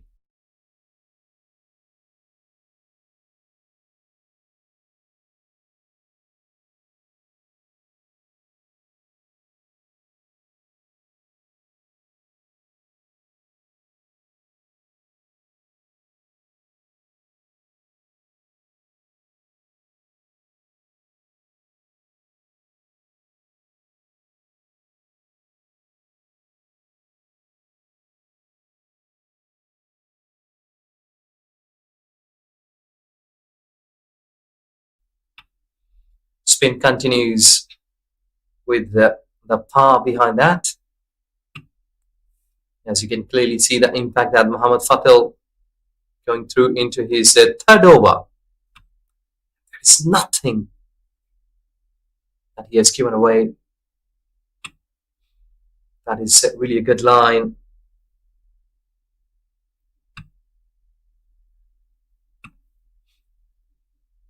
Slip is still there.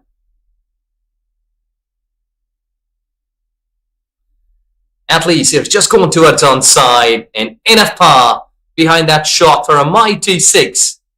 So this is a welcome boundary. In fact, the big shot. Look at that. This is where I was telling him that if you have got a talent of hard hitting, you have to hit it. You have to play your natural cricket. You can't make it happen for yourself that you're a hard hitter and you're on the back foot. No, not all the times. You should try at least once. And here you go. They are all happy. You were just stopping the ball and the ball hitting onto the stumps. So this is where you call the natural cricket flaws. That you are a hard hitter. You are stopping the ball for the maximum number of times. So there you lost the wicket. It's wicket number 4 in 17 runs.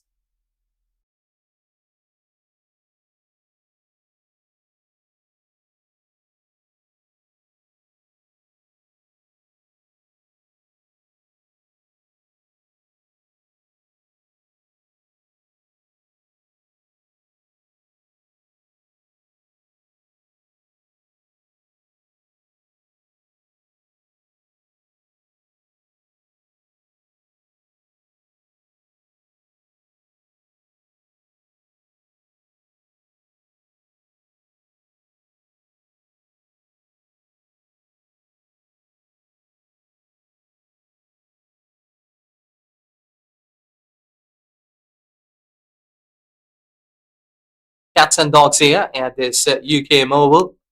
That's why the game has been delayed and stopped.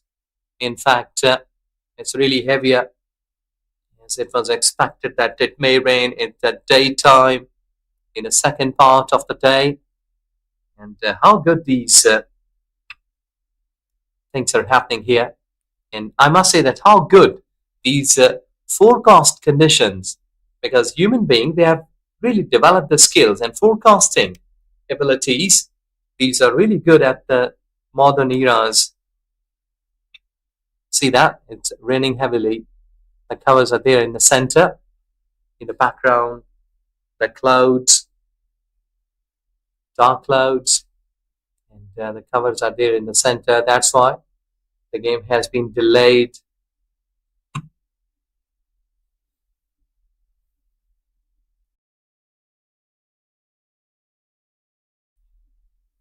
And it happens in cricket. Sometimes it's raining so hard in T20, in Test matches as well. We had seen that a number of times. We had seen in the past. We are taking break as the rain is there. As the action will be live, we will come back again.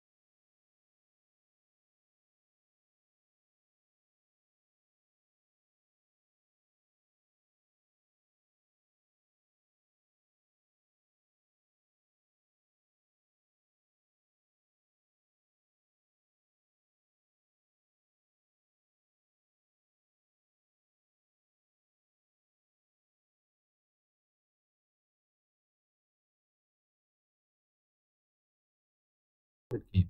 Thanks.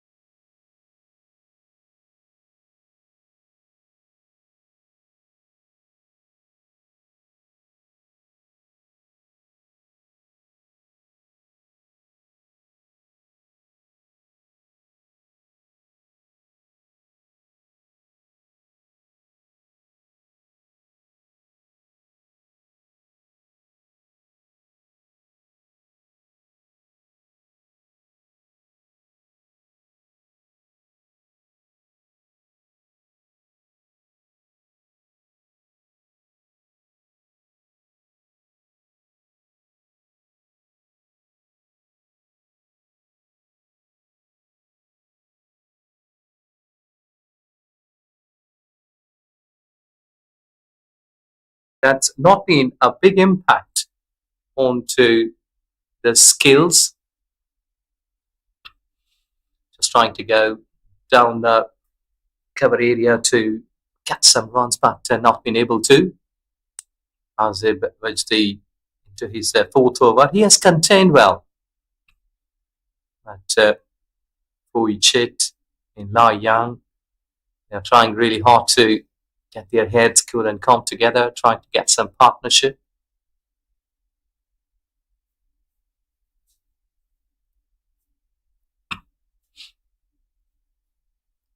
Again, a good flighted delivery, trying to get it through the covers, but couldn't do so. It's really a high-class batting display from Malaysian batters, the way they batted. And in reply, At the moment, they've been having some wonderful tasks in terms of bowling, because we had a centurion skipper of Malaysia. 350 has already been scored, but here it's a total contrast. The batting replay, I must say, that Myanmar cricket team, they have already lost 2 games in today. Malaysia, they have lost 1 game. If they will be winning it tonight, that will be the 2nd victory for Malaysian under 16 cricket team.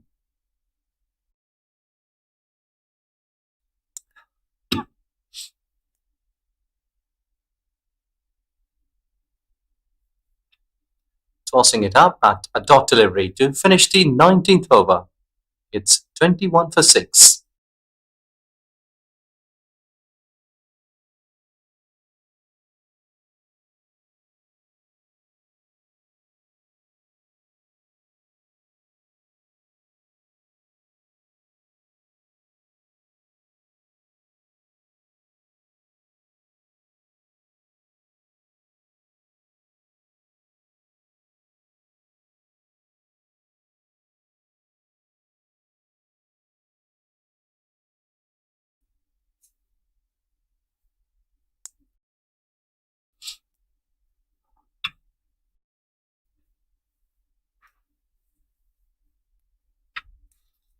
Well, they've been trying really hard to wrap up the things quickly, because Malaysian cricketers, they were really wanting to finish this game slight bit early.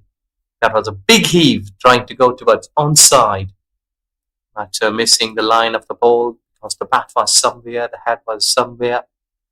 Really wanting to play that big shot.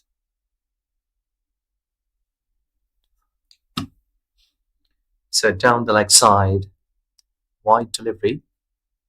I think that net run rate will be badly affected or impacted if they will be losing it quite early.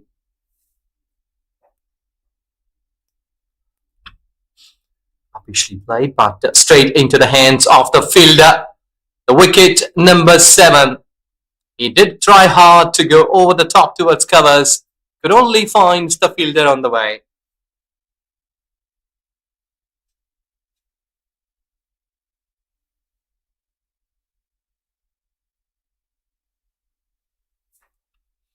That's wicket number 7 on your screens.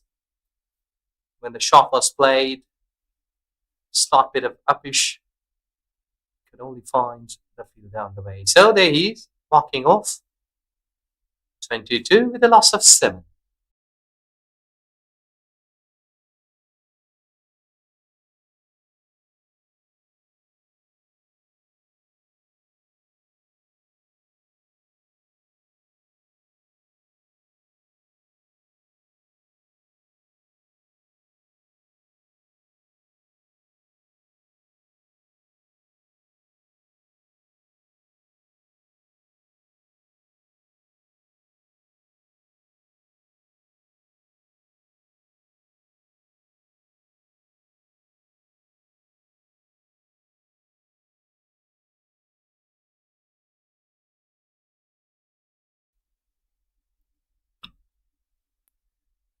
They're going through the things quite rapidly, quite quickly. They were appealing. So the things are happening in the center quite quickly, one after one. They're coming and going off.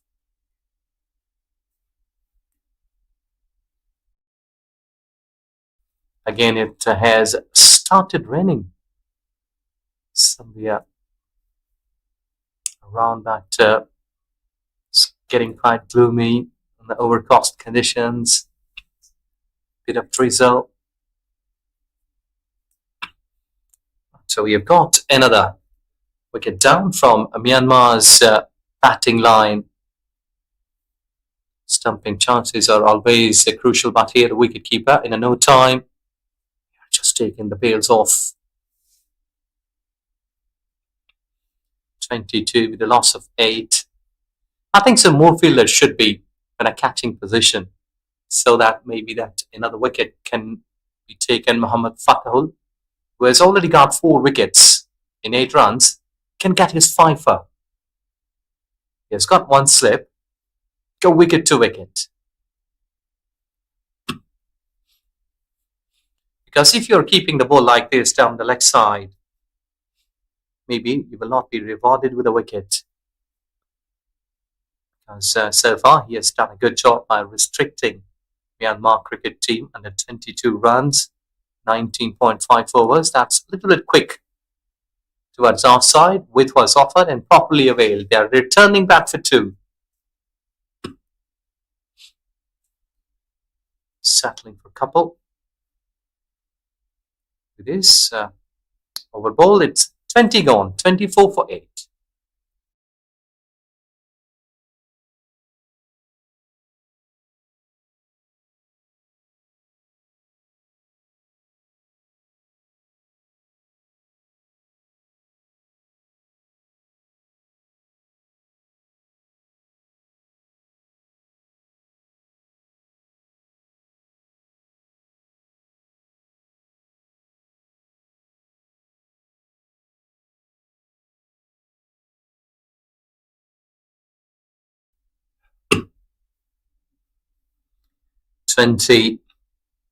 Overs and look at that celebrations which has already been started here at UKM Oval by Malaysian fielders and players, just going towards onside, trying to hit big, but unable. That is a sort of lack of confidence, that when you are not in your shots, you may be trying to hit big. And we have seen that lots of times when the quick wickets have been falling around, the confidence has been shaken through. Well, that has gone through the covers. The chance is there. Non-strikers in, but the fielder or bowler is standing in front of the stumps. I think so, that he must have stood behind the stumps. Would have been a chance there if directed or maybe collected properly. But Azib Wajdi, he was standing in front of the stumps, collected the ball.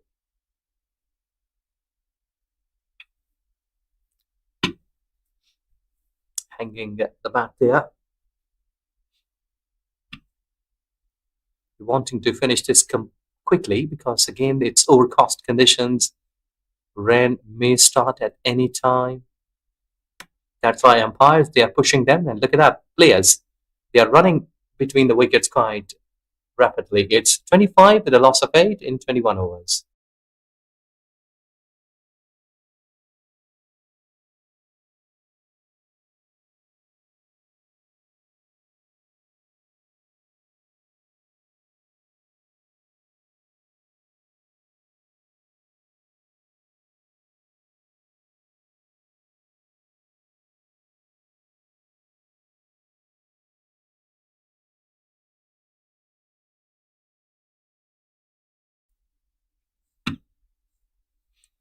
He has worked that one away towards onside. Chase is there.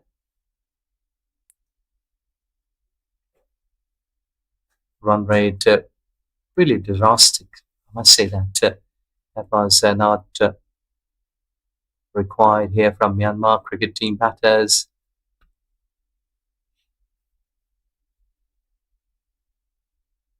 Mohammad Fatahul also got 4 wickets. So it's a race between these 2 bowlers, that who will be getting the first fifer in this game today. Because just been in enough place, like Muhammad Danish as well as Fateh Moeen. They're both getting 4 wickets each. But low scoring games all the time. It's a bit irritating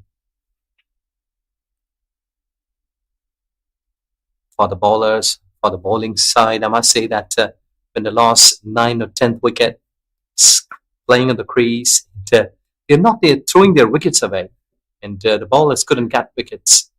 So it's sometimes been irritating for the bowling side. 22 overs gone, 26 with a loss of 8.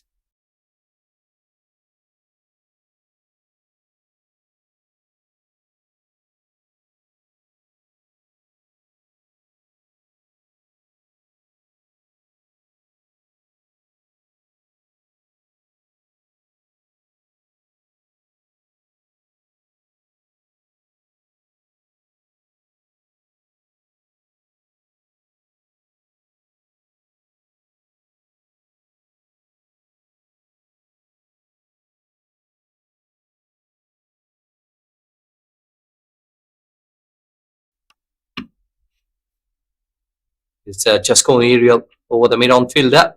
Just about shot into the fence for 4. Umpire will surely confirm that. But it's a boundary. But everyone is in a hurry because we've already got a rain-affected game, and there is also a bit of the threat of rain again at any time. So it will be good that if we'll be finishing it before that. But already, I think the Duckworth-Lewis system, if applied, Malaysian under-16 cricket team would have comfortably in a safer zone.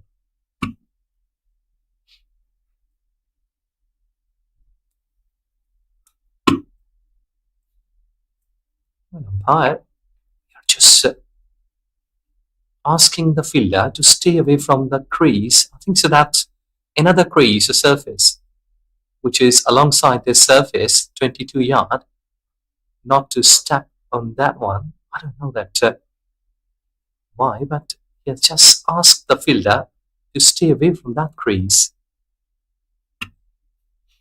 Playing it back to the bowler, he had tried to hit big towards onside, but couldn't do so.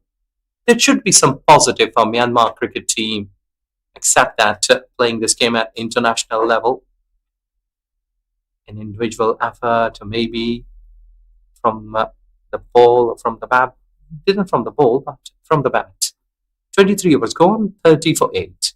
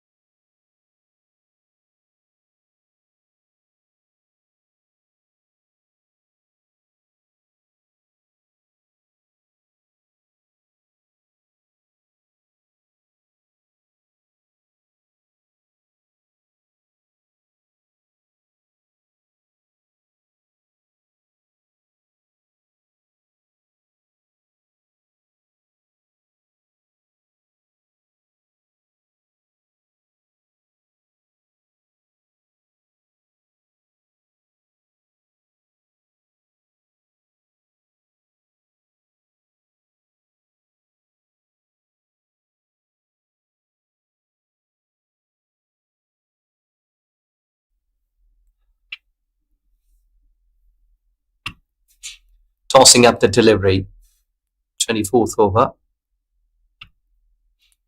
Wanting to get a couple of more wickets, wrap up the business day. Slot bit of misfield, resulting in boundary as well. That ball was hit firmly. Though that sometimes the outfield has been wet because of that rain that did happen a while ago, but this cricket ground has been perfectly paved and the drainage system is excellent. The water has been drained out. There is nothing on the surface at the moment.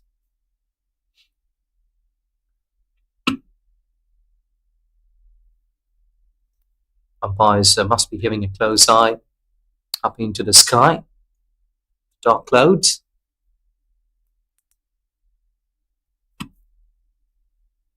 But on the other way, it's Myanmar's batters who are also having a close eye on the wicket column.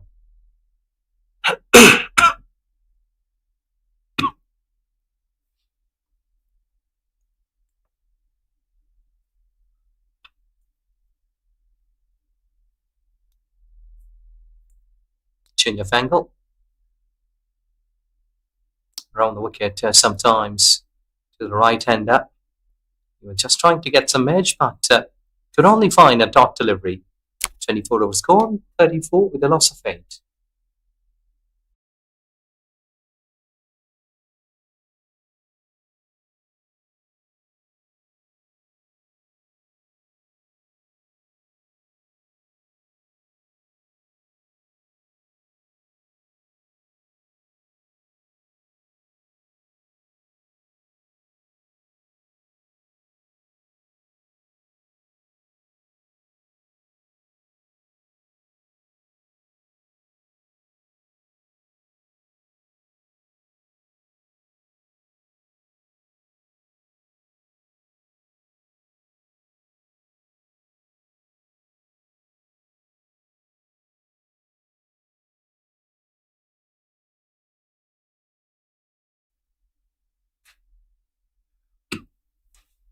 Hitting on the pads and then onto the stumps. The wicket number 9. So at least there is a break, because these two batters, they were batting quite sensibly.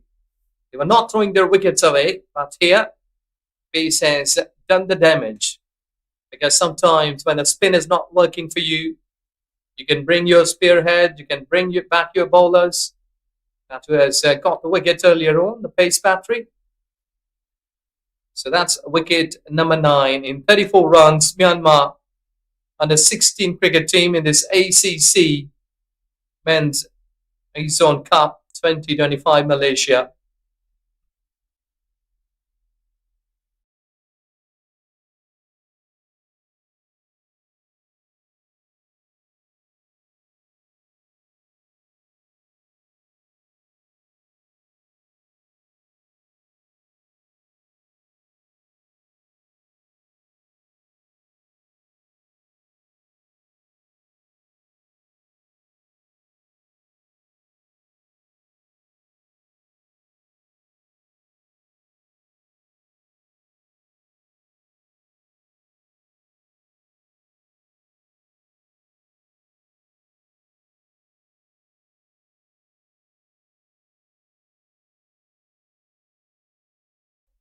Last wicket to go. And again has got the wicket on a very first delivery, that when he has came and bowled. So let's see that how quickly he can catch another wicket. They can get the opponent side all out, because it's been a great reward for the bowlers whenever they will be getting it. Because whenever a bowling side is getting the opponent 10 wickets, that has been really a big haul. A big achievement, must say. Because every time these are the duties, being a batter, you have to come and play like 50, maybe 100 runs as a batter. But being a bowler, you have to take 4 or 5 wickets at least in a game. But it doesn't happen so many times in cricket. We hadn't seen that on a single day, that every 5 bowlers been utilized, got 3 wickets or maybe 4 wickets. But sometimes a bowler comes and getting a hat-trick, maybe a double hat-trick. That has been happened really rare. I remember that Anil Kumble in a test game against Pakistan got 10 wickets. So if it's your day, you may be achieving the landmarks. Shahid Khan Afridi, if we go back in 1996-97, got 100 runs in just 36 or 7 deliveries at Nairobi. So the things may happen for the very first time in cricket. So you have to be ready for any kind of instance. Another over gone. It's halfway of this inning. 25 bowled, 35 for 9.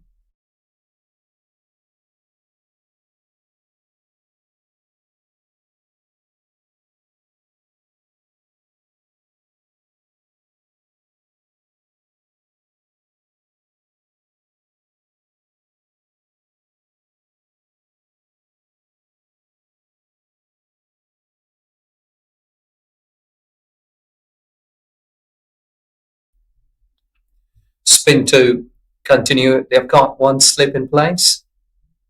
And, also, there is a man at short covers to protect that extra cover shot.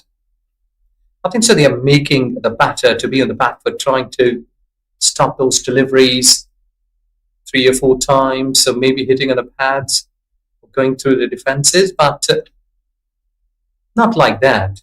Back of length deliveries, I don't think so, will be a good option against a tail ender. Toss it up, make a bit of the loop, and make the batter to drive through. This is the way that how you will be bowling to the tail enders.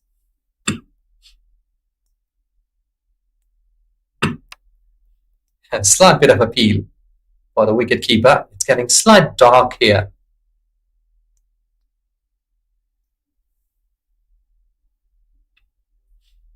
Again, a quick run, quick delivery, in fact. Wanting to go through offside. Couldn't do so. It's a dot delivery to finish. 35 for 9.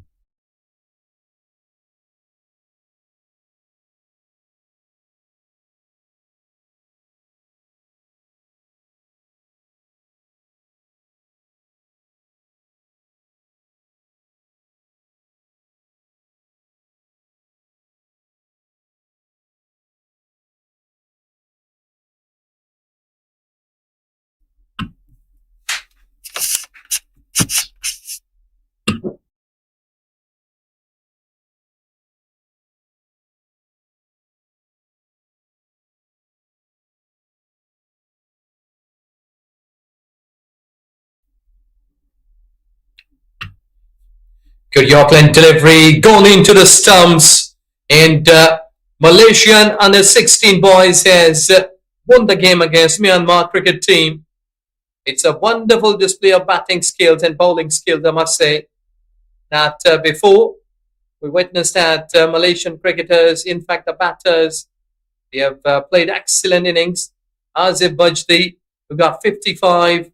There's Patro, the skipper, who got century on the way. And now it's all happening in the center with 50 runs. Nagin, we got in 68 deliveries, 37 deliveries, 53 runs. What a knock by Muhammad Fakul Moin was deliver the beauty. Look at the card, 100 runs.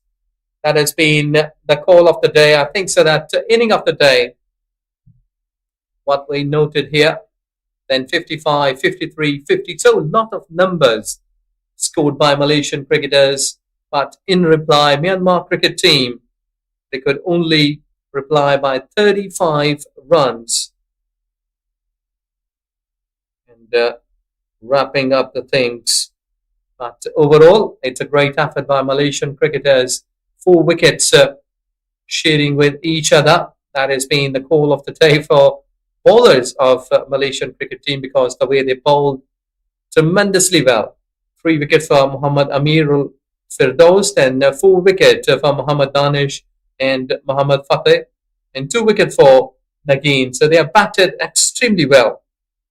And that's it from the playing position in Combox. We are taking a bit of the break and come back with presentation ceremony. Stay tuned with us.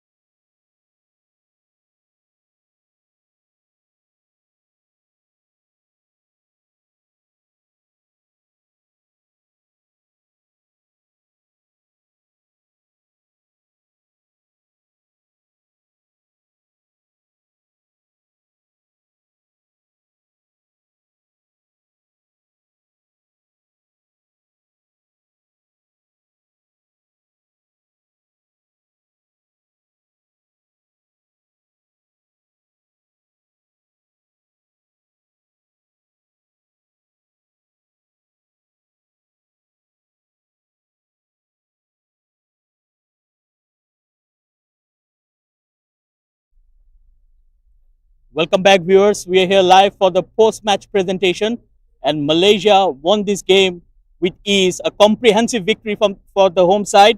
They have won this game with 267 runs.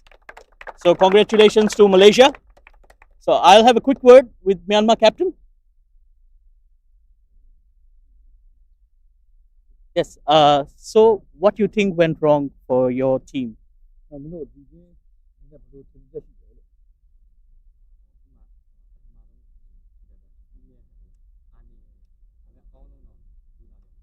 What they say is they are already played in Myanmar, just only sentiment because of rain, very rainy.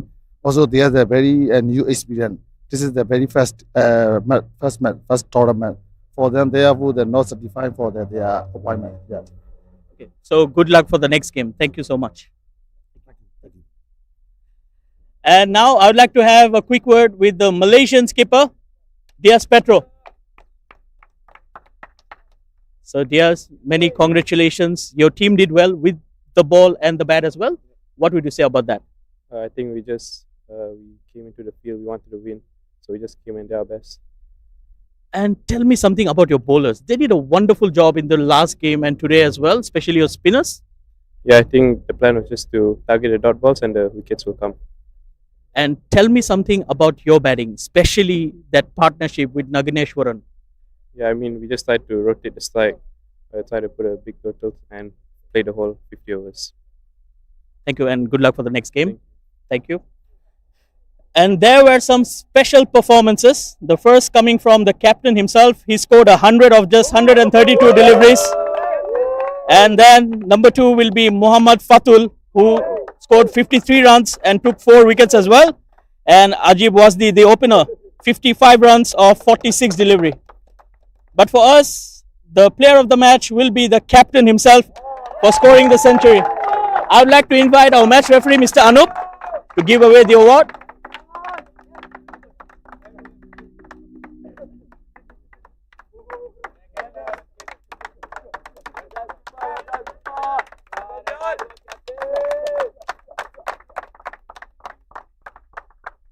So I need to hold you a bit longer.